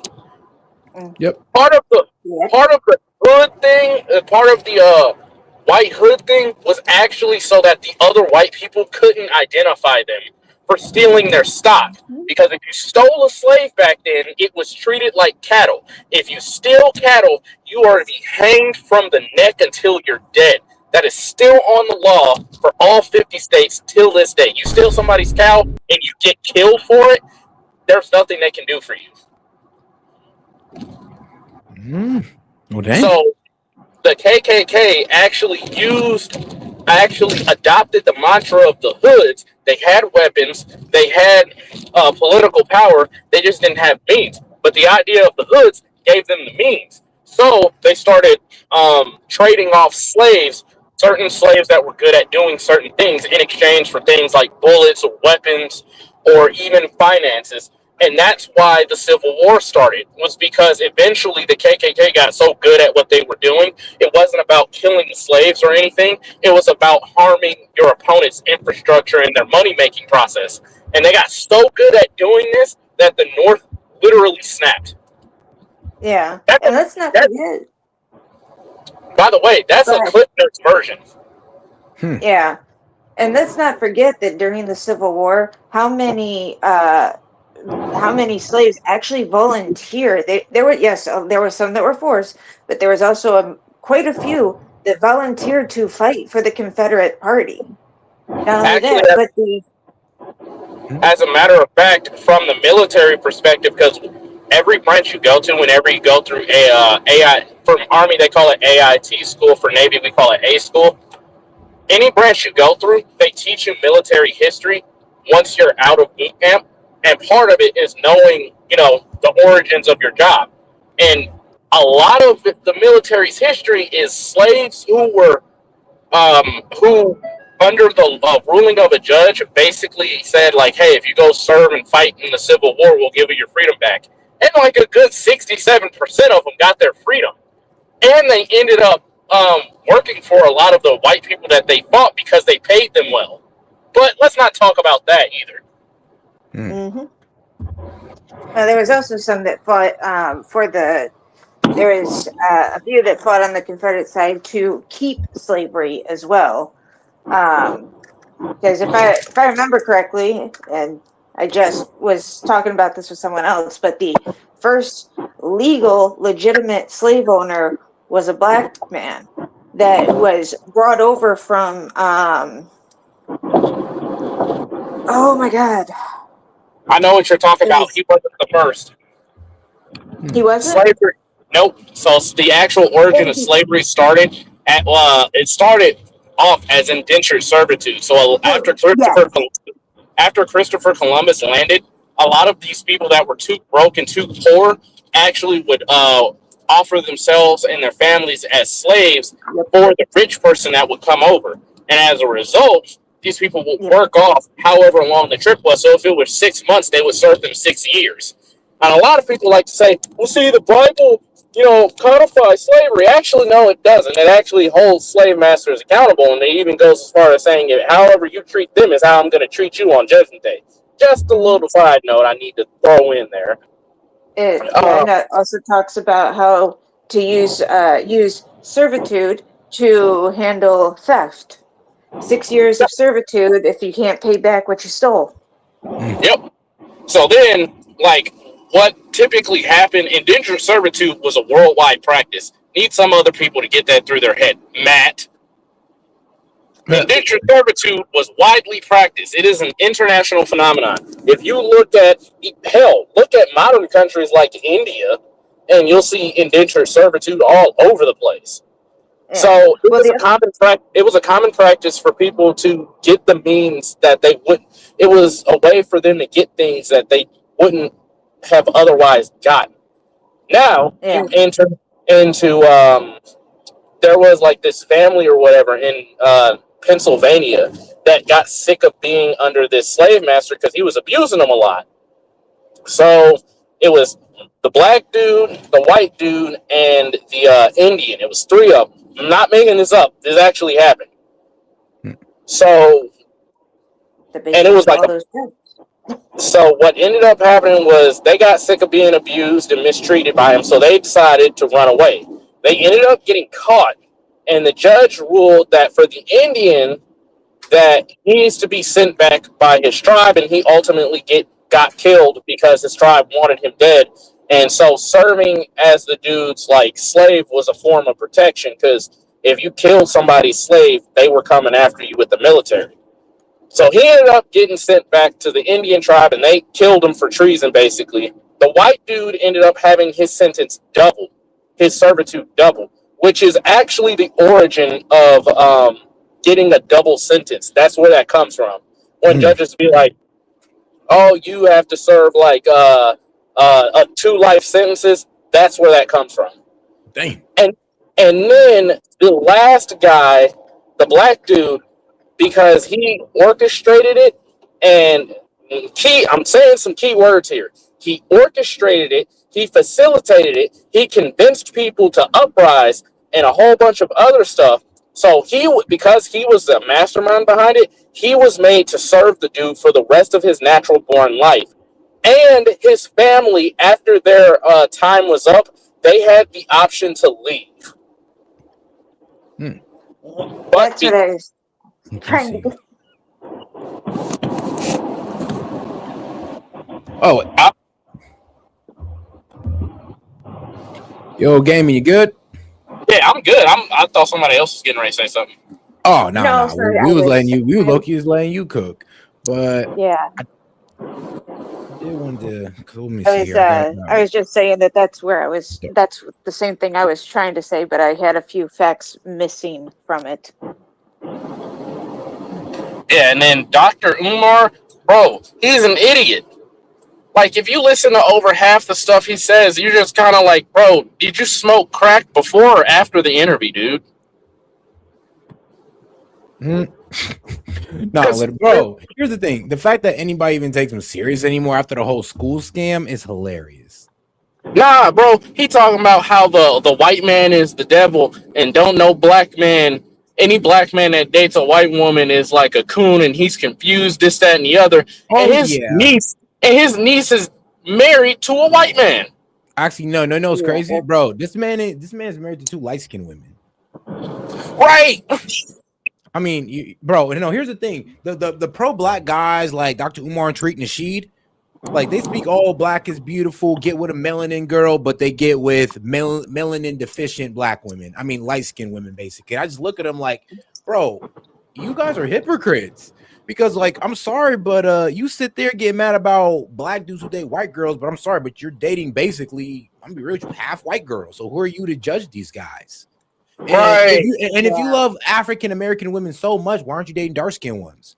Why are you going for the lightest ones? And but here's the crazy, but you preach and you say, oh yeah, the dark skinned women are the beautiful and all that good stuff, but here you are dating a light skin. And you know what's crazy? Nicki Minaj getting on stage and saying like, "Yo, we need to, put more pressure on Nigeria to get them to stop the mass killing. It's a literal genocide." Okay, that's a good thing. And y'all talk about you love Africa so much, bro. Why is she getting called out for trying to convince Africans to stop killing each other? Or convince the president to stop the killing of black Christians, which she is, by the way. It's because they're Christian. I can guarantee you, it's because they're Christian, and Christians are like. I wouldn't say it's because they're Christian. Nah, it's true. Nah, it's not because they're Christian. It's because it's a conservative talking point. That's it. Exactly. Well, that's what I mean. I wish I could sit there and say it's Christianity, but to be quite honest with you, it's mainly because of, well, it's because it's a conservative talking point. Yeah, that's it. I mean, think about it like this: if she was talking about that at a I was on the Breakfast Club, it'd been all good. It'd been all good. But she did it at TPUSA, and a bunch of conservatives stand up and gave her a standing ovation. The whole crowd stood up and clapped when she said that. Like I said, it's because a bunch of white people clapped for her and agreed with her is why she got the backlash. And you know what's crazy about all this? Everybody wants to talk about she's a sellout. You know who's a sellout? The person who's rooting for an immigrant to take black jobs. You know who's a sellout? The people that don't give standing ovation. I got a friend in high school who I went to high school with. Her name was Kiana. You know what she did? She studied hard, got straight A's, ended up going to an Ivy League school to be a lawyer. Where's her, standing ovation? She told black folks all the time, stop making excuses, just put forth more effort, whatever you can spare, basically. Yeah. And people looked at her like she was crazy. Yeah, and then there was the young man, the young kid at was it Trump's inauguration that was fighting cancer? Oh yeah, it was his State of Union. It was his State of Union address. The State of Union, and not a single Democrat, or maybe like 2 or 3, actually clapped for him. Not a single one stood up for that young black boy. Yeah. And they what was overly offensive is that none of the pro-black, not Dr. Umar, not Tariq Nasheed, shamed none of the Democrats. Shamed none of them. Like, bro, it's like, oh, well, Donald Trump was using him as no, I don't give a fuck. He's a black kid getting his dream realized. Stand the fuck up and clap. That's it. I don't care what it is about Donald Trump. If Donald Trump is the one giving him his dream, it don't matter. Why didn't Biden do it then? All right, then. I'll stand up and clap. I mean, who are you to tell people, like, common sense things said? How dare you, you racist. Bro, it's so messed up, bro. Actually, go ahead, Seth. I almost want to listen to what Nicki Minaj honestly had to. I've seen clips, but I didn't know it was like a whole 30-minute address. You know what's crazy? Cardi B knows her music is so terrible, she won't let her daughters listen to it. I'm be real with you. No. Her music is just inappropriate. I'm be real with you. No, that's what I'm saying. But That's you what I got some mean by decent terrible. music, though. No, that's what I mean by terrible. I mean inappropriate. It's like, Inappropriate. Yeah. why are you putting this out to other people, kids, other black kids, but you Yup. won't let your own daughter listen to it? And Why is that's it not a every single traitor? right? Why is it every single fucking time somebody die in the hood, it's never a GoFundMe for them, but you always get these old bitch ass niggas, fucking the Take Hays of the world, the dude that stabbed the kid for like basically saying, no, I'm not giving up my seat. You gon' GoFundMe for them little pussy ass motherfuckers, but you mean to tell me you're not gonna fucking do a GoFundMe for like the kid with cancer? You're not gonna do a GoFundMe for a black couple who's actually trying to work hard, make a difference. When the BLM riots happened in St. Louis and they were all over the fucking world, you know how embarrassed I was? It's an absolute embarrassment to be like, yeah, Black Lives Matter. You know what they did for George Floyd that happened in St. Louis? They killed the fucking sitting law enforcement police chief in St. Louis. Black dude. Community loved him. I know the community loved him because I was a part of it. He actually ran the city right. Crime was decently low. He managed to quash the gang activity that was in St. Louis. He was putting bad guys behind bars and all that shit. You know what happened? They killed him. Yep. Makes sense. But hold on, I do want to speak on to my man Malcolm's point because he made a really good point. Nicki Minaj is from Trinidad. Most African Americans don't take her seriously unless she's preaching the liberal agenda or making music. And no, he has a point because, like I said, it's the FBA thing. Now, Yeah. I'm not sure if you heard about this gaming or Tove, but now foundational Black Americans. It's this new little. I'm gonna call them what they are. It's a cult within the Black community that highlights their lineage from being slaves in the cotton fields of the South. Yeah, that thing was going. I know what you're talking about because it got they think popular that they're in better than 2016. all the other blacks. They think that they're better, successful, and better than all the other blacks because of their so-called lineage, right? Now, if you actually look up their lineage, they are the worst performing Black group in America. Well, but they're the ones who need to big themselves up to bring everybody down. And let's be and this is what he's saying. Like, low-key, they don't take guys like people like Nicki Minaj who are Caribbean, Black Caribbean. They try to use that as a way to not listen to her, as to down what she's saying. There was even a Black female who came out there and had the goal to say, "Oh, Caribbean women are a bunch of pedophile letting women." I was like, "Wait, what? Pedophile enabling women?" That's how far they went to condemn Nicki Minaj because of her heritage. And this is how far people do it with me as well. Like, trust me, when I tell people that my parents weren't born from this country, they were born in Guyana, that's what they use to try to discredit me. Not the fact that I've grown up in the hood, I've grown up in projects, I'm in every part of this Black community as they are. Nope, they don't want to sit there and actually realize the fact that I've lived the same lifestyle as them. Nope, they want to sit there and be like, "Oh, but your parents are from another country." Yeah, and that's and this is why I say stuff like, oh, sorry. Go ahead, Toph. Oh, I was just saying. I was just saying that. Yeah, I've seen that a lot with people up here in Toledo with the immigrant community that we have, the legal immigrant community we have here. We started getting people from the Caribbean recently, and they actually are on the conservative side. And when they go into Toledo to take care of their keep their paperwork up to date and everything, and they'll be talking to people and they'll come back and they're like, they didn't even want to listen to me. They told me that I have no opinion. They treated me like I was stupid when I'm trying to tell them exactly what it's like living in these countries and why you don't want it here. And you know what?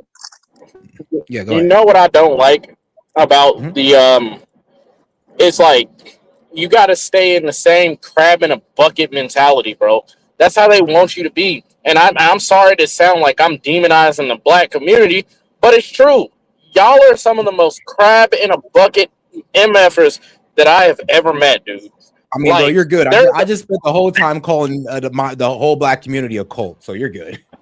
It's like, dude, like I've seen it time and time again. Every time black dude gets something, some other broke wannabe dude comes by, steals his stuff, or kills him. It's like I'm Yeah, trying to work hard too. I'm bro, trying that's to how I make got it in this shot. world too.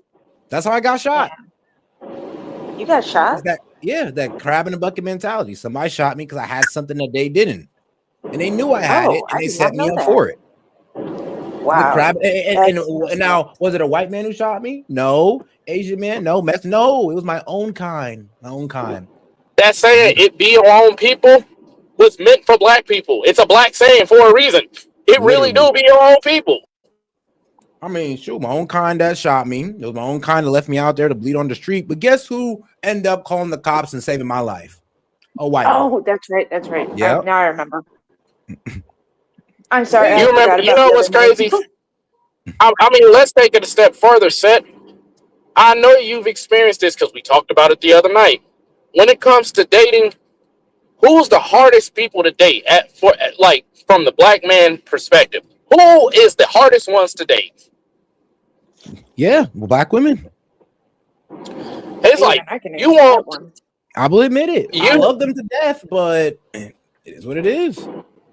all right, and then people get on me because my wife is white or whatever, and they're like, "You just have a problem with black women. You don't like black women." No, that's not the case at all. As a matter of fact, I've tried to date y'all. I've been told I'm nerdy, I'm zesty, I'm just not this, I'm just not that. Oh, you're better as a friend. I've had people try to trick me into paying their way and all that other stuff. But the minute somebody else a person like me that go to some other race, then I'm a sellout. Bro, Then I I'm hate be the so whole real with time. you, bro. You're speaking facts on this one because I've seen it. I've seen it happen where a dude who messes with nothing but black girls, black guy messes with nothing but black girls, and he just gets done dirty.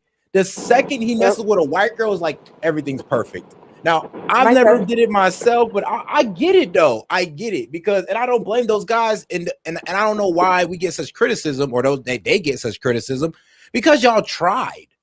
Y'all at least tried. It's like there's not like y'all just went straight to that. Oh, and shout out Ash. You said you were said what the fuck you were shot? Yeah, I was shot at my femur. Yeah, I was shot at my femur. Yep. We talked about. I was shot in 4 places. My leg, but the crucial one was my femur. That's where all the blood was. Yeah, because that's the ephemeral artery. Yep. Yep. Oh, it barely missed it. Barely missed it. Or I'd have been done. But no, the one thing I was going to say, and with the last thing I wanted to say on this, and Gamer, this is something I want you to. The start of the conversation with Matt had to do with the Confederate flag being flown at Trump rallies. And we were trying to explain to him that they usually get kicked out, but the Confederate flag today does not mean the same thing it meant back then. Now, I do know there are people that fly it because they want to make sure that, because they were tired of our history starting to get erased. And how statues were being pulled down, and that they were trying to act like our history was some kind of utopia, basically.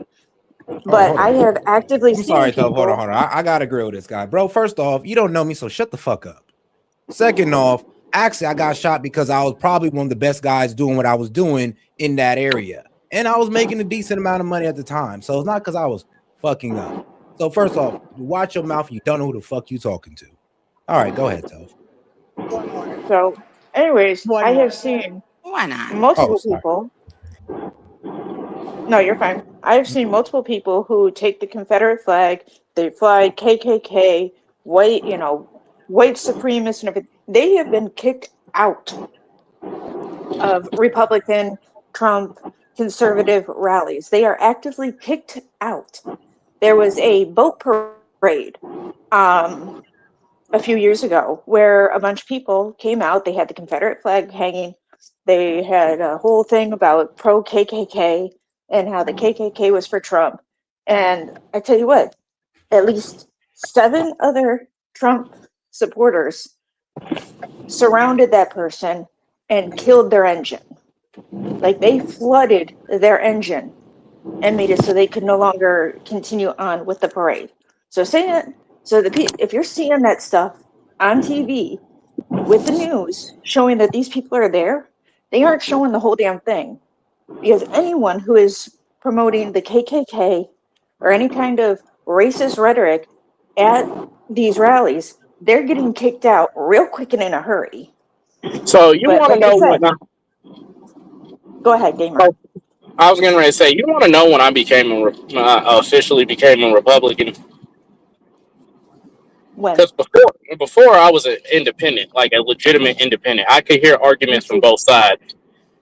When I became a Republican was during the 2020 lockdowns.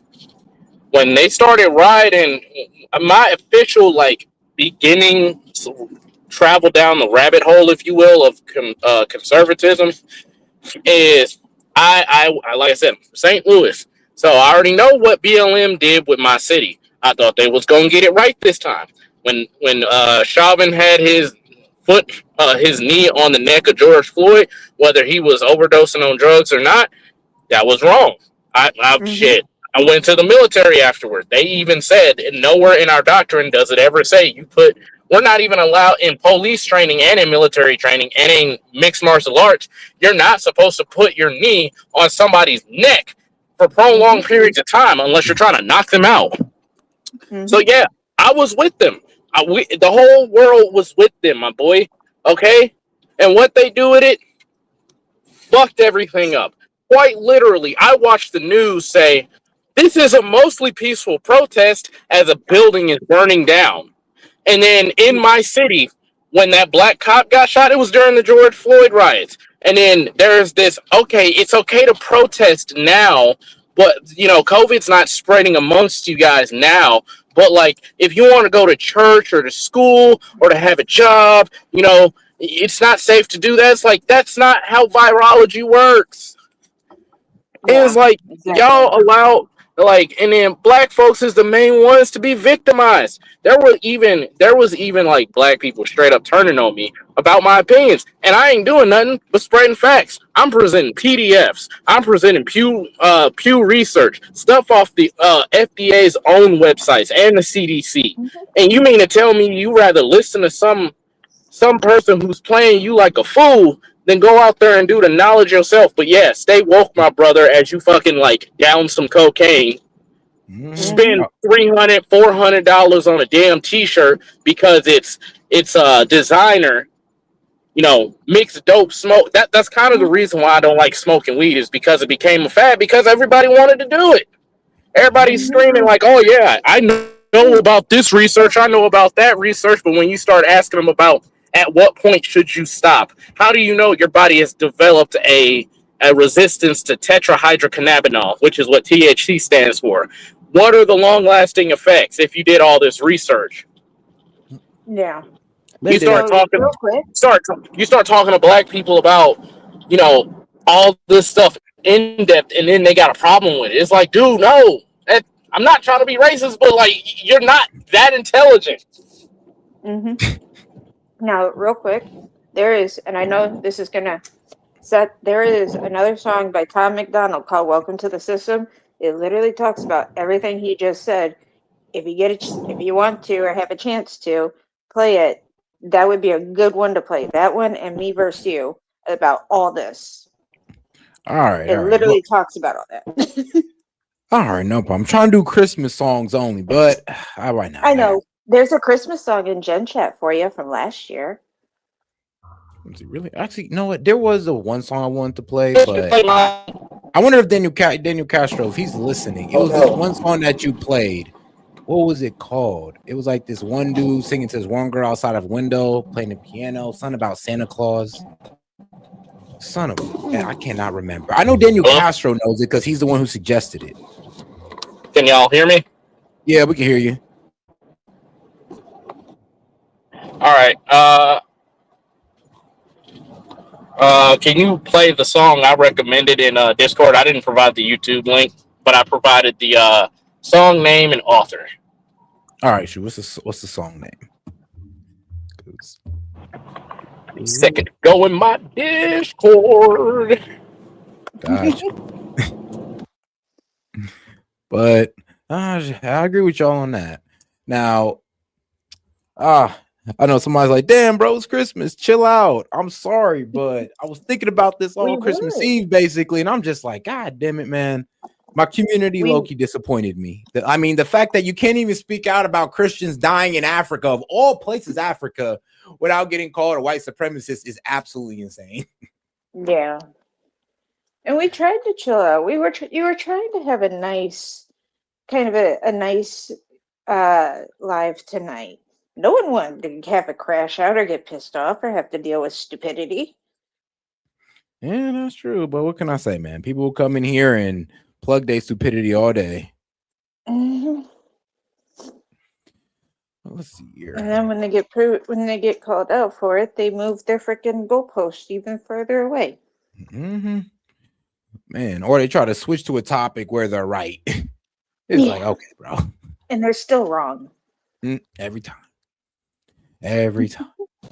But hey, man, shout out to the Dems. Shout out. Hey, shout out. They make it fun. Yeah, what's up? It's called President by Casey McGrave. Wait, what? Yeah, you cut out a little bit there, hon. Present Without a Bow.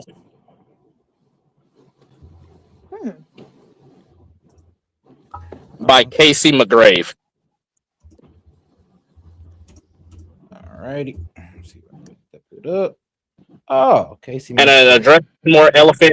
to address one more elephant in the room, black fatigue isn't started by white people. Actually, black fatigue was coined by black people who are sick of other black people.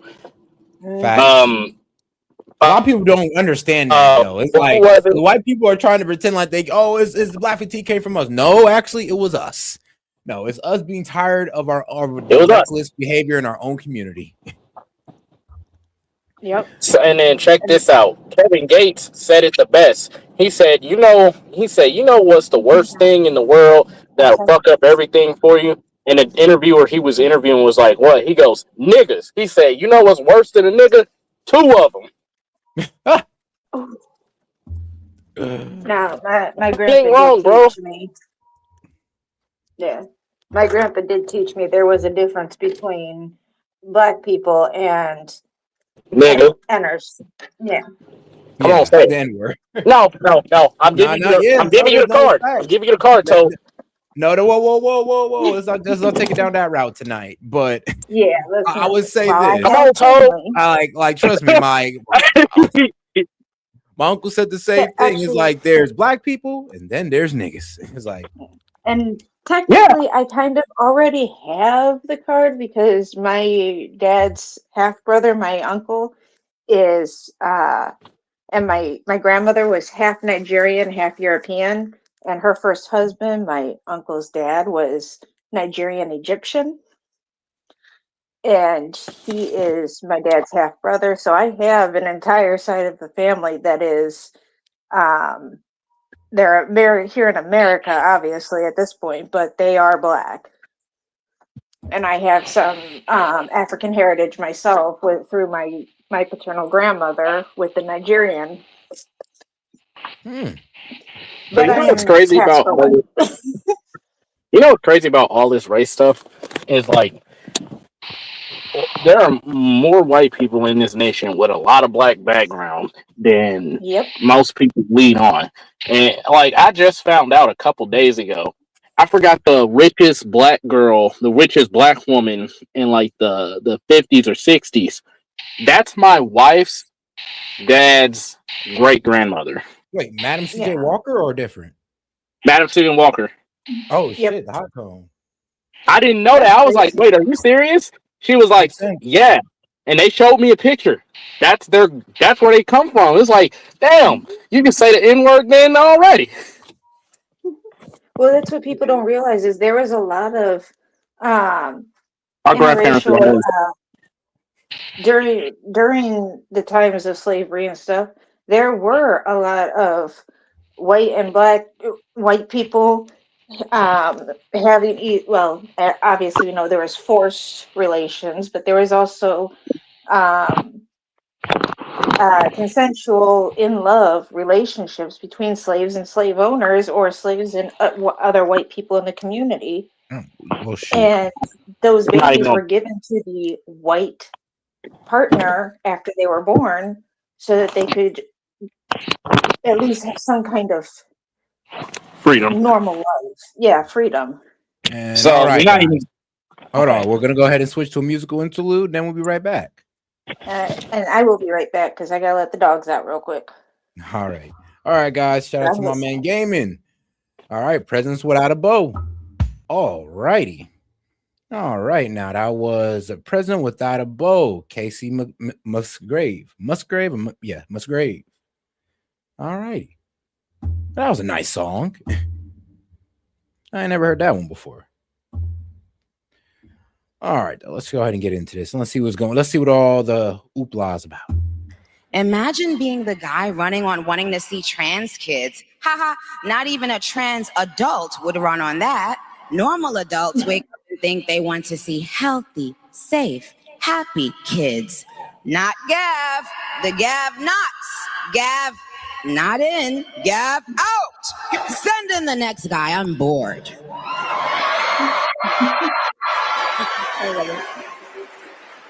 So I'm just going to let you riff. Like, I want you to say whatever you want to say to Mr. Newsom. Dear Newscom,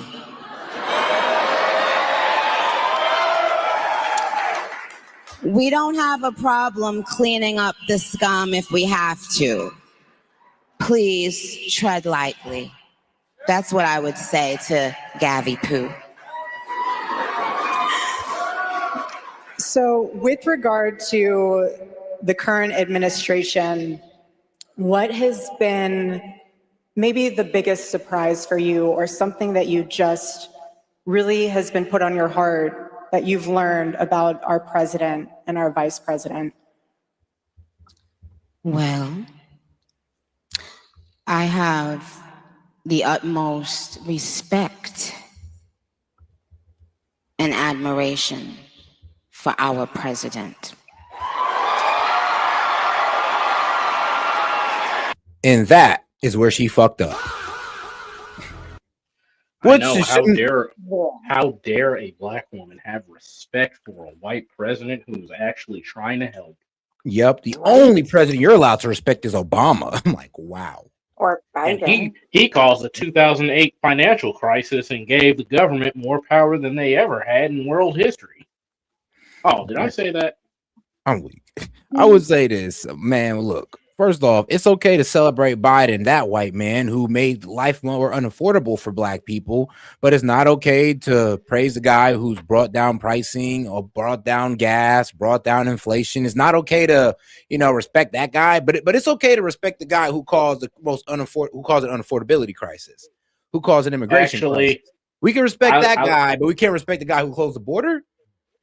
Okay. People who say that Biden was better and that are playing this identity politics, just remember that on a live speech, this actually happened.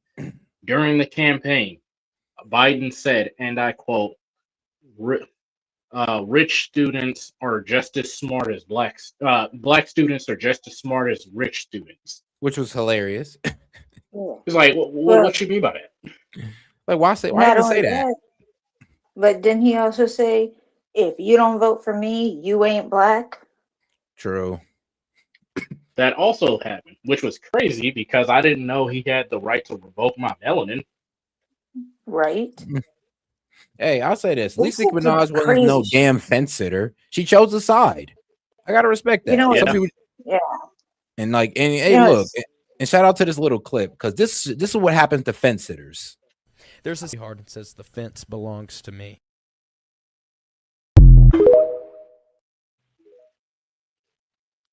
Yep. Yeah, so I can always respect people who choose a side. And I will apologize. I don't know why, but for some reason I'll mute myself, but it'll pop back on sometimes. So I do apologize for that. Oh no, you're good. You're good. But all right, let's get right into it. He has, I don't know if he even knows this, but he's given so many people hope that there's a chance to beat the bad guys and to win and to do it with your head held high and your integrity intact. He's from Queens, New York, like me. So, but what it shows. I mean, I guess you can kind of see how they relate character wise and how, you know, Donald Trump's brash attitude really wouldn't phase Nicki Minaj because she kind of got the same attitude. That's damn near all New Yorkers. Well, Brooklyn, New Which, York. you know, what really gets me though is that if Trump had come down as a Democrat, how much you want to bet that they would be all for him today? Oh yeah, for sure. Well, he knows all their secrets. Well, not even just that, but everything he's doing was Democratic talking points and Democratic promises before he came down that escalator. Yeah, but He like has you not understand, he's a changed. 90s Democrat. These Democrats today are like straight up socialists. The old liberals, the old Democrats were actually capitalists, but they wanted fair capitalism. They hated the crony capitalism, and I agree with them on that. The problem with these guys is that they're so sick of capitalism, they don't even feel like we can fix the crony capitalism. They just want to go straight to socialism. Which would be stupid. Yeah, it would be the end. Well, a lot of people don't see it that way. Like everybody keeps trying to sell this idea that socialism worked. And the only time that socialism worked was under a very specific condition, and that was in Nazi Germany. But when we say that, then we're saying we're not telling the truth. No, that's historical fact. BMW, Volkswagen, and there's like one other German, Audi. Those were actually cars produced under socialism, but they were actually meant for wartime efforts because socialism only functions in a wartime status. It does not function in everyday society, and people don't get that. Yeah, they also don't get that if you, based off of World War II politics, yes, Hitler was a,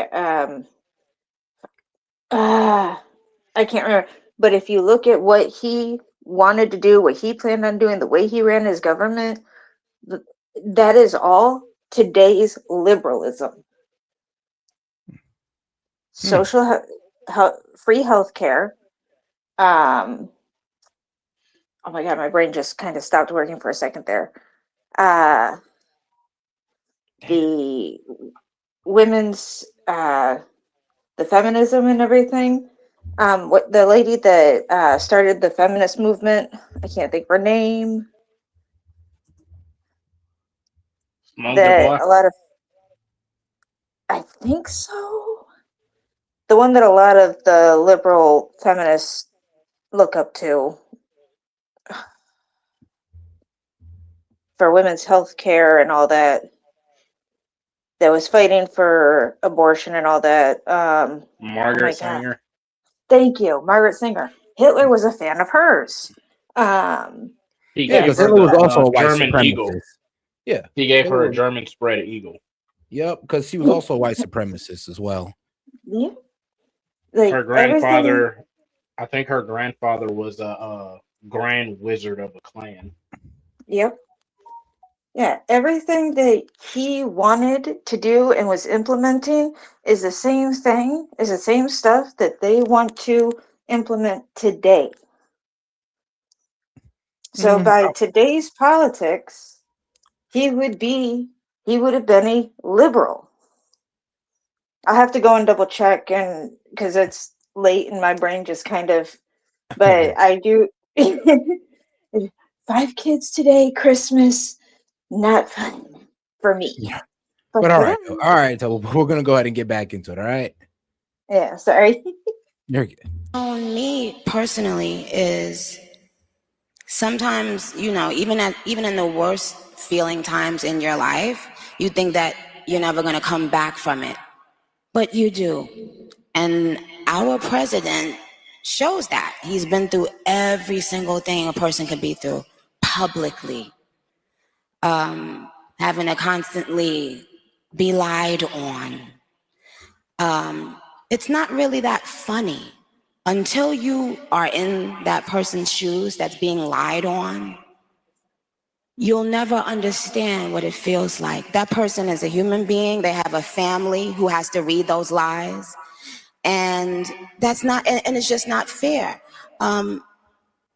But this administration is full of people with heart and soul. And they make me proud of them. Our vice president, he makes me, well, I love both of them, but they're both powerful men, smart, strong, all of that, but both of them have a very uncanny ability to be someone that you relate to. I can relate to them. When I hear them speak, I know that they're one of us. Like, I know that they're not. Don't you guys agree? They haven't lost. I'll say this. No, that's true. Donald Trump's relatability is trust me, it was better than Kamala's. I'll say that right now. It's crazy, but then again, both of them grew up from rich backgrounds, but Donald Trump was way more relatable than Kamala. We can undo the things that were to prevent the things that are. We will be unburdened by what has been. Yep. Just like, bro, what are you saying right now? Yeah, the word salad was amazing, though. You got to admit, she has some really good word salad. Question: can you play the video I sent you in the chat? It's the most recent one. All right. I sent one. They haven't lost touch of the world. You know, they're still connected to the world and what's happening in the world, with the younger people and older people, with the richer people and not so rich people. They have the ability to still connect and be real and make us feel proud to be American.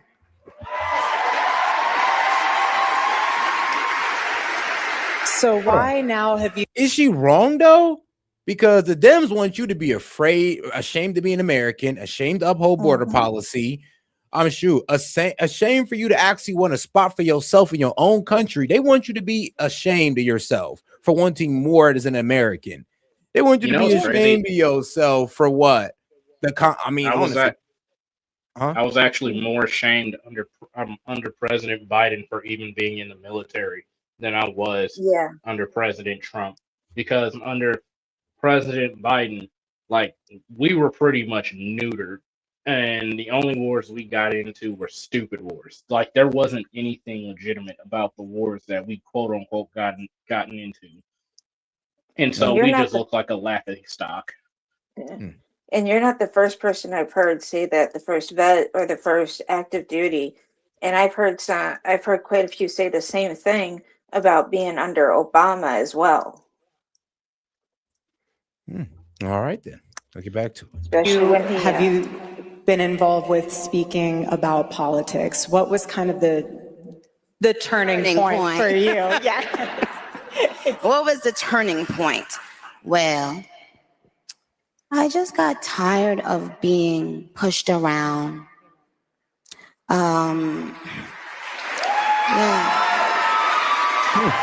Sometimes you just get tired of it, and then you realize, wait a minute, I have something inside of me that's stronger than what's out there.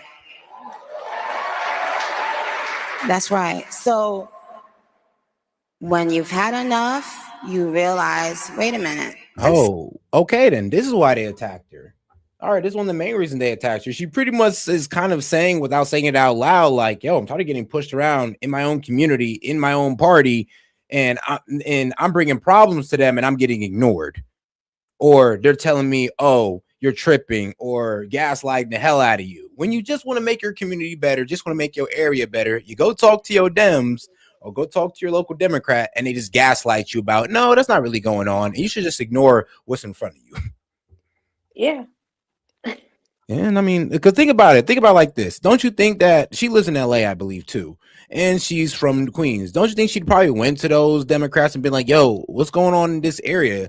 Like, there's immigrants taking over. People aren't living as well. It's dirtier. Don't you think she'd have talked to these people and they just told her piss off? Don't you think she'd have talked to people like Gavin Newsom and what's the mayor of LA? No, it's not Lori Oh, Lightfoot. no. We're gonna call her But Beetlejuice or whatever. But yeah, Isn't it that Maxine lady. Waters? Nah, it's not Maxine Waters. It's the mayor of LA. I'm trying to remember her name. that's Oh, by the how way, unappealing she Maxine is. Waters is another St. Louis politician. Karen Bass. Yeah, Karen Bass. Yes. Yeah. I thought you were gonna say Baskin. No, I was But yes, thinking Karen about when Bass you is the said that, I one. was thinking fish. And like, to be honest, don't you think she'd went to her and try to be like, yo, like, it's the crime is kind of crazy, things are getting out of hand in LA, and I live here. And I mean, Leslie, we're talking about the same lady that was letting ICE get attacked by rocks and then complained when the National Guard came in to protect ICE. Talking about that lady right there. Don't you think that normal people sit around, look at leadership like that, and be like, yo, what the F are you doing? Oh yeah. Why do I I would. No, even Seth. care about these No, people and what you they got it think? wrong. What's up? You're just assuming. You're being a racist bigot again. Yeah, just to assume that, a black Democrat leader is just, a bad leader. I'm like, well, I'm be real with you. Yes, the black Democrat mayors are terrible. Most of them are terrible. Are they? Guys, They don't even know who they are. So I'm not going to back down anymore. I'm not going to back down ever again.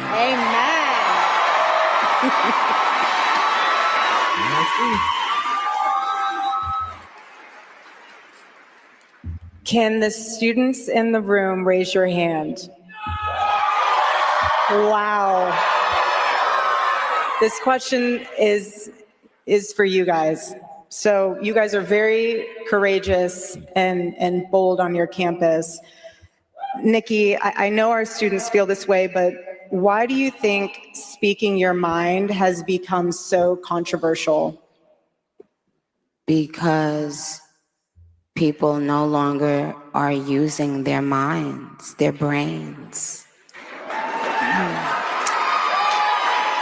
So right now, just imagine we're not allowed to have a different opinion anymore.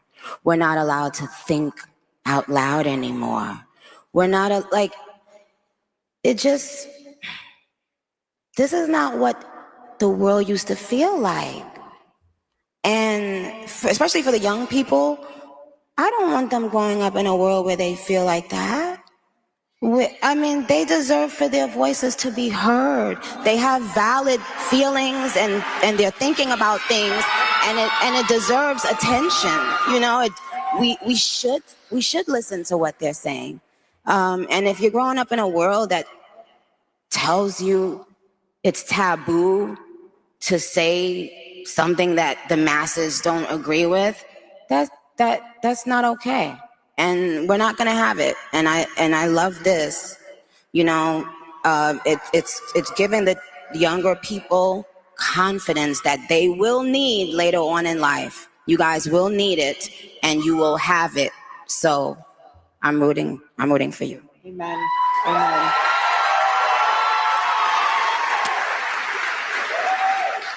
Again, Charlie would always say, it really does not take skill to be courageous. It takes a choice.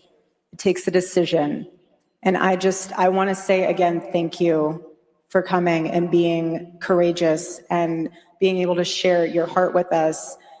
And the reason why that also holds true sentiment-wise is because I know that you are getting a lot of backlash from your own industry. What is your reaction to that? I didn't notice. Amen. I feel the same way. When people are like, what do you think about them? I'm like, I don't think about them. Now, what was it? Now, Nicki Minaj is no longer on Instagram, I believe. Now, she says she was kicked out, but the way the media is framing it is that, she deleted it because she lost 10 million followers on Instagram and all that good stuff. But hey, she's over here on Twitter having a good time, though. She's over here on Twitter literally trolling people. Trolling the news reporters, trolling the media hit pieces, all of them. Respect. I think it's fun to troll people. That many. Well, she's a worldwide popping rapper and R&B singer. So if she didn't have that many, I'd be shocked. Bro, she had like 20 million. Now she has 10. Like, Oh, And do you think that woman is losing? You know what's crazy? When these liberals be like, "I'm unfollowing you," or "I'm not buying your product anymore," it's like, bro, you realize that I've made all the money that I ever want to make in my life? It ain't nothing to me. literally. well, It's like, and bro, what she go ahead. as I say, I also know some some people from my mom's church even went and said, "Well, I don't listen to it." I was really happy with what Nikki said, so just to kind of show my support for her, I went and bought some of her albums and her merch. Not that I'm not listening to it because I don't agree with the music, but I agree with her. So Yeah. she's getting support that she's getting more support for or other support now too. I would say this: all black conservatives should low key just huddle around Nikki and defend her. I would stand on defending her, and I'm low key willing to debate anybody who said that Nicki Minaj should be ridiculed. I don't think it should even end like this. Why? Because it just shows that the black community has a cult mentality that we cannot accept any way of thinking. And guess what? We don't debate. We just ostracize. We demonize with no debate. Crab Because in a guess barrel. what? These black liberals can't win the debate because they're the main reason why our communities like this. They're the main reason why we have low birth rate, high crime, and low economic opportunity. They're the main fucking reason, and that's why they won't never debate. And they'll just sit there and call you an Uncle Tom. Sad. What I tell you about telling the truth again? Oh, that video that I sent you. That video I sent you is Got gonna you. it's some history in that video. Versus Malcolm X. If Hold on. Martin Luther King versus Malcolm X. If one of them had to be a symbol for Black Americans or for America today, Malcolm or Martin? I would put Malcolm in a very slight first, but I reject both of them. I reject the Nation of Islam that Malcolm represented, and I reject the social gospel that King represented. Yes, it's true that Malcolm X was more focused on building up your communities, stop begging white people to get into their Closer places. to Booker T. Right. He was much W.E.B. closer to Du Bois. Booker T. Yeah. However, there's a third person that nobody recognizes, and we'll talk about this in the film as well. You didn't see this part, but Joseph H. Jackson. Joseph H. Jackson was born in 1900, which would have made him 15 years old when Booker T. Washington died. And he died the same year that I was born in 1990. So he lived a very long life. During the Montgomery bus boycott, he initially thought that this was a good thing. So he offered to donate some buses to Martin Luther King. Martin Luther King said, no, we're not interested in the buses. King was more interested in using the boycott as a jump off point for what he was really trying to do, which was pass legislation to implement some degree of socialism into America. That's what he was really interested in. Yeah. He wasn't interested in this kind of build up your communities and pull No, up. that's actually true. No, like Martin Luther King was a Marxist socialist. Like, Yeah, that's most people don't like to hear that, and they like to That's paint him as a martyr. He was a Christian martyr. No, he wasn't. Bro, Nah, I'm be real listen with to the you. rest of the stuff he said. Like there was just like this black historian that was on Tucker Carlson. He was going over the history of Martin Luther King, and I was like, God damn, it's almost like they didn't slander this man's name, but they was just telling the truth. Like, yeah, he did some good things, but let's be real. Like, people try to sit there and paint a pretty picture for him. I'm just like, no, let's just tell it what it is. Like, let's be real. He wasn't doing it honestly for the black community. He was mainly doing it for his social idealism. We're not Or even going to socialist talk about ideals. the cocaine and hookers. Yeah, of course, white women, cocaine, hookers. That the FBI called them in, which is tough. Wasn't But I was gonna say, wasn't there something also with Rosa Parks with that too? Yeah, her husband had a car. I mean, Yeah. Yep. Actually, you know what's crazy too? Rosa Parks. I mean, it's kind of funny how nobody ever get mad at, like, I don't know. Wait, was Rosa Parks married to a white woman? I mean, a white guy, or was that Maya D'Angelo? That's Maya D'Angelo. Maya D'Angelo is married to a white guy. And I remember I brought the point up. I'm like, hold on. If we hate all black people, or we just going to call them all coons who dated white people, I mean, all right, then cool. Are y'all ready to call Maya Angelou a coon then? Because y'all won't fix y'all mouth to do so. I bet you won't. Right. All right, then. So then stop calling black people who date white girls coons. Stop making black women who date white guys, stop calling them stuff, because you won't say that to Maya Angelou. You won't use that towards the women of our past. So shut the fuck up. All right. Let's get right back into this, though. He offered to donate some buses to Martin Luther King. Martin Luther King said, no, we're not interested in the buses. King was more interested in using the boycott as a jump off point for what he was really trying to do, which was pass legislation to implement some degree of socialism into America. That's what he was really interested in. He wasn't interested in this kind of build up your communities and pull up your own bootstraps. In fact, he besmirched the pull up your bootstraps philosophy. Hey, how can a bootless man lift up himself by his own bootstraps, said MLK. Bootstraps, and many Negroes, by the thousands and millions, have been left bootless. Joseph H. Jackson. Oh Lord, so he's the one who sold this bootless fake mentality. Yep, exported it to the black community. And this is why these people. Oh God! All right. He was the president of the National Baptist Convention, which was the largest Negro church convention in the world. He was a student of Booker T. Washington, to be sure, but he was also a proponent of the biblical gospel. He believed that the Bible was the inerrant word of God. He followed the Booker T. Washington program in that when white people don't let you into their spaces, don't fret it. Build your own thing. An example of this is there were some sharecroppers in the South who were constantly being cheated by farmers. He bought 400 acres of land here in the South, and they allowed these Negro farmers to work the land rent-free, encouraging them to pocket their money, save their money so they can go and buy their own farmland, not beg the white man to let them in. Or beg the federal government. He believed that the answer is in what you can do with your hands, what we can do creatively with our own resources. Ebenezer Baptist Church was under the umbrella of the National Baptist Convention. King's church. His dad's church. Yeah. And the reason why that's important is because Martin Luther King and his contingent tried to oust Jackson from his leadership at the National Baptist Convention. So they built up a little army and they... Oh, no, you got one guy trying to unvictimize black people, and then you got the other victimizing them. Yep. And bro had the realest strategy. I'm like, what? Like, bro, work on this farm. Look, bro, you gonna stay here rent free, but man, stack your pockets and then go out into the world, bro. That's damn near what the immigrants do today. That's like what Mexican Arab families do. Like, what? Oh, now we got this defend for yourself mentality that honestly is destroying our community. Keep going. It gets crazier. Tried to elect a minister by the name of Gardner C. Taylor, who was also a proponent of the social gospel. There was a fight that broke out where they tried to grab the microphone from Joseph H. Jackson. A minister was pushed off the stage and died. Joseph H. Jackson kicked Martin Luther King and his friends out of the National Baptist Convention, and they went on to start the following year what was called the Progressive National Baptist Convention. So anyway, Joseph H. Jackson was the most well-known Negro minister in the world in his day. Today, he's relegated to a footnote. And the reason for this is because when you look at somebody like Martin Luther King, who had as his handler Stanley Levison, who was very well connected. He was the #1 financier for the Communist Party in America. He had connections in the government. He had connections in the media. He was, for all intents and purposes, MLK's publicist. He would arrange MLK's schedule, telling him who to go meet with on this day, on that day, what church to go preach at, which magazines and newspaper journalists to sit down and interview with. The relationship between Levison and King is you had the kind of making of a giant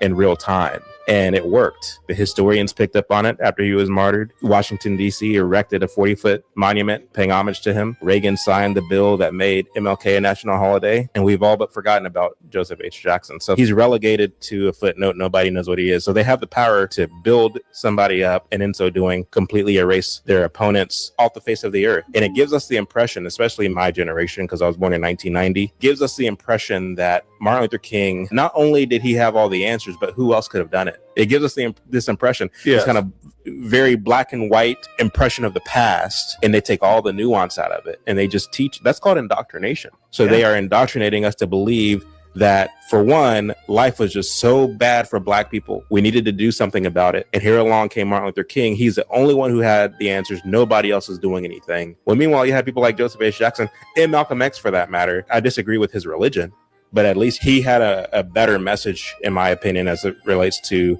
what you must do socially than did Martin Luther King. Yeah, that's when people ask me, who do you like more, Malcolm X or Martin Luther King? Even without knowing the full details of Martin Luther King, I always chose Malcolm X. I said he had a more proactive approach.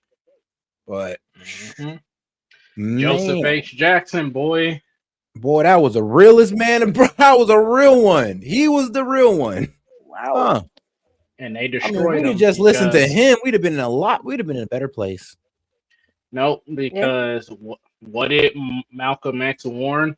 He was like, I don't He said, I'm more susceptible to listen to white people who just straight up say they don't like black people because you know what he's gonna do.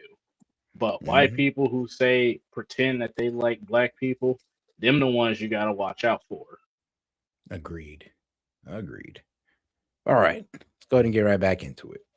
Unless they And then- marry you, then And then after that's this, shoot, I'll go ahead and give you guys a special. Y'all wanna? I was gonna go ahead and throw on the new Dave Chappelle comedy. Well, yeah, new Dave Chappelle comedy in the Discord. So I can do that for you guys. Yeah. Real quick, I was gonna say that with that thing I was talking about with the liberals and Hitler, there is a video on Gen Chat. If you want, you don't have to, obviously, but if you want to show that, that explains it a lot better. All right.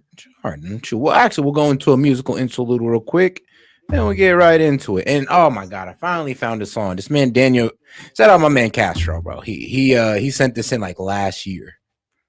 It's funny.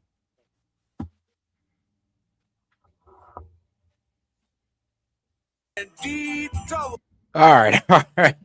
What the hell is Bruh, I don't know why, but I actually like the song. I don't know why. Castro put me on to that. It kind of reminded me of the. Oh, I can't think of the song now. Old song. But hold on now. I do remember. Hold on here. I actually got your video up. Got your video right here, Tove. Don't worry. I got you. No, you're fine. Here it is. Well, there we go.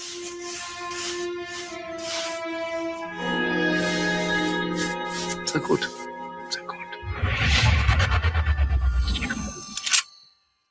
I'm a time traveler from the year 2025, and I've come here to kill you, Hitler. Oh, not again. I'm never gonna have enough time to finish these paintings with all of these time travelers trying to kill me. Well, I'm going to succeed. Before you pull the trigger, can I just ask why? Why do all of you people want to kill me? Isn't it obvious? I'm a progressive, a liberal, a fighter. And you are a fascist who implemented a reign of terror. And while the effects of your policies devastated the world for decades, soon we will be able to take back the White House, and we will be able to use the government to force people to follow our great ideas. You want to use government power to force your ideas on the populace. Me too! That's fantastic! What? No. Ugh. You and I have nothing in common. What I'm saying is there are people in our time with dangerous ideas, and we need to silence them. Silencing those who disagree with you. I do that too! Oh, wunderbar! Oh, the Nazi movement will not die with me. Don't give me that! I'm enlightened, and you're as bad as... well, as Hitler. Listen, what I'm trying to say is we are very close to implementing a utopia, as long as we can get rid of some certain undesirable people groups. Yes, like the Jews. Yes, like the Jews. Oh. So in the future, you also do not like the Jews?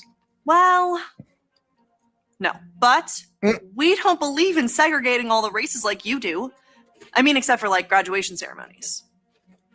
And dorms. And hiring practices. Oh, and admissions policies. That sort of thing. I too am a fan of the segregation. I'm sorry, I have to ask, is this a real firearm or is this some kind of toy for kids? It's a flare gun. I'm trying not to support America's toxic gun culture. I'm a firm believer in gun control. Gun control! This was one of my ideas too. Ban them from the undesirables. Yes, look here. Oh, and your shirt. This is an organization founded by Margaret Sanger. Yes? Wait, you know about Margaret Sanger? Jawohl, of course. Oh, she's such a lovely person. No.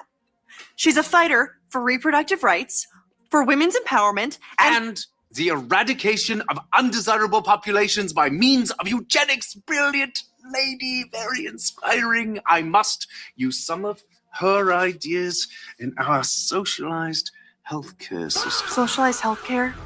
That's not your thing. That's our thing. Oh no, it's very much my thing. No, yeah. Did you know that Nazi means National Socialist German Workers' Party? Nazi is just more catchy. Nazi, Nazi, Nazi, Nazi, Nazi. Just rolls off the tongue. No. This can't be true. This has to be some sort of mistake.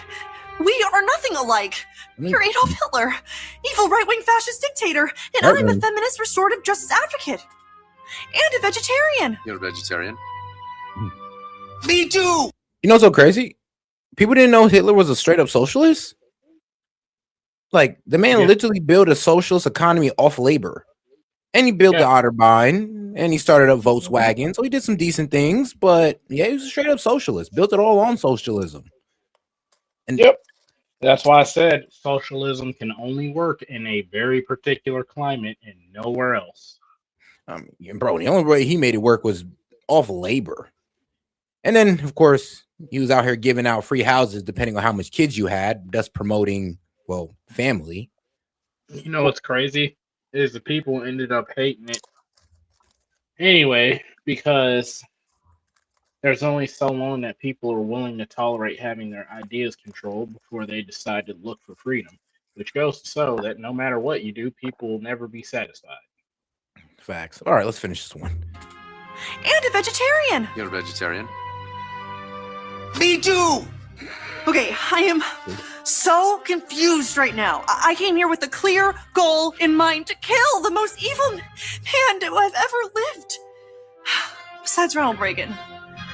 But now that I'm meeting you in person, you're not at all what I thought you were. And your painting is actually really good. What do you call it? I call it Ein Reich ohne Juden. Empire without Wow. Jews. I don't know what that means, but it sounds beautiful. All right, that's funny. It does, doesn't it? Now, if they did that with a black man, he'd probably immediately kill him. Bro, an empire without Jews. Oh man. No, it is funny though. Like I said, a lot of liberals don't even understand. I'm like, a lot of what y'all preach is a bit fascist. But all right, I mean, go ahead, bro. Cook, my fascist friend, cook. Cook it yourselves. You're not cooking anything on any points. Oh man, that was funny. That is funny. And I know it's satirical, but it was satirical, but it was it's very much true. It is. Like, if you don't know, yes, Hitler ran a socialist country. Like the Nazi Socialist Party, yes, it was socialist. And the people were pushing that for the same socialism in the United States. The same people put for socialism also wants to censor speech. I don't know. Also, believe in identity politics, just like Hitler, just like that, just like your boy Hitler. I find it kind of ironic that the group of he would be a liberal. I find it kind of Yeah, I find it kind of ironic that people that go around screaming, "You're Hitler, you're Hitler, you're Hitler," believe in his ideas. Yep. That they call Trump Hitler. Boy, and they practice a lot of Hitler as well ideology. That's so crazy. So imagine practicing all of Hitler's ideology, but then Donald Trump's the fascist. He's the Nazi. But you basically believe in almost everything that the Nazis stood for, besides the eradication of Jews. Yep. Well, actually, hold on. Never mind. I mean, let's be real. You do believe that, well, what? The conservatives, like, I guess they think that, the conservatives are an undesirable group. I guess you are like Nazis. Huh. They believe anybody that thinks differently than them is a undesirable group. Who are we kidding? Bingo. We don't even think about them. We don't have time to. We're too busy building, right? Yeah, we're the cool kids. Okay. The other people, they're the ones who are still just disgruntled, but really they're just disgruntled with themselves. They are angry with themselves, you guys. So you can't wake up and think about somebody who is determined to just stay mad. I literally tell them, stay mad. Amen. Stay mad. because we're going to stay joyful, and peaceful, and iconic, and smart, and we're going to stay thinkers.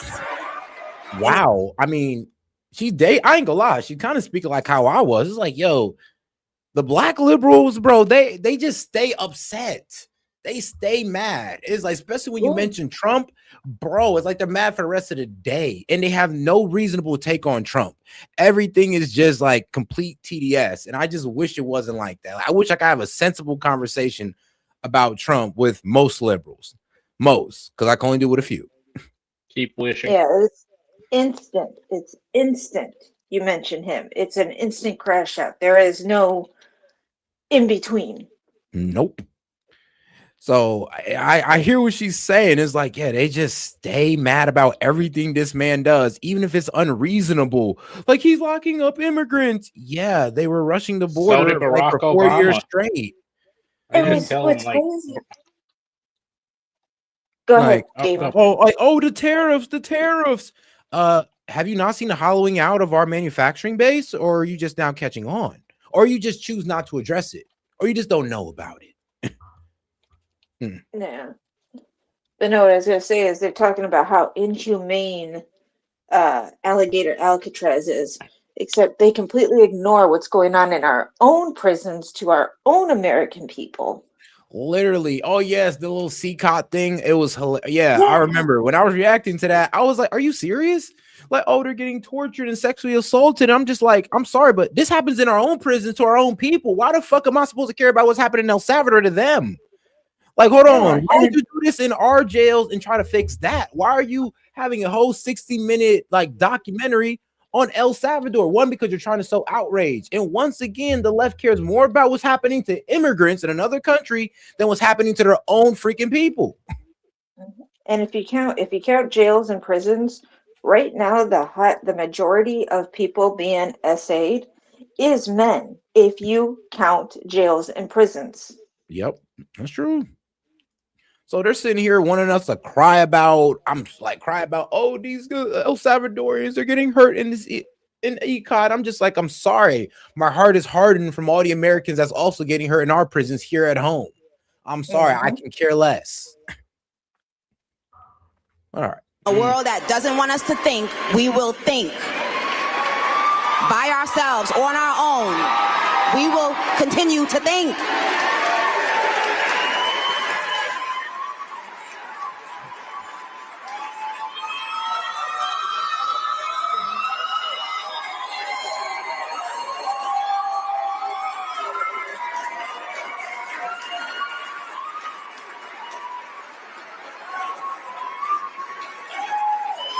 This is something I know that's really important to you and on your heart. And I personally want to know what inspired you to speak out for the Christians that are being slaughtered in Nigeria. Well, and that brings me back to our great president and this administration and our great country. That we take for granted that there right now in this world are people who cannot worship God as they please, where they please. We take it for granted because we have it. We can't even imagine not having that right. But every time we pray and fellowship, we have to remember the people that are right now in this world hiding to pray and fellowship. And we have to pray for them. And first of all, Nigeria is a place I've always loved. Someone very dear to me, my pastor, is Nigerian. I have lots of Nigerian barbs. And so hearing that people are being kidnapped and while they're in church, people... Oh no, I'll go a step further. They're being kidnapped, lynched with their women are being lynched with their children. Guys are being ran over by trucks, arm by arm. So they roll over one half of their body and then roll over the other half. These people are hiding in ditches and they are being actually burnt alive in those ditches because they're, instead of just trying to, drag them out, they're burning them alive in the ditches that they're trying to hide in. And there you go. So, that's what's gruesomely happening in Nigeria. And you know what else is crazy that's happening? These people of the women of these Christian pastors and men or whatever, they'll kill the entire family of these Christian women and then just leave them for dead. Yep. Exactly. I mean, do I really need to? Let me see. Do I really want to do this? F it. I'm doing it. So let's get into it. So because apparently the black community must be dumb because they're, I mean, sorry, I'm being a bit too facetious right now, but it is what it is. They're retarded. Call it what it is. They're willfully retarded. Our tradition to open court. But we have to do it to show the world. To show the what is happening in Jesus' name. In Jesus' name, we don't open coffees normally, but we had to do this to show the world the gravity of the Christian genocide going on. This is a mass burial of Christians who were massacred just 4 days ago by Islamist barbaric animals in northern Nigeria. They are called Boko Haram. Just 4 days ago. You know what's crazy? They're only covering, I forgot that other country that's close by it. All major news outlets are covering that horrible atrocity, but they're silent on Nigeria. Mm-hmm. Yeah. No, literally, they had to push mainstream media to cover this. Mm-hmm. So, and all they get is and all Christians get is a footnote. So if you guys ever wonder why I be so passionate about, for us to try and get a better. Sorry. If you guys ever wonder why I'm so passionate about, standing up for Christians and trying to be so gung-ho, this is why. This is an actual atrocity that's going on right now, and nobody knows and nobody cares. And you have a literal pop star who's coming out and saying something about it and getting all types of backlash. Instagram, Snapchat, Facebook, even TikTok and Twitter are actively suppressing it. And check this out. My fellow brothers, I will challenge you on this. If you say you are a Christian and you refuse to do something about us, you have committed suicide, you have killed us, you have assassinated us. Our blood in Nigeria is crying in heaven, and we are crying, who will God use to deliver Nigerian Christian? Are you the one? I went to Plateau State, Nigeria, an active conflict zone where Christians are being killed every week. What I expected to find was a relatively simple conflict over grazing land between farmers and herders. What I actually found, though, fundamentally changed how I understood the situation for Christians in Nigeria. It's very real in this area, I think, more than maybe any other area I've ever been to.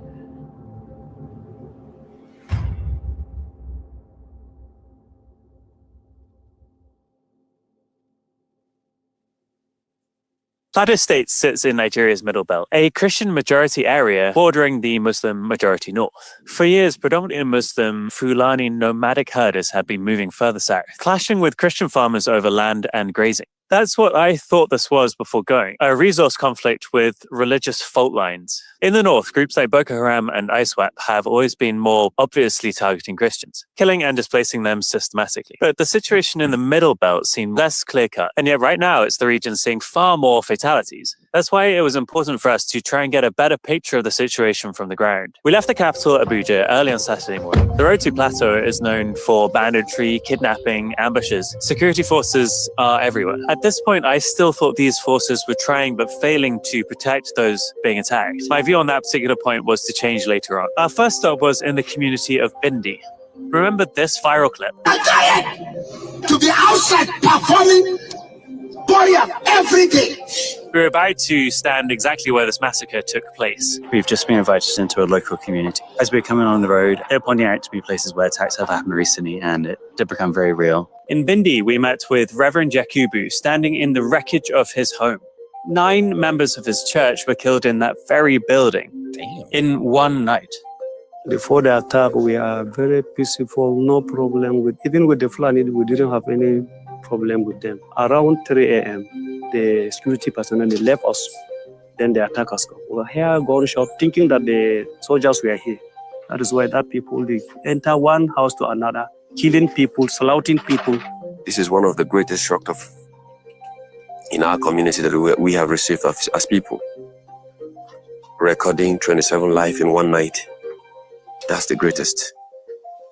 Driving further that day, we met 3 pastors who had actually traveled from other communities that were too dangerous for us to visit. The people that have been killed every week, we almost bury 2-3 people, almost every week.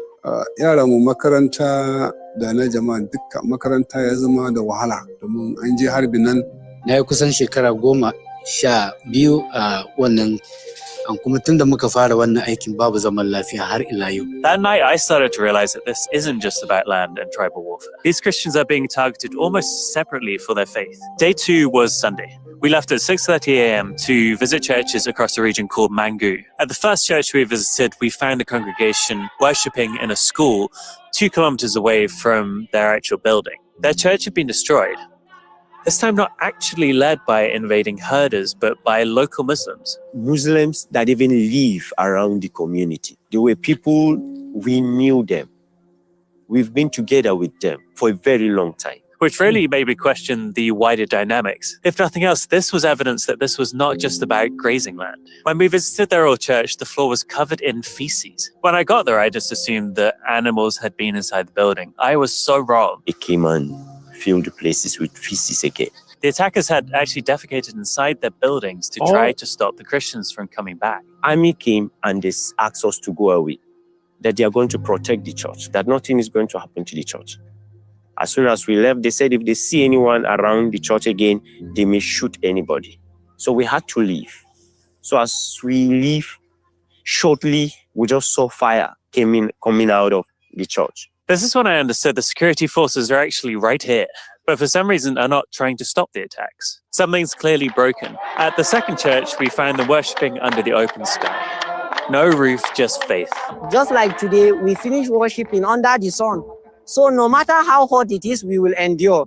No matter how cold it is, we will endure. On day 3, we visited Pastor Ezekiel Dachimo, the pastor whose viral video at the mass burial in Bindi brought global attention to what's happening here. We just arrived at Pastor Ezekiel's house, and I think we're counting maybe 4 or 5 security guys already. Our photographer. A good shepherd must give his life for his flock. A good shepherd must surrender all in all. To die is gain to me. I will see Jesus. I will meet Jesus. And I'm ready to speak for my brothers. We just left Pastor Ezekiel's house. This is a guy who's clearly really valued by his community. From there, we swapped cars for motorbikes and rode 40 minutes into the bush to reach communities that we could not reach by road. At the first community we visited, we met a lady called Tafusa. Her husband had been the pastor. When the Fulani attacked, the family fled and hid. But shout out Tori G. Appreciate the Merry Christmas. And also, you're right. Yeah, it was a breaking. President Trump designated a deadly attack on ISIS in Nigeria as a Christmas gift in response to their attacks on Christians. So yeah, we've already struck them. Already. I ain't gonna lie, I'm actually happy because these guys are ruthless. Like, from what I'm hearing right now, they deserve every bit of it. Because I don't not even the locals can understand why they're doing this. They're like, whoa, we used to chill together. What's this radical hatred towards the Christians all about? Like, they thought it was about land, but it's not about that. It's just that they just do not like Christians for some reason. And here's the thing, and this is what I was telling you earlier when you couldn't really understand like the point of why I was getting mad. This is everywhere on the globe. And when you say, oh, well, they're just not hard and they don't take it serious. No, this is systematic. Nigeria is just one example. It happens in China. It happens in South Korea. It happens in Japan. Their governments have gotten really good at covering up when it comes to Christians.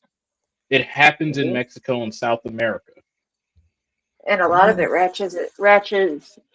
A lot of it gets worse around Christmas. Mm-hmm. Like in religious persecution, like in Europe, both Muslims and the Christians in China. No. Like in in China, because they hate any religion. Like in Germany and in France and everything, there are news articles over it.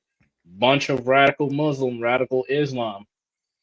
Not saying not even just radical Islam. We're talking about atheists and stuff. bunch of radical transgender people burning down Christmas trees, attacking churches, setting them on fire. And it's like whenever we try to stand up and say something about this, then all of a sudden it's you need to chill out or you need to ride harder or this, that, and the other. I ain't gonna lie, I ain't trying to be rude set, but like, yeah, when you say you need to ride harder, yeah, you're contributing to the problem because you just don't know. I'm being real because you do need to ride harder because that's exactly what. Think about it. You guys are riding harder for Nigeria. That's why it is being looked at. Like you guys weren't riding for the. I'm being real with you. You guys weren't riding for the Christians in China. You weren't riding for the Christians in Japan, nor in Germany. But Nigeria is now a special case. Hold up. We are riding hard for the Christians in China. The problem is, one, we got the Great Firewall. Two, it's the CCP. And most of those Christians that do get caught up, they're usually executed or killed. So a lot of those Christians are underground. And if you're going to sit up here and tell me you got to ride harder for the people in China, China's going to look at you and be like, this is not happening here. I'm thinking about it. Hold on now. You're kind of making a special case out of China. I'm saying all cases. I'm not making a special case. I'm using that as I'm addressing each one as it goes along. China doesn't even want to acknowledge that they're killing the Uyghur Muslims, and they don't even want to acknowledge that they're killing the Christians. So that's just a different thing. They're a communist nation. They don't want God in any way, shape, or form to usurp authority from the machine. We can both agree to that, right? Yeah. But like everywhere else, yeah, when we ride. Like, think about it like this. You say we're not riding hard for any of these other nations. What happened in the UK? They passed a law to where if you pray, you're getting prison time. And people are going to jail. Churches that deem the government can arrest you for things that are deemed offensive to the government or to other people. So that eliminates over 90% of the Bible. In Australia, they banned the teaching of the Bible in schools and stuff, but they make them pray on Muslim mats. And I'm not saying that if we're going to do it like that, then we should ban all of it. But they're picking and choosing. And then when we say something about it and we protest, locked up, labeled as terrorists, or arrested. I done already told you about the GoFundMe that got shut down. Oh, yeah. By the way, pastors who help homeless people and they get GoFundMe started, the money is actually mandated to get sent back to the people that donated it. So it never even reaches the people that it's intended for. Yep. But it's covered up and it's blanketed away from everybody's face because they want it to seem like, oh, we're just complaining without actually doing anything. No, we're taking steps. It's a very systematic and methodic approach to pushing down this. And when we try to call it out, nothing gets done about it. Think about the leader of that video I showed you over the third. I forgot his name already. But the pastor, he was a footnote. All his work got suppressed because it was rooted in biblical theology.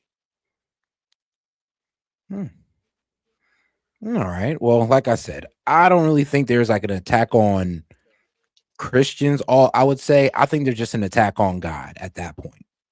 Because if that's the case, then yeah, they just don't want God or anything but the government's speech or the government's scripture in the heads of the people. If it's an attack on God, then why are other religions able to freely abound and pray? I'm gonna use Toe for an example because she's a different. I'm gonna use Toe. Hold up. I'm gonna use Toe for an example.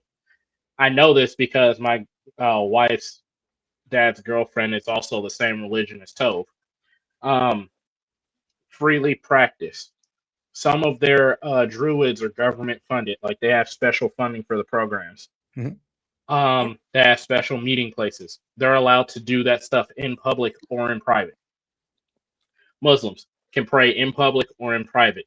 Government funded buildings. I'm not joking. In a few cities I looked up, the government is actually building mosques on behalf of Muslims. The same thing with Hindus, with Buddhists, they're building like Hindu statues or Buddhist statues or whatever. almost every church, like for example, the church I'm going to, they tried to reach out for government assistance, got denied. This is not the first church I've seen that happen to. In San Diego, all of those churches were really just self-funded. Yeah, even my my mom's church, they have tried. They had to build a new church because the one that they were at was it was a hastily built structure.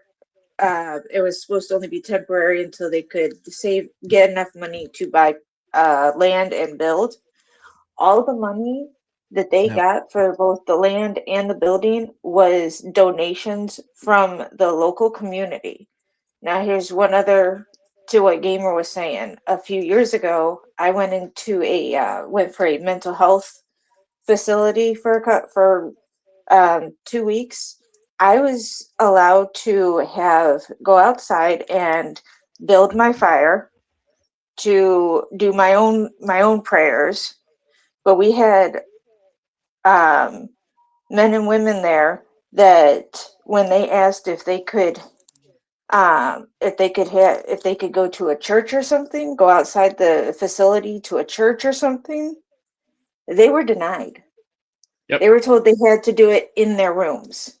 But I was allowed to go outside in the courtyard, which was outside of the gated area because it was like a resort kind of setup, but it was really weird.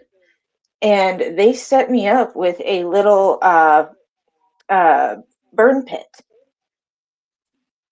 And I could go out there by myself to perform my prayers. But And they then couldn't request a bus to take them to church on Sundays. They had to do it in their room. They couldn't even do it together. They had to do it individually in their rooms. Now, I will tell you one thing, and this is true. In the military, if you are on a certain shift, so like Muslims who are in the military, if I know because I've built watch bills, if it's your turn for watch and you're a Muslim or you're a different religion like Tobe that requires you to exercise, that requires you to do something at a certain time of day, and that's your religion, I've built watch bills around these specific times. Like we can't. I forgot what it was. What article it is, but So y'all can't gather in mass prayer. We can, but here's the thing: there's no special time permitted for it. It's nowhere in the books. I'm trying to dance around my words carefully because there's some other stuff I can't say. But we can gather in prayer, but there's no time allotted for it. Not unless it's on your own personal time. And if you're fasting as a Muslim, you have extra rest time. They're not allowed to give you a certain amount of work or whatever. Or during Ramadan, they usually will send you off on TAD for Ramadan. For other religions, if you have to do like accommodations for religions, I get that, the workplace and all that. Yeah, but there's none for I know because the Christians don't really. I mean, let's be real. Do the Christians really demand Actually, yes. In 1947, there was a guy who went to the army and he had a religious conviction. He could not touch guns. They tried to do everything to get him kicked out of the army. Literally whoa, everything. but why go to the? Whoa. Hold up, Okay, because he went in as a medic, and he was good at like helping people and fixing them up. Okay. But every medic in the army went had a gun, but he was like, I can't touch it. They literally sent this dude out on the front line, whole bunch of other stuff. Towards the end of his service, he ended up because he didn't have a gun or whatever. In his little interview, they said that what saved him was not because they were on Japan, like the actual shore, and they were fighting a cliff face, trying to get a foothold. He said what saved him was not having a gun in the first place because he was able to move quickly in and out of the little holes made by the grenades and he was able to rescue everybody from his platoon. And he worked for 2 straight days nonstop getting people out of there. To be honest, I don't think Christian has too many, like, Christianity doesn't, kind of force too much accommodations on y'all. Like, all right, like, think about it like this: the Muslims have to pray 5 times a day, and yeah, you're right. The workplace accommodates that. Yeah, I've seen the workplace accommodate Christians. The only time I've seen it was a couple guys I used to work with who are devoted Christians who just said, "Look, don't ever schedule me on a Sunday. Like, don't ever do it. And on this day, don't schedule me on this week on Saturday." So they had accommodations, but there just weren't as much as the Muslims. So I would say this: Christianity is a less needy religion. I'll tell you that. Well, here's the thing: multiple, and there's actually whole forums on this, and you can pretty much go to any like real church, going Christian, and they'll tell you the same thing. Most of the time, so we actually aren't supposed to be working 6 days a week, 7 days a week. We're actually supposed to only be working 6, which is something that the Jews did say. Yes, that's one of our long-standing commandments. That means every single day throughout all of history until we die, we're only supposed to be working 6 days a week. Any Christian that goes to a job and they're Christian, jobs typically will not hire them. They won't say they won't hire them because of their religious practices, because then they can get in trouble. They'll usually say things like, "Oh, you weren't a good fit. You want to get this. We went on with somebody else." I don't know about that. I've seen Christians get hired over Muslims just because they don't have so much accommodations. That ain't been the typical Christian. That ain't been the typical Christian lifestyle. Because most Christians, especially I know a few at my church, they go to church and their job is think already about kind it. Think of about it. blowing An them up employer to rather get deal back with to work. somebody taking 1 day off a week than somebody who's like Ramadan, bruh. Like, you know how much days he gonna take off for that? And how much time they call in sick just because of fasting and all this good stuff. Trust me, I know about this, but I know how much. I would say this: Christians are way easier to work with on the job and like in manufacturing and all that good stuff than Muslims, because they require less accommodation. Now, if they would ask for more accommodation, they'll get it, but they don't. And power to them. There's also the ones that there's also the ones that practice the Sabbath on Saturdays and not Sundays. And a lot of, especially like in entry level, they want you working Saturdays. So if you can't work on Saturdays, they are less likely to hire you than someone who's willing to work on Saturdays. I have been turned down. But then again, but let's be real though. I mean, any religion could hold you back from employment, to be quite honest. Well, but real So quick, that's fair. It's fair across the board. The soldier that Gamer's talking about, the movie Hacksaw Ridge is about him. Yeah. Okay. It's based off a real story. Yeah, but in my opinion right now, it does seem like, well, it's kind of fair when it comes to that. Well, I mean, if you guys don't get hired because of your religious values, yeah, it's mainly because there'd be too much accommodation. Like, I believe there's more accommodation, you're right, for Muslims in the workforce than Christians, but then it's only that way because, well, Christians don't require that much accommodation than Muslims do. But the point that I'm saying is it's not spread out evenly or fair. So, like, think about it like this. Well, it kind of is, because, like I said, if you guys required this like more and you weren't getting it, then yes. But you guys don't require more.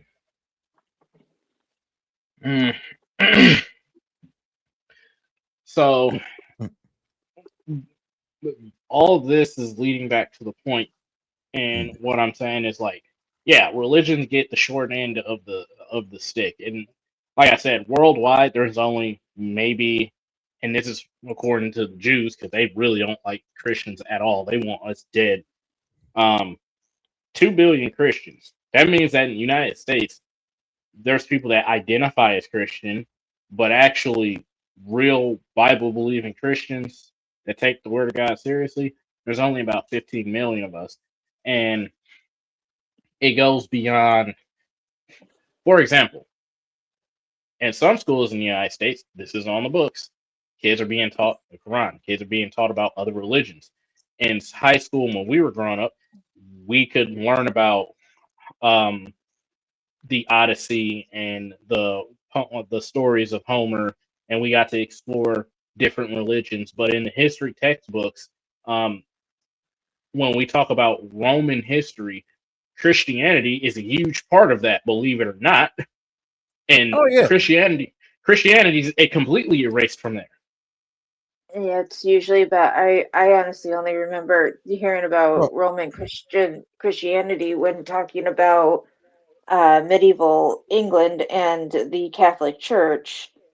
And the But otherwise, the Catholics aren't Christian. they are Christian. Come on, bro. No, I'm historically speaking, from a historical point, they are not, because they Yes, they actually bro, killed they off. worship Jesus. So no, they don't. Yeah, They they believe do. in Bro, they worship so Jesus, bro. they You'd be don't. hard pressed. Bro, I ain't gonna. We're gonna have to get a Catholic on here one day for this debate, because I don't So think you can convince a Catholic that they do not believe in Jesus. They're gonna look at you crazy, bro. no, it's not saying that. That doesn't mean that they don't believe in Jesus, but they They also pray to him. worship. no, Yes, they but they don't. They also. pray to Mary. No, They they pray to pray to Mary. Jesus. Bro, I talked to the Okay, Catholics so and my they Pull it were up mom like, on. bro, You can whoever pull it told up. you that, they're tripping and they don't know Catholicism. So Pull I it would up my have on. to get an mom actual raised Catholic on Catholic. here and have you debate that one, because to be quite honest, they're not in alignment with you. They don't even know what you're talking about. They're like, what do you mean we did pray to Mary? We pray to Jesus just like you guys. They consider themselves They Christian go. just like No, you they guys. go. Hold up. I mean, bro, So even they go. everybody in the chat's going like, bro, you for real? Hold up. Hold up. Go ahead. They go through Mary. They do confession of sins to men.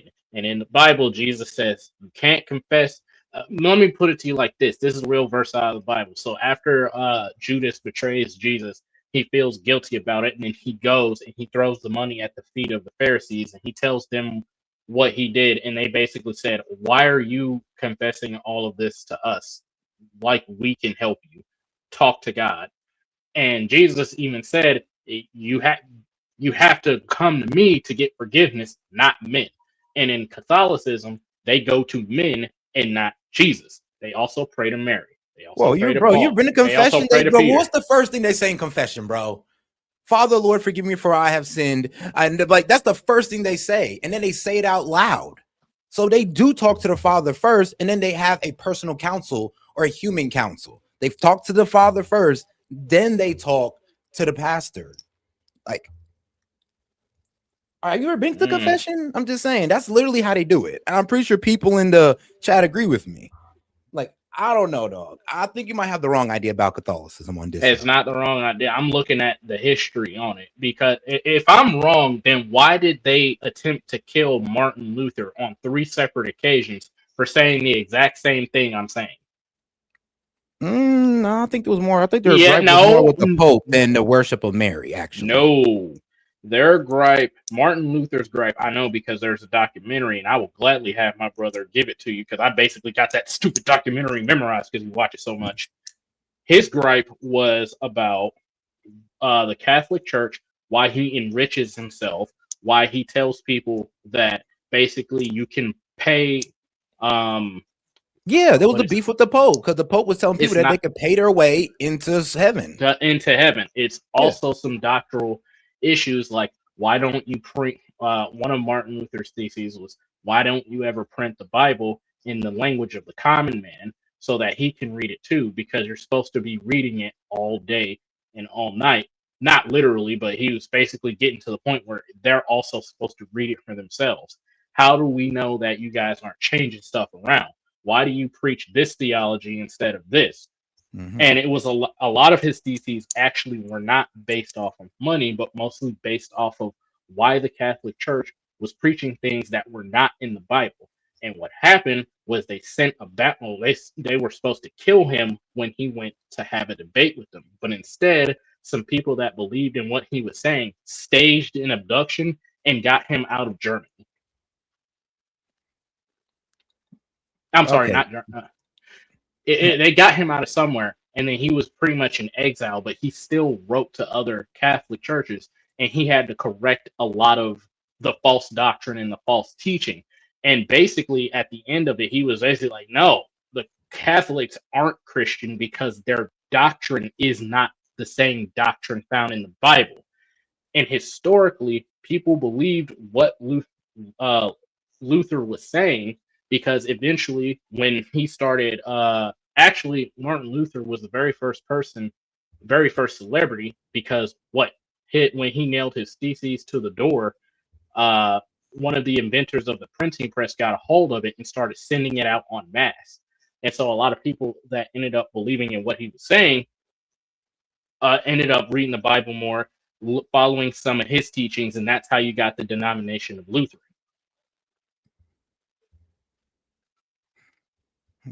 Okay. All right. Still, they're Christians, bro. They pray to Jesus and all that good stuff, just like you do, my brother. I don't think trying to separate yourselves from people who think just like you, who believe the same thing you do, is a good idea, and trying to ostracize yourselves into just 15 minutes. So I got a question. Real quick question. I got two. I need you to answer them straight up. No other workaround. All right. All right. What did Jesus say about himself? Well, he didn't call himself the God, I'll tell you that, but somehow y'all got that translation. Let's see. He did. He equated himself. He said he was God because God. No. He said him and God is one, and we all have the divine spark within us. So therefore, we are all one with God. That's how Christians interpret it. No, what he said exactly, which is why the Jews killed him, was before Moses was, I am. And on Mount Sinai, when Moses said to God, what shall I tell the people your name is? God said to Moses, tell the people that I am have sent you. And Jesus directly said, before Moses was, I am. So he directly is calling himself God. No, I don't think so. Actually, that is a quote for quote. Trying to keep himself from calling himself God, and that's what the Muslims have with you guys. Is that think about it? That's a direct quote. Debating you on that, and he was like, "So hold on. Me and my wife are one. Does that mean I'm my wife?" No, that's not what. That's but he was explaining his relationship with the Lord, meaning the God are one. No, he said before, quote for quote. I hate when people do this. You give them a quote for quote, and then they try to find a workaround. It says exactly what it says. He said, before Moses was, I am. There was nothing else behind that. When Moses asked God, what shall I call the people? What shall I tell the people your name is? Tell them my name is I am. Jesus and God both said the same thing. So the song, that doesn't mean he was equating himself to Jesus. He literally did. That's why the Jews killed him. Bro, if that's not the Jews killed him because he was going against their traditions, and he was calling out the usury and the animal sacrifices. No, actually, the Jews killed him because he was doing stuff that was against, quote unquote, against the 10 Commandments, when actually he was fulfilling the law, and he was calling out the hypocrisy, and he was forgiving sins. Which, to quote one of the Pharisees, to quote Jesus' response to one of the Pharisees, who can forgive sins but God alone? Every person that he said, go and sin no more, they were healed. If what you're saying is correct, that disproves every healing and miracle he did. That disproves every prophecy he ever fulfilled. And that makes the reason why the Jews killed him stupid. No, you're connected with that idea. So that's what you believe. It just because he's not the son of God, or just because people don't see him as this son of God, doesn't mean that none of the miracles are real. You could separate the son of God and also be like, okay, yeah, he was a Messiah, he performed miracles, but son of God, he was not. Because so I got a question. If that's the logic, then that means that every single prophecy in the Old Testament about Jesus Christ is also a lie. So can I? Because they referred to Jesus as the son of David. So here's something both of you to think about on this whole thing. The song "Mary, Did You Know?" When they are, I can't remember when it's written, but one of the lines is when you kiss your baby, you kiss the face of God. And the very end of the song, it says, he is the you'll meet the great I am. So think of it when you're with what Gamer's saying with the him being one with God, and the song. I'm not explaining this right at all, but if you think about it, oh God, I'm just gonna shut up now because I completely lost my train of thought. Oh no, you're I good. was But all going right, let me somewhere just with explain this it. then. So, because I'm gonna go ahead and also like feed into my man's point here. So Jesus doesn't walk around in the gospel saying the modern sentence "I am God," and of course, Gaming touched on that Well, in so many words. But the New Testament portrays him claiming things in Jewish context belonging to God alone, and that's why many Christians say yes, he did, while some critics say more indirect or later developed. So places Christians point to as Jesus claiming divinity, especially in John. I am and the Father are one in John 10:30. His opponents immediately talk about stoning him for blasphemy, which shows how they heard it. All right. And then there was before Abraham, which, like I said, my man brought up, before Abraham was I am. Now, all right, this is John 8:58. Again, they reach for stones. Many Christians connect I am language to God's self-identification in Exodus 3:14. Then there's Thomas calls Jesus my Lord and my God, and Jesus accepts it in John 20:28 through 29. Jesus speaks of sharing divinity, of sharing divine glory before the world existed. Now, let's see here. Places in the earlier gospel that are more implicit but still big: forgiveness and sin in his own authority, Mark 2:5 through 7. The scribe's reaction is basically, and only God can do that. Calling himself Lord of the Sabbath in Mark 2:28, and using Daniel 7, Son of Man imagery as a heavenly figure receiving eternal dominion in Mark 14:61. Now, this is why people disagree. Christian readings, Jesus' words and actions are a divine claim. The earliest church understood that way. But let's see here. You will see that clearly in John and also in creeds. Now, here's the speculators. Jesus is presented more as God's agent / Messiah. The more explicit divine language is concentrated in John and could reflect later theological development. So pretty much is all over the place when it goes about, oh well, did he really call himself God, or was he just speaking in that language, So I'm or gonna ask you. from the translation, did it just translate over to make it sound like that? No, so I will ask you one thing. Mhm. When John was on the island of Patmos, and there's a verse in there that at the name of Jesus, every knee shall bow under the earth, on the earth and under the earth, and every tongue shall confess Jesus is Lord, which Lord is a pseudonym for God. Was he making that up? Again, Christianity is too tied into history for it to be false. And then for people to say that Yeah, Jesus but is there is a not God. translation Hold up, problem hold up. with I'm not done. Christianity as well. I'm not done. The main issue that most people have is if Jesus wasn't God, or he claimed to never be God, the greatest miracle that Jesus, God, did was raise himself up from the dead. And lawyers, doctors, and multiple biblical scholars from Rome, including the Emperor of Rome, have eyewitness accounts or direct firsthand testimony from eyewitnesses stating that Jesus was not in his tomb and they seen him after they crucified him, because his crucifixion was public. And to discredit that is to basically say that Jesus isn't God, when multiple eyewitnesses say he resurrected himself from the dead and his execution was public, and multiple scholars, over 3,000 different people, say that they saw Jesus after his crucifixion. His crucifixion was guaranteed death. You were going to die after that. Oh no, for sure. But wait, hold on. What was that last point you said before that? Something about, okay. No, actually, like I said, people actually do believe that Jesus came back without, like I said, the whole Son of God connection. That's the main problem. And this is why, not me personally, but this is why the Muslims and the Jews kind of look at Christians crazy, because they're like, the Jews just don't like Jesus at all. The Muslims actually do like Jesus. They just don't think he was the Son of God.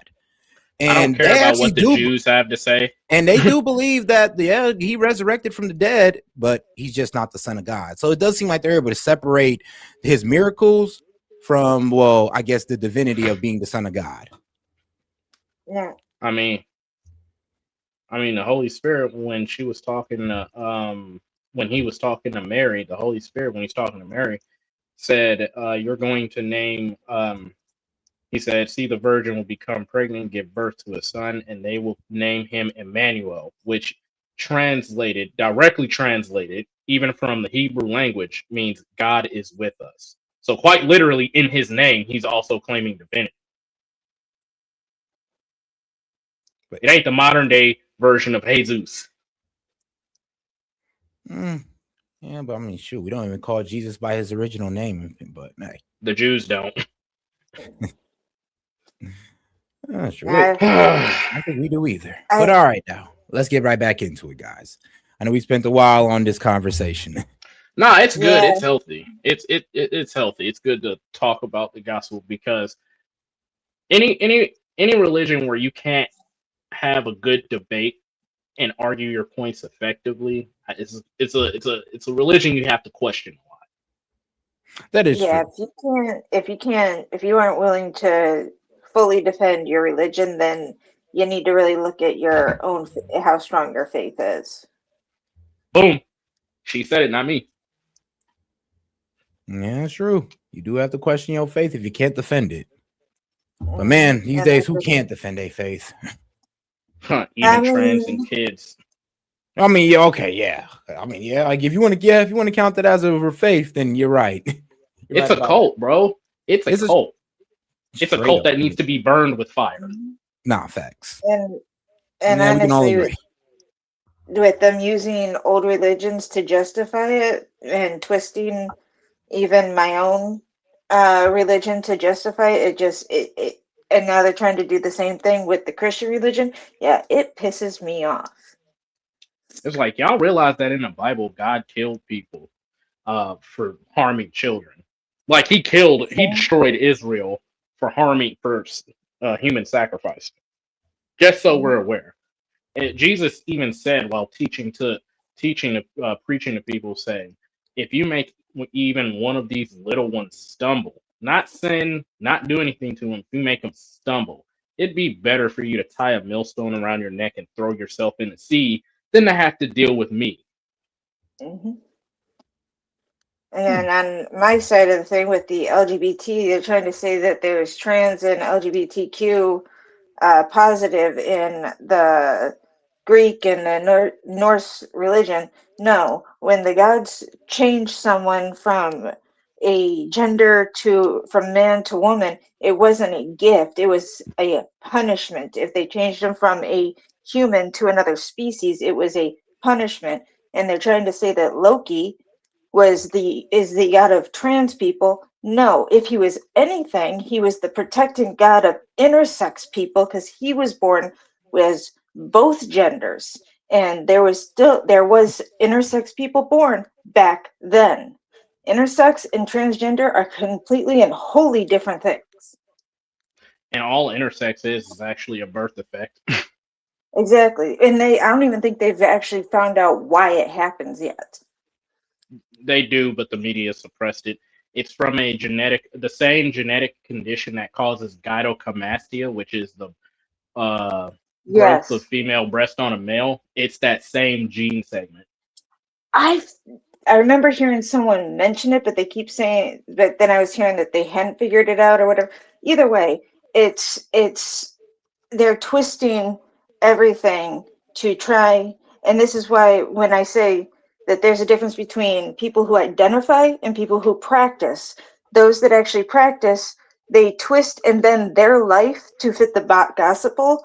Those that identify twist and bend the gospel to fit their life. Sorry, I studied a lot I was Christian, a practicing Christian at one point in my life, and I ended up, when I was younger, switching to the family religion, all that fun stuff. So hold up, so So people keep bringing up the Crusades. I'm gonna go ahead and crush that with some Oh more my God. historical fact. So the Crusades, and I know you don't want to hear this, Set, but the Crusades were actually the Catholic Church's response to the hostile takeover of Italy by the Muslims. That's exactly why the Crusades. Yeah, I mean, look, whoa. It's not that I don't like hearing it. It's just that the rationalization behind it is like, okay, so you guys can kill for your religion, but when other people do it, oh my God, the radical Muslims. Like, really? No, I'm not pushing that sentiment. You already know I'm doing this from a wholly fact-based perspective. Yeah, but no, you're right, though. You're right. When Italy was hostily taken over and they overthrew the government, the Crusades happened to basically push them back. So the Crusade, and that's why I said, because at the time that the Crusades were happening, they were also killing like Bible believing Christians. Those two things happened in that same time period. The reason why they created the Catholic Church, the Pope created the Knights of the Golden Order or the First Order, which is now tied up in all that Illuminati stuff, was because they wanted to stomp out both religions and institute Catholicism as a worldwide religion as a whole. That's what the name Catholicism means. It means universal. And they started with taking over other when they were converting other people from their religions. They started taking some of the, like with mine, they were with around the Yule, what I celebrate, the Christmas tree, the gifts, the feasts that happen.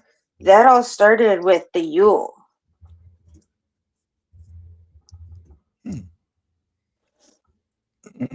Part of Christmas trees were to protect the village. Well, depending on which clan you talk to, Christmas trees were decorated and lit up at nighttime from December 21st until December 31st because of Odin doing the wild hunt during the Yuletide. So that when the wild hunt came, it usually came with some kind of great blizzard, winter storm, what have you, and villages would get buried from avalanches. So they would light up the trees to let Odin know that there was a village here, and then they would host great feasts. So that way, if Odin and his hunters wanted to partake in the food, they would be able to be gracious hosts and allow to a god in their presence. So there was drinking, feasting. The trees were lit up so that Odin would bypass the village, go around it so it wouldn't get damaged during his wild hunt. And then came Old Man Winter, which later turned into St. Nicholas, which later turned into Santa Claus, and then Sleipnir, the horse of 8 legs, later turned into 2 horses pulling a sled, and then turned into 8 magical reindeer that could fly and pulled the sled for Santa Claus. And then on top of all that, Catholics originally, I can't remember exactly what time period, but Catholics actually got the idea, if I'm understanding, because first of all, Catholics originated with Constantinople, and Constantinople was pagan. Yes, because it also came from the Merovingians. Right. And Constantinople had the little dream. We all know the story. He had. I mean, wait, hold on, bro. You know the Crusaders were fundamentally Catholic, right? But they weren't Christians? No, because they were actually killing off the Christians. I told you. There were 2 Crusades. But you said they were pushing back Islamism. Or am I bad? They were fighting. No, they were fighting both. So they were fighting both Christians and Muslims. Okay. Well, that makes sense. All right. Yeah. Yeah, I wasn't saying like, no. Catholics historically were trying to purge the Christian because, and here's how it actually happened. After the death of Jesus, the fall of Rome, Constantinople was having fights, and of course, we all know the infamous story. He had the dream where he seen a cross in the sky, and so he ordered all his knights to paint a cross on their shield, and basically go into battle, and they end up overthrowing the battle. And then he liked the fact that he had that dream and that he felt like God spoke to him so much, he started adopting Christianity into the religion, but he also mixed Christianity with Christianity with all those other holidays, and that's how you get Catholicism. Which is why if you speak to any actual scholarly Christian, they will tell you at its core, no. And then the Pope is a stand-in for God. That's how it's actually always been set up, especially during the 2nd or 3rd century after the death of Jesus Christ. And then, you got, fast forward a little bit, you got Martin Luther, and then Christianity started cropping up. People started getting baptized in the river instead of getting sprinkled on the head. And then, in your opinion, then who's the real Christians? Who's the real Christians? Denominations or? Actually, no. It's the real Christianity, according to the Bible through and through, is basically Romans Road. If you give me a second, I can just walk you through what a real Christian is. Well, all right, everybody, listen along because you're about to find out that you're not a Christian. Go ahead and cook. Hold up. I gotta go get something because I don't. All right. Well, especially in recent years. I don't have it memorized through and through yet. So give me a second. All right, I got you. We'll just play the video real quick. Hours later, her husband went back. She told us that the last time she saw him, he told her that if he ran away and was saved, he might come back and have no one left to preach to. He would rather die with his community. They shot him on the road at 4 a.m. 7 people died in the attack, including him. This is not collateral damage from attacks on farmland. These pastors and churches are apparently being attacked first. As I talked more with those in Plateau, it became seemingly clear to me that the extremists in the north have taken advantage of the pre-existing land tensions, radicalizing, riding up, and equipping the Fulani, motivating them in an eradication of Christianity in the Middle Belt. Experienced extremists join them in the attack, and any security forces that might come in their path are simply paid off. And the security forces gladly take the money, not only because, relatively speaking, they're offered huge sums of money, but also because they're terrified of a group of people that have proved themselves not afraid to be violent. And the peace-loving Christians do not, in general, fight back. I really wouldn't say this without thinking about its conclusion a lot, but what I saw and heard in Plateau State, to me, seriously resembles a Christian genocide taking place in the Middle Belt of Nigeria. But we didn't go to Plateau just to document it. As a nonprofit, Global Christian Relief, we have pledged to rebuild many of the pastors' homes and churches across the region. On day 2, we actually visited a 3rd church. This is what happened when we arrived.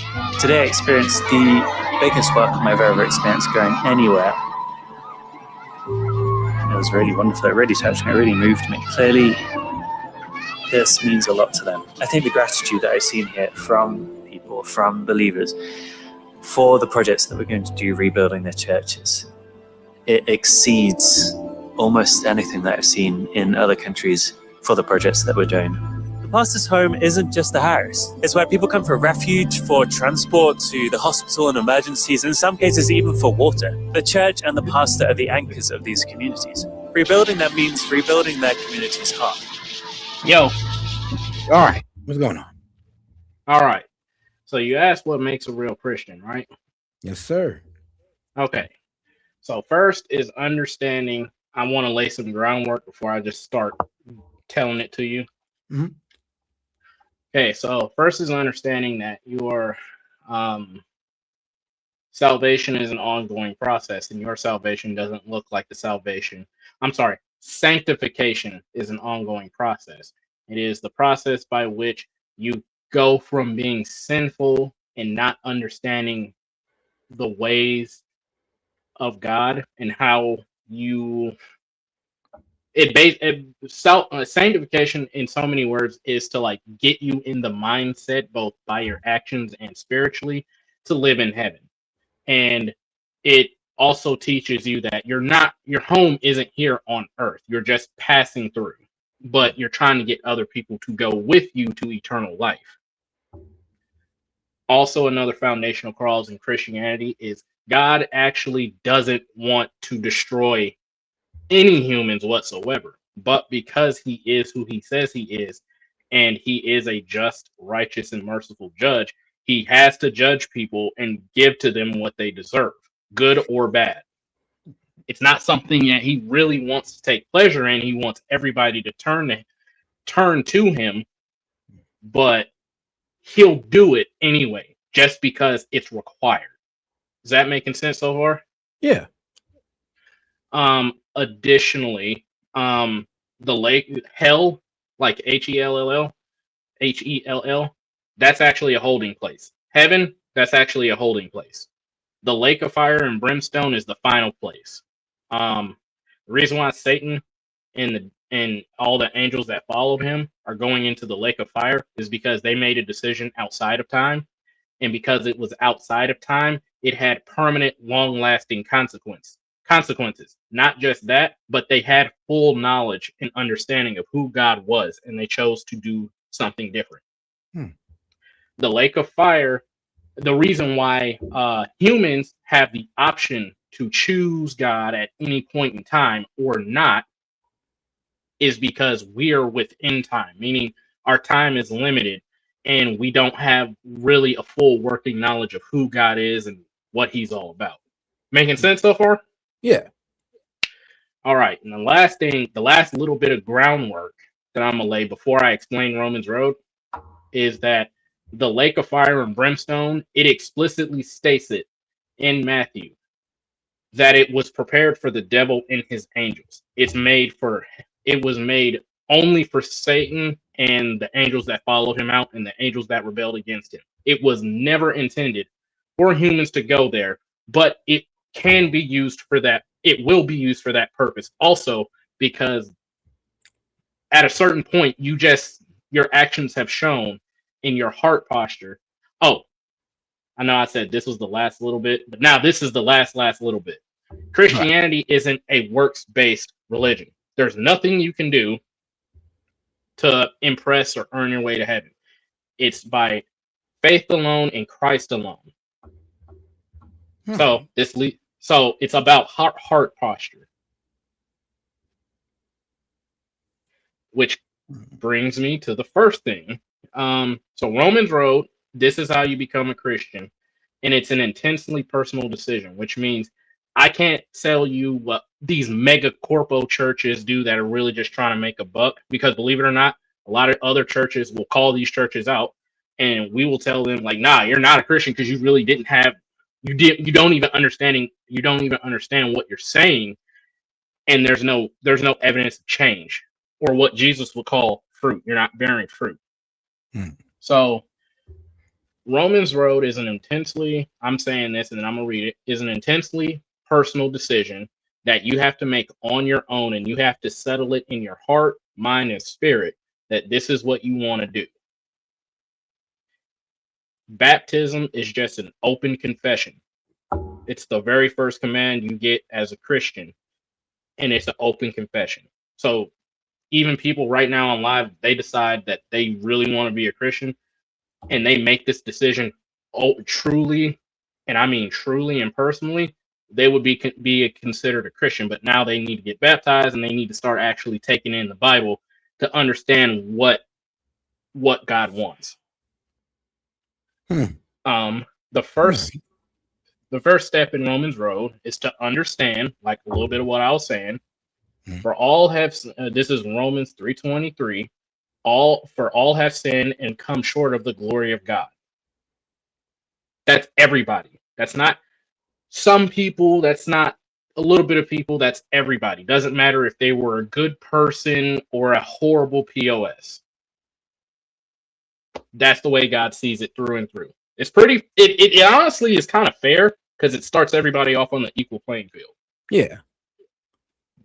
The second step is Romans 3:10 and Romans 3:10 through 18. It compiles Romans. I'm sorry, it's not the second step. It's just an add-on to Romans 3:23, just to give you an idea of what that looks like. Your second step in Romans Road is Romans 6:23. And it teaches it kind of tells us what the consequences of sinning are. And it says, directly, for the wages of sin is death. Hold on. Now, is there a way? Hold on. Is there a way you can kind of like, shrink this down so we're not going through all the Romans? Like, what actually makes a Christian? Like, what's a real? No, there's only 5 steps. All right. So I only got a couple. Yeah. All right. Cool. So it basically says, for the wages of sin is death, and furthermore, in Romans 5:8 it says, but God demonstrates His own love by telling us that while we were still sinners, Jesus Christ died for us. So He paid the price for everybody. All you have to do is place your faith in Him. That's important groundwork. You have to say it with your mouth, believe it in your heart, in your spirit, in your mind that this happened. And the 4th step is, if you confess with your mouth that Jesus is Lord and believe in your heart that God raised Him from the dead, you will be saved. That's why I brought up that tomb thing earlier, because that's Christ claiming divinity. And to back this up, it says, for everyone who calls on the name of the Lord will be saved. So that's to make sure you get that point through your head. And the final step, so those last 2 was Romans 10 and Romans 10:9 and Romans 10:13. So it's basically like the same couple of verses. And then the final step is Romans 5:1. Since we have been justified through our faith in Jesus Christ, we have peace through our faith. We have peace with God through our Lord Jesus Christ. So basically, what this is saying is, if you realize that you're sinful and that your sin, no matter how we think we're good, if you realize that in the sight of God you're sinful and that you are in jeopardy of the death penalty, basically, because He created everything, so it's only fair that He gets to set the rules, kind of like you with your house. It's your house, so you get to set the rules. Am I making sense so far? Yeah. So what this is saying is, realizing that you're sinful in the sight of God. By realizing you're sinful, you also come to the realization that the wages of sin is death. However, because Jesus Christ died on the cross and God raised Him from the dead, if you believe that in your heart and confess that with your mouth that Jesus is Lord, then you can be saved. Then you will be saved. And if you call on Jesus' name, He'll save you. He'll show up. So Christianity, true Christians, it's all faith. Little work, all faith. That's why that's why I laid the groundwork of sanctification. That's kind of why this is actually why Jews hate us. Because they believe in works, and there are multiple, actually Saul lost the kingdom, God stripped it away from him because God straight up told him through Samuel, don't you know that the Lord God loves obedience rather than sacrifice? So the faith in Jesus Christ, when you get that, sanctification is getting you to start learning how to walk in His ways. You start off as a little baby Christian, and then you end up as an adult, and hopefully by the end of your life, you've had a 180 change. And this is what we call fruit, because it's something you can see from start to finish. Okay. All right, then. And that's what makes a Christian. A Christian. All right. So those 5 steps right there, from pretty much deciding to be a Christian, accepting Jesus Christ, of course, accepting original sin and understanding the basis of it, and then living it out. Of course, living it out is what makes you a Christian.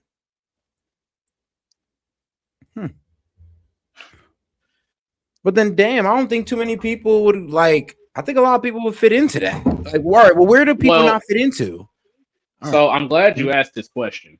So a lot of people don't like it because this requires you to leave behind certain things that we didn't. For example, so there's something called the fruit of the Spirit.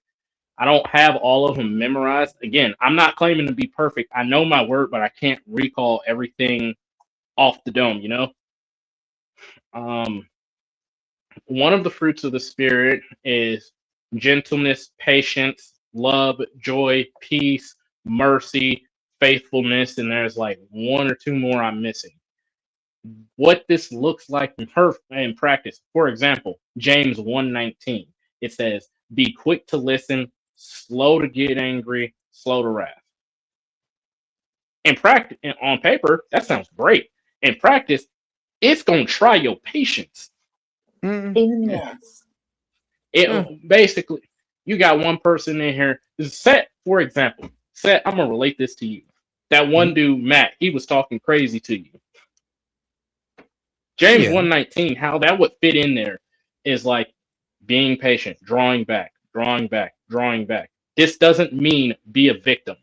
Okay, that's not what I'm saying. Because at a certain point, you have to drop the hammer. Oh no, I get it. I get it. You don't always have to. I mean, you don't have to get aggressive all the time. You just got to know when to get aggressive. Or like the And he verse in was the pushing. Bible, like the verse in the Bible where it talks about,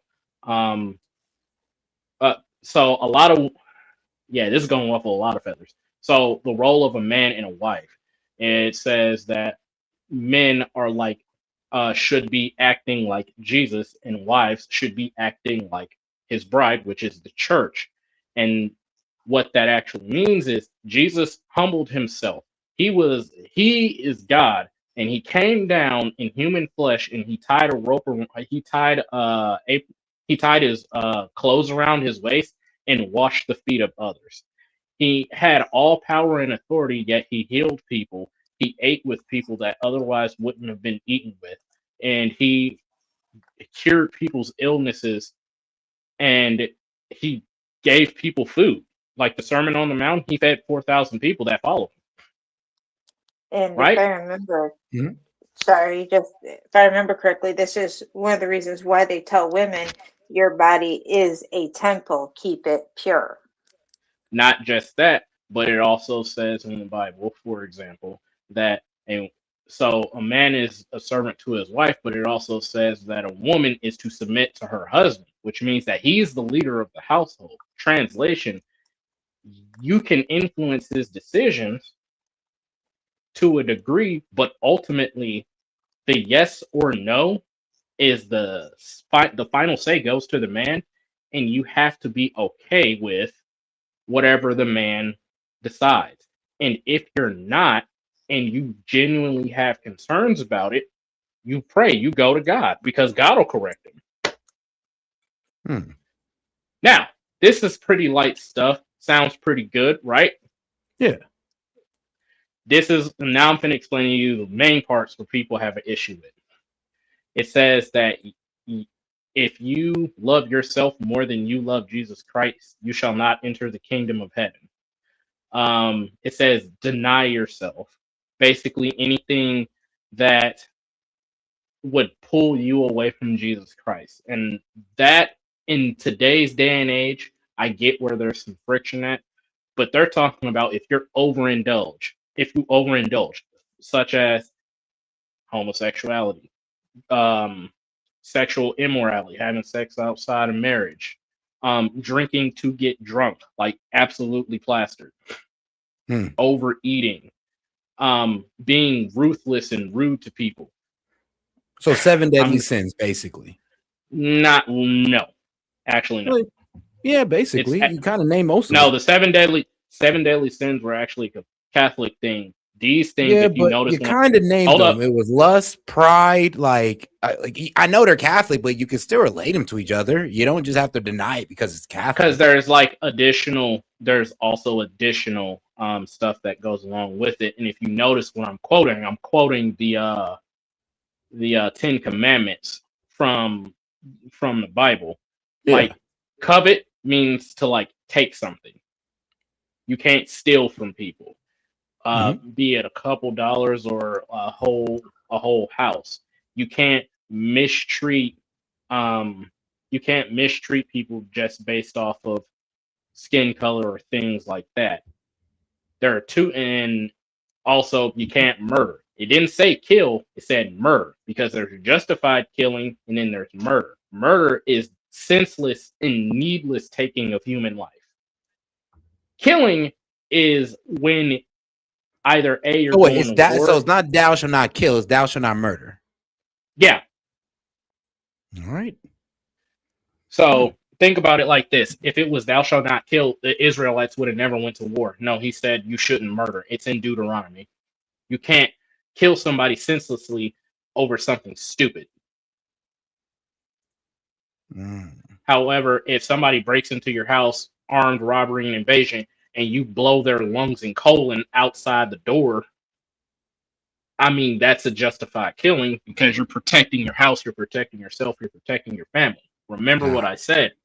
The Bible is based off of true Christianity is based off of heart posture, not actions. Your actions are a direct representation of what's in your heart. And if you don't have Holy Spirit in your heart, who's going to push you toward the things of God, then if you don't accept Jesus, you don't get the Holy Spirit, which means that you will never be pushed toward the things of God. So if you don't accept God, what? You can never be pushed towards greatness or pushed towards to do good things? So Holy Spirit is God's spirit. When you get baptized, after accepting Jesus Christ as your Lord and Savior and being baptized, you get the Holy Spirit. The Holy Spirit is so you don't got the Holy Spirit until you accept God. Yeah. Yeah, I don't know about that one, but okay. Hold up. Go ahead. So I'm saying it like this for a very specific reason. Mm-hmm. Jesus Christ said that he was sending a gift, which is God's Spirit, which is the Holy Spirit. Holy Spirit is the power and the action to make you want to do the things of God. So in order to get the Holy Spirit, you have to accept Jesus. Otherwise, you'll never be in line with God's will for you. All right. Now that's where things get complicated then. That's what will get complicated. Because then, like, all right, well, what would be God's will for you? To what? Accept this. God's will is that none should perish, number one. Number two, that you love God with all your heart, soul, and strength, and you love your neighbor just the same. Which means that this ties into the first point, which is he doesn't want any of his creation to perish. So you can basically be like a Muslim and have the Holy Spirit if that's the case. But you're saying only if you accept God. I mean, only if you accept Jesus. Only if you accept Jesus and that God raised him from the dead. You have to accept him as your Lord and Savior. It's very clear on that. So basically, you're rocking without the Holy Spirit at all, unless you accept Jesus. Yep. I'm sorry, that just sounds ridiculous to me. But only because I know a lot of people who are more godly than people who accept Christians, who do more godly things, and I feel like it's closer to God than people who accept Jesus. But that's just a case by case scenario. So remember what I said. Things of the heart. How many? I'll put it to you like this: things of the heart. Well, how do you know their heart? Because they don't say Jesus, so they have a bad heart. No. Let me answer.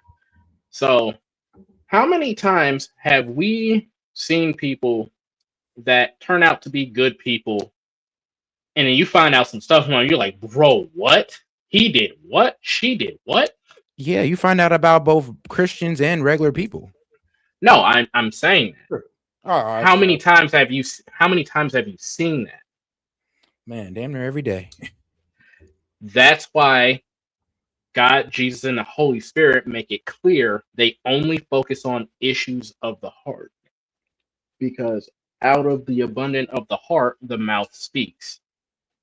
So you can be a good person, not want to kill and all that good stuff, without accepting Jesus, basically. So you can do what the Father wants you to without accepting that Jesus is God. I mean, okay, let's say you're doing...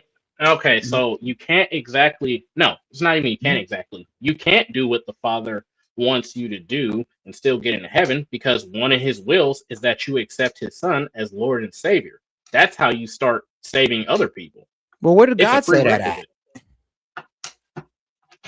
prerequisite. Let's see. Exodus, Deuteronomy. Like We also specifically, have, God said, "Look, man, you gotta accept my son. You just ain't walking into the gates." oh, let's look in Revelation real quick. If you're I willing mean, to give me that please, much. please, because this is kind of one of Ooh, my main nah, gripes I with got one. religion. It's kind of like well, I believe in Jesus, so I'm better than you, so I'm gonna go into heaven, even though you're a better person than me in every way, shape, or form. No. If you This listen sounds to like a everything that castle. if you listen to everything that I've been saying, have I ever made it seem like I was better than you? No, I'm just saying what you're Yeah. saying. What you're saying. You're not. Look, you're That's just going off so of what no. your words, what you believe. I'm So just decoding it and how from what I'm hearing. So exactly what you're hearing, this is why Jesus said, whoever has ears to hear, let him hear. Whoever has eyes to see, let him see. And Jesus also said, I also came to separate people out. And part of the separation process is it's uncomfortable. I'll just say it like that. So it is somewhat of a supremacist thing. Well, I think I'm better. It's So not a. it kind of is, but it's not okay. a supremacist. It's not a supremacist thing because I started off with and I laid the groundwork, and it even says in Romans, all have sinned and fallen short of the glory of God. And you even agreed to it. So if we ever roll this back, you did agree to it. I said, What did I it's agree to? level. I said all have fallen sin, all have sinned and fallen short of the glory of God. And then I made a note saying, I said out loud, I was like, well, that puts everybody on equal footing. Yeah. We're all starting off from the same baseline. So if any Christian or anybody comes to you and tries to be like, well, I'm more holier than thou. No, you're still sinful. It is only by the grace of Jesus Christ that you're saved and nothing that you did. So even if I'm May just the I? best person in the world because I don't believe in or I don't accept Jesus as the Son of God, it just fuck it. I might as well just be a complete ass because I don't accept Jesus. Fuck all my good deeds. I don't accept Jesus, so I might as well just be a complete ass. That's how a lot of people. That's why a lot of people don't want to become Christians. However, So my question is this. Okay. Every religion requires some form of delineation, meaning something to tell them apart. I would say this. Christians, hold up, Christians' delineation is you have to accept this person, not because they're being mean, because Jesus's blood that he shed for you wipes every bad thing you ever did in life completely out of God's records. That's why you have to repent. So when God looks at the end of when God looks in your book of over your life and he says why, and he looks in your book before making it, asking you the question, okay, why do you deserve to be in heaven? He doesn't see anything in there. He just sees his son Jesus Christ in there. Or in another way, Jesus Christ can vouch for you. He even says, my sheep know my voice, and the voice of another I will not follow. You have to accept Jesus. You have to accept Jesus to know his voice. I can accept Jesus as a prophet, as a Messiah, and I believe in all his teachings, but you're pretty much saying, and I'm gonna be real with you, I could see where, all right. I ain't gonna lie.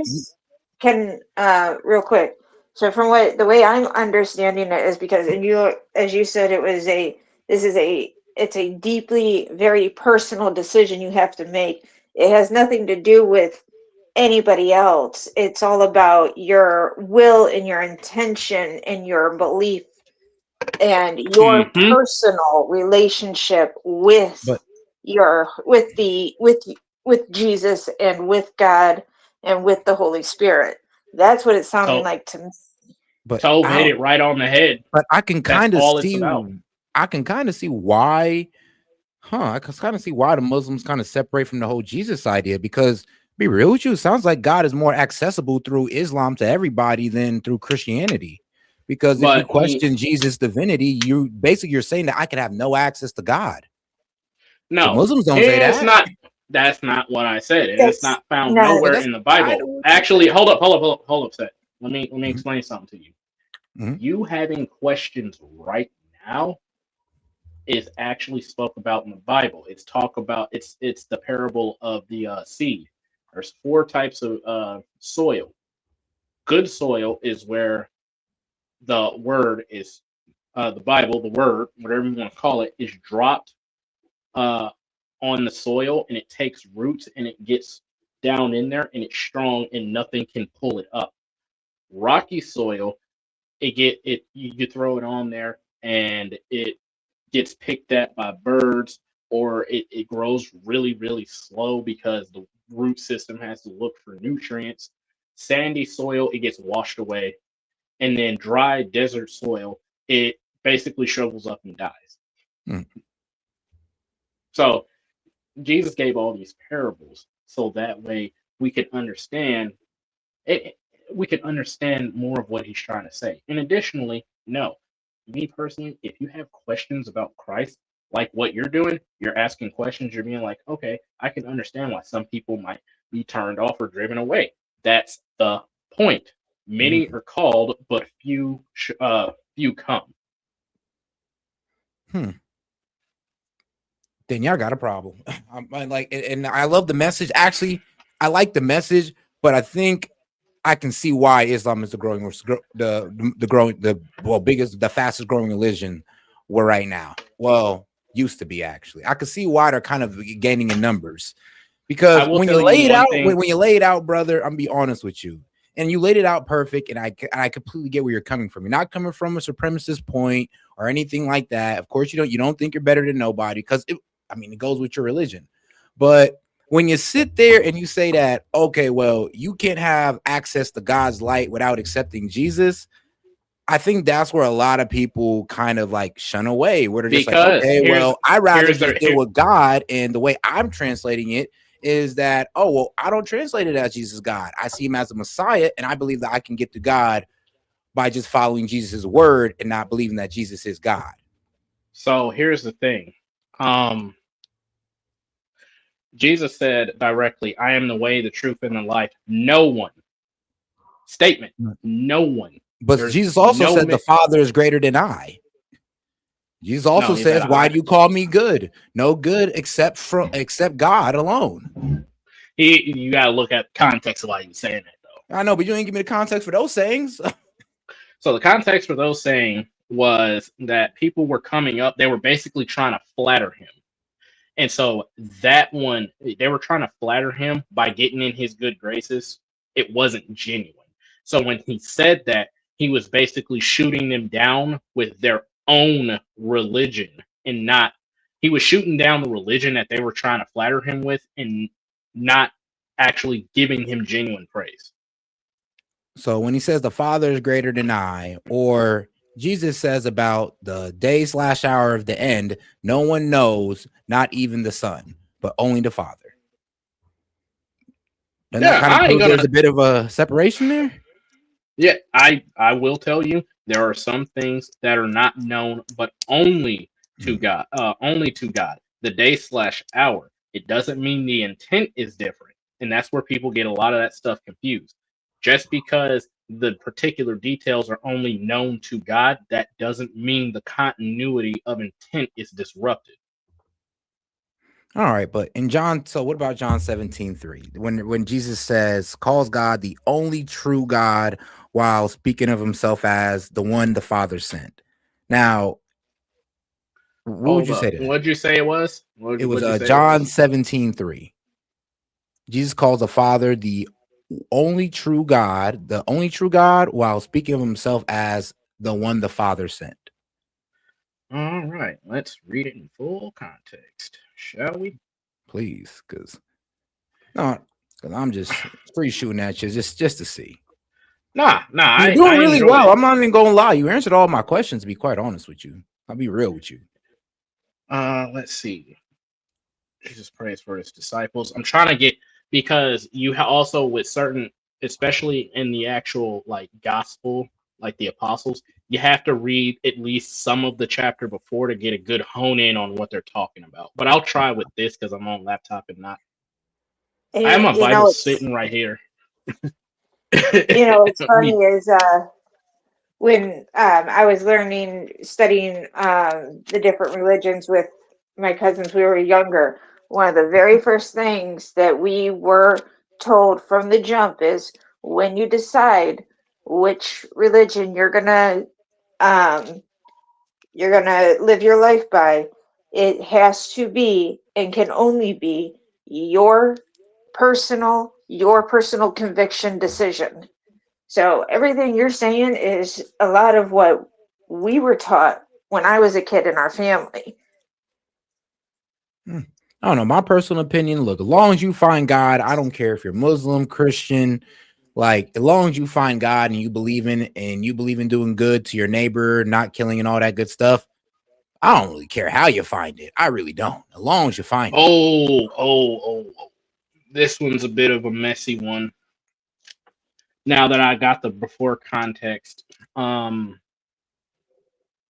ain't gonna lie to you. I'm not well versed enough to give you a good answer on this particular chapter. I haven't made my way to it, and it's because before then he's talking about. I don't want to. It's all right if I read it in context. Oh, yeah, go ahead. All right, Jesus Christ has overcome the world. These things have spoken to you in figurative language, but the time is coming when I will no longer speak to you in a figurative language, but I will tell you plainly about the Father. In the day that you will ask in my name, I do not say to you that I shall pray the Father for you. For the Father himself loves you because you have loved me. He's directly making an equation to being God. In that No, come on now. I'm sorry. He just said, look, man, if you follow my word, that you like, hold on. No, I didn't this get is direct that, but go context. ahead. I'm sorry. I didn't get that out of that saying, but go ahead. This is the direct context. In the I day know, you will but the ask, translation that you gave, I didn't get the same, but I'm hold sorry. up. In the day you in that day you will ask in my name. This is Jesus talking about himself. And I do not say to you that I shall pray the Father for you. He's saying I shall not pray to the Father for you. For Showing the Father. separation. Hold on, showing separation, because if he's the Father, why can't Listen, stop doing that. Stop doing that. Right, Because this is why a lot of people end up having more questions because they jump in without listening to everything. Open your mind a little bit and digest it. All right. I do not say to you that I shall pray the Father for you. Next verse. For the Father himself loves you because you have loved me and have believed that I came forth from God. I came forth from the Father, and I have came into the world again. I leave the world and go to the Father. His disciples said to him, see, now you are speaking plainly and using no figurative speech. Now we are sure that you know all things and have no need that anyone should question you. By this we believe that you came forth from God. Jesus answered them, do you now believe? Indeed, the hour is coming, yes, has now come, that you will be scattered, each to his own, and leaving me alone. And yet I am not alone, because the Father is with me. These things I have spoken to you, that in me you may have peace. In the world you will have tribulation, but be of good cheer. I have overcome the world. Jesus spoke these words, lifted up his eyes to heaven, and said, Father, the hour has come. Glorify your Son, so that glorify your Son. Keep losing my place. That your Son also may glorify you, as you have given him authority over all flesh. That's him saying, as you have given him authority over all flesh, that he should give eternal life to as many as you have given him. and in his eternal life, that they may know you are the only true God and Jesus Christ, whom you have sent. I have glorified you on earth. I have finished the work which you have given me to do so. And now, O Father, glorify me to it's cutting off in a weird place, sorry. Glorify me together with yourself. So this prayer that he's saying is it literally says you have given him all authority over all flesh. So he's saying that he has authority over everybody, as many as God God will reconcile to himself. And so now he's asking God to glorify him, and the only one that can get glory is God. So he's asking him to do this. And now, oh Father, glorify me with yourself, with the glory which I had with you before the world was. So he is directly saying in here, and now, oh Father, glorify me together with yourself, with the glory which I had with you before the world was. So he's directly saying he had the same glory as God. I don't know about that. The way I translated it is that he pretty much just admitted that God sent him and he's separate from God. He just speaks for God. That's what the way you read it. The way you read it, God said, he said, bro, you literally said God himself, which he was delivered from, aka separating him from God. Like the way what you read, I'm be real with you, it kind of read into the point that they're saying, like, all right, well, maybe Jesus did separate himself from God a little bit in that speech. And I'm going off the whole God sent me, basically saying, well, I'm not saying that I'm God and I sent myself. I'm saying that God sent me to deliver this message to you. Then okay, then he's admitting, in a way, he is admitting that he's separate from God. Oh, okay. I thought you were saying like a different point. That's why I was like, no. But in terms of him saying like he's God, only God has glory. And he even says, glorify me with yourself to the glory I once had. So you also got to remember in John, this is, if I'm not mistaken, this particular chapter in John is when it's either after he died or just before he was getting ready to get crucified. And I believe this was this is after he died, because that last chapter was about him overcoming the world, and he was resurrected from the dead, and he was talking to the disciples and instructing them. All right. So that's what this is about. Okay. Well, I ain't glad you answered my question on that one. Okay. So all right, you rounded back around to relating him to God, so I will give you that one. So, all right. Oh no, I'm just saying what you're saying. Actually, like, it makes sense. I can see how you got there, or how anybody can get there, to be honest. So I get it. But all right. And like I said, any Christian that'll push you on. There's a difference between wanting to get you to get on the path to life and righteousness, because when you get sanctified, you do have that heart for people. There are some things that you no longer enjoy. Like, there are some Muslims who became Christians where they'll talk about how they used to enjoy, like, going out with friends and eating certain foods or drinking, and it's just like they no longer have a desire for it. Or gang members that used to love getting high or whatever, and they have no desire for being affiliated with the gang, or in some instances they don't even have a desire for weed. I can honestly come on say, now. I've heard the same thing of people turning to Islam. I mean, trust me, in Islam, you're not allowed to smoke or drink. Again, that's works based. Like I said, I preface this by saying, quoting the Bible, this is the works of the heart. Yeah, but those are all fake. Even Christians, I mean, let's be real, even Christians still drink and smoke. Yes, I'm not gonna lie. That's what's called backsliding. But how you get over that is repentance. There's no certain number of good deeds you have to do. You have to repent. And there's also instruction on how you can overcome things. However, in order to overcome said things, it requires you to deny your flesh. The entire purpose of fasting isn't to be more holier than thou. The entire purpose of fasting is actually to deny your flesh the basic things it needs for a time so that you can sharpen your ears to the voice of God and Jesus Christ. That's the entire purpose of fasting. And there's some health benefits as well. Oh yeah, tons of health benefits. Tons. Oh, by the way, it's biblical to sleep with your wife. I should not have to say that, but it's 2025 and I've seen some things.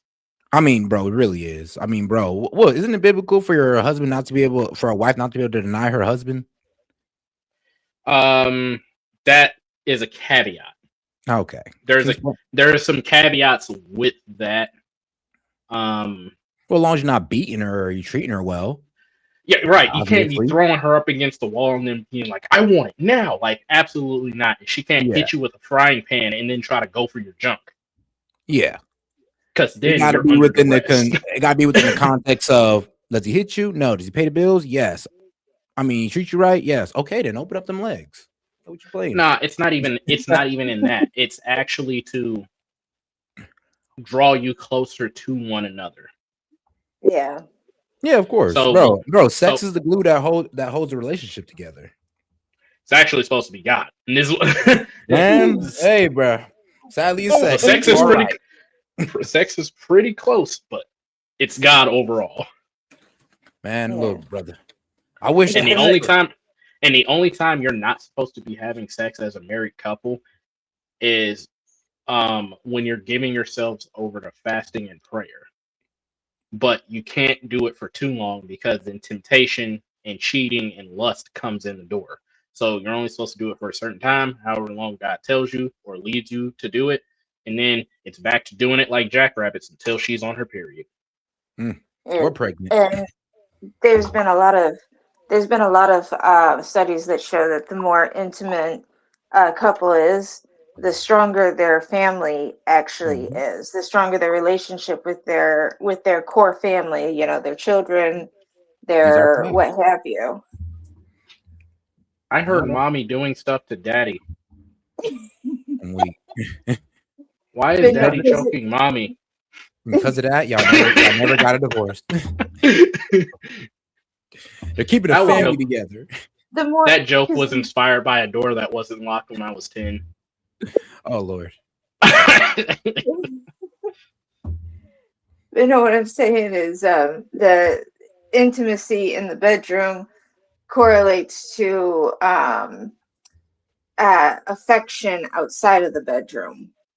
And the more affection you show each other, your husband, your wife, the more your children see that love between their mom and dad, and that love is then put onto their children.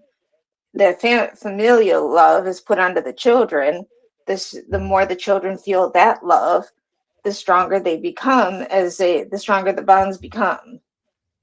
Does that make sense? All right, guys, we're going to go ahead and move on to the next segment here, which is closing the show and getting to the Dave Chappelle that I'm probably about to play. I could get away with it on Rumble. I mean, if you guys still want to watch it with us, you can go ahead and go in on Rumble, and you can go ahead and watch the Dave Chappelle. We're going to go ahead and view the new Dave Chappelle special. So if you want to go ahead and join that, you can go ahead and switch over to Rumble. Actually, let me go ahead and put that Rumble link in the chat real quick. So for some of you want to come over. Do we have to do it, or do we have to join Rumble, or do we just stay on here? I mean, you can stay here if you want to. Okay, I thought you were ending the stream. Yeah, because I mean, this is the way I don't got to end the stream if I just keep it up on Rumble, and we don't got to end the stream because I can't play it on YouTube, Twitch, X, or Kick, but Rumble I can. Oh, wow. Now I can do anything on Rumble. Did you still want to do any Christmas songs, even though it's 1:30? Actually, yes, I do. I did have one Christmas song that I did want to play. Where are you at? Because here it is.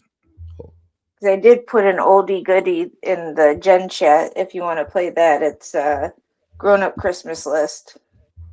All right. Well, let me play this one, and then I'll play yours. So we can go ahead and end that on that one.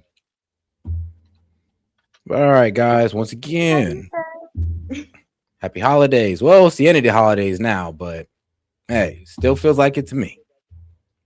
Right. It was good sharing some of my religion with you guys. I ain't gonna lie, you was cooking, bro. You was cooking. I'll be real with you, dog. You're probably one of the few Christians that I know that are actually able to defend their religion.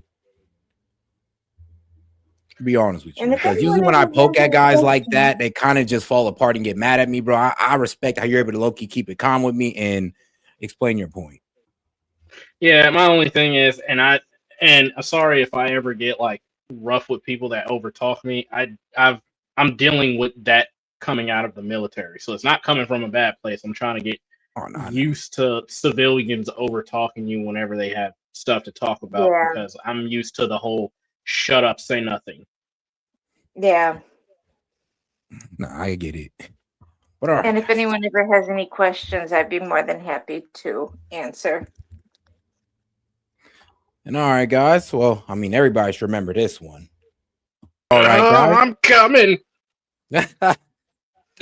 But I'm today years old when I realized that song was actually meant something completely different. No wonder the teachers didn't want to sing it. Yeah, I know, right? I was like, what is one of my favorite Christmas songs?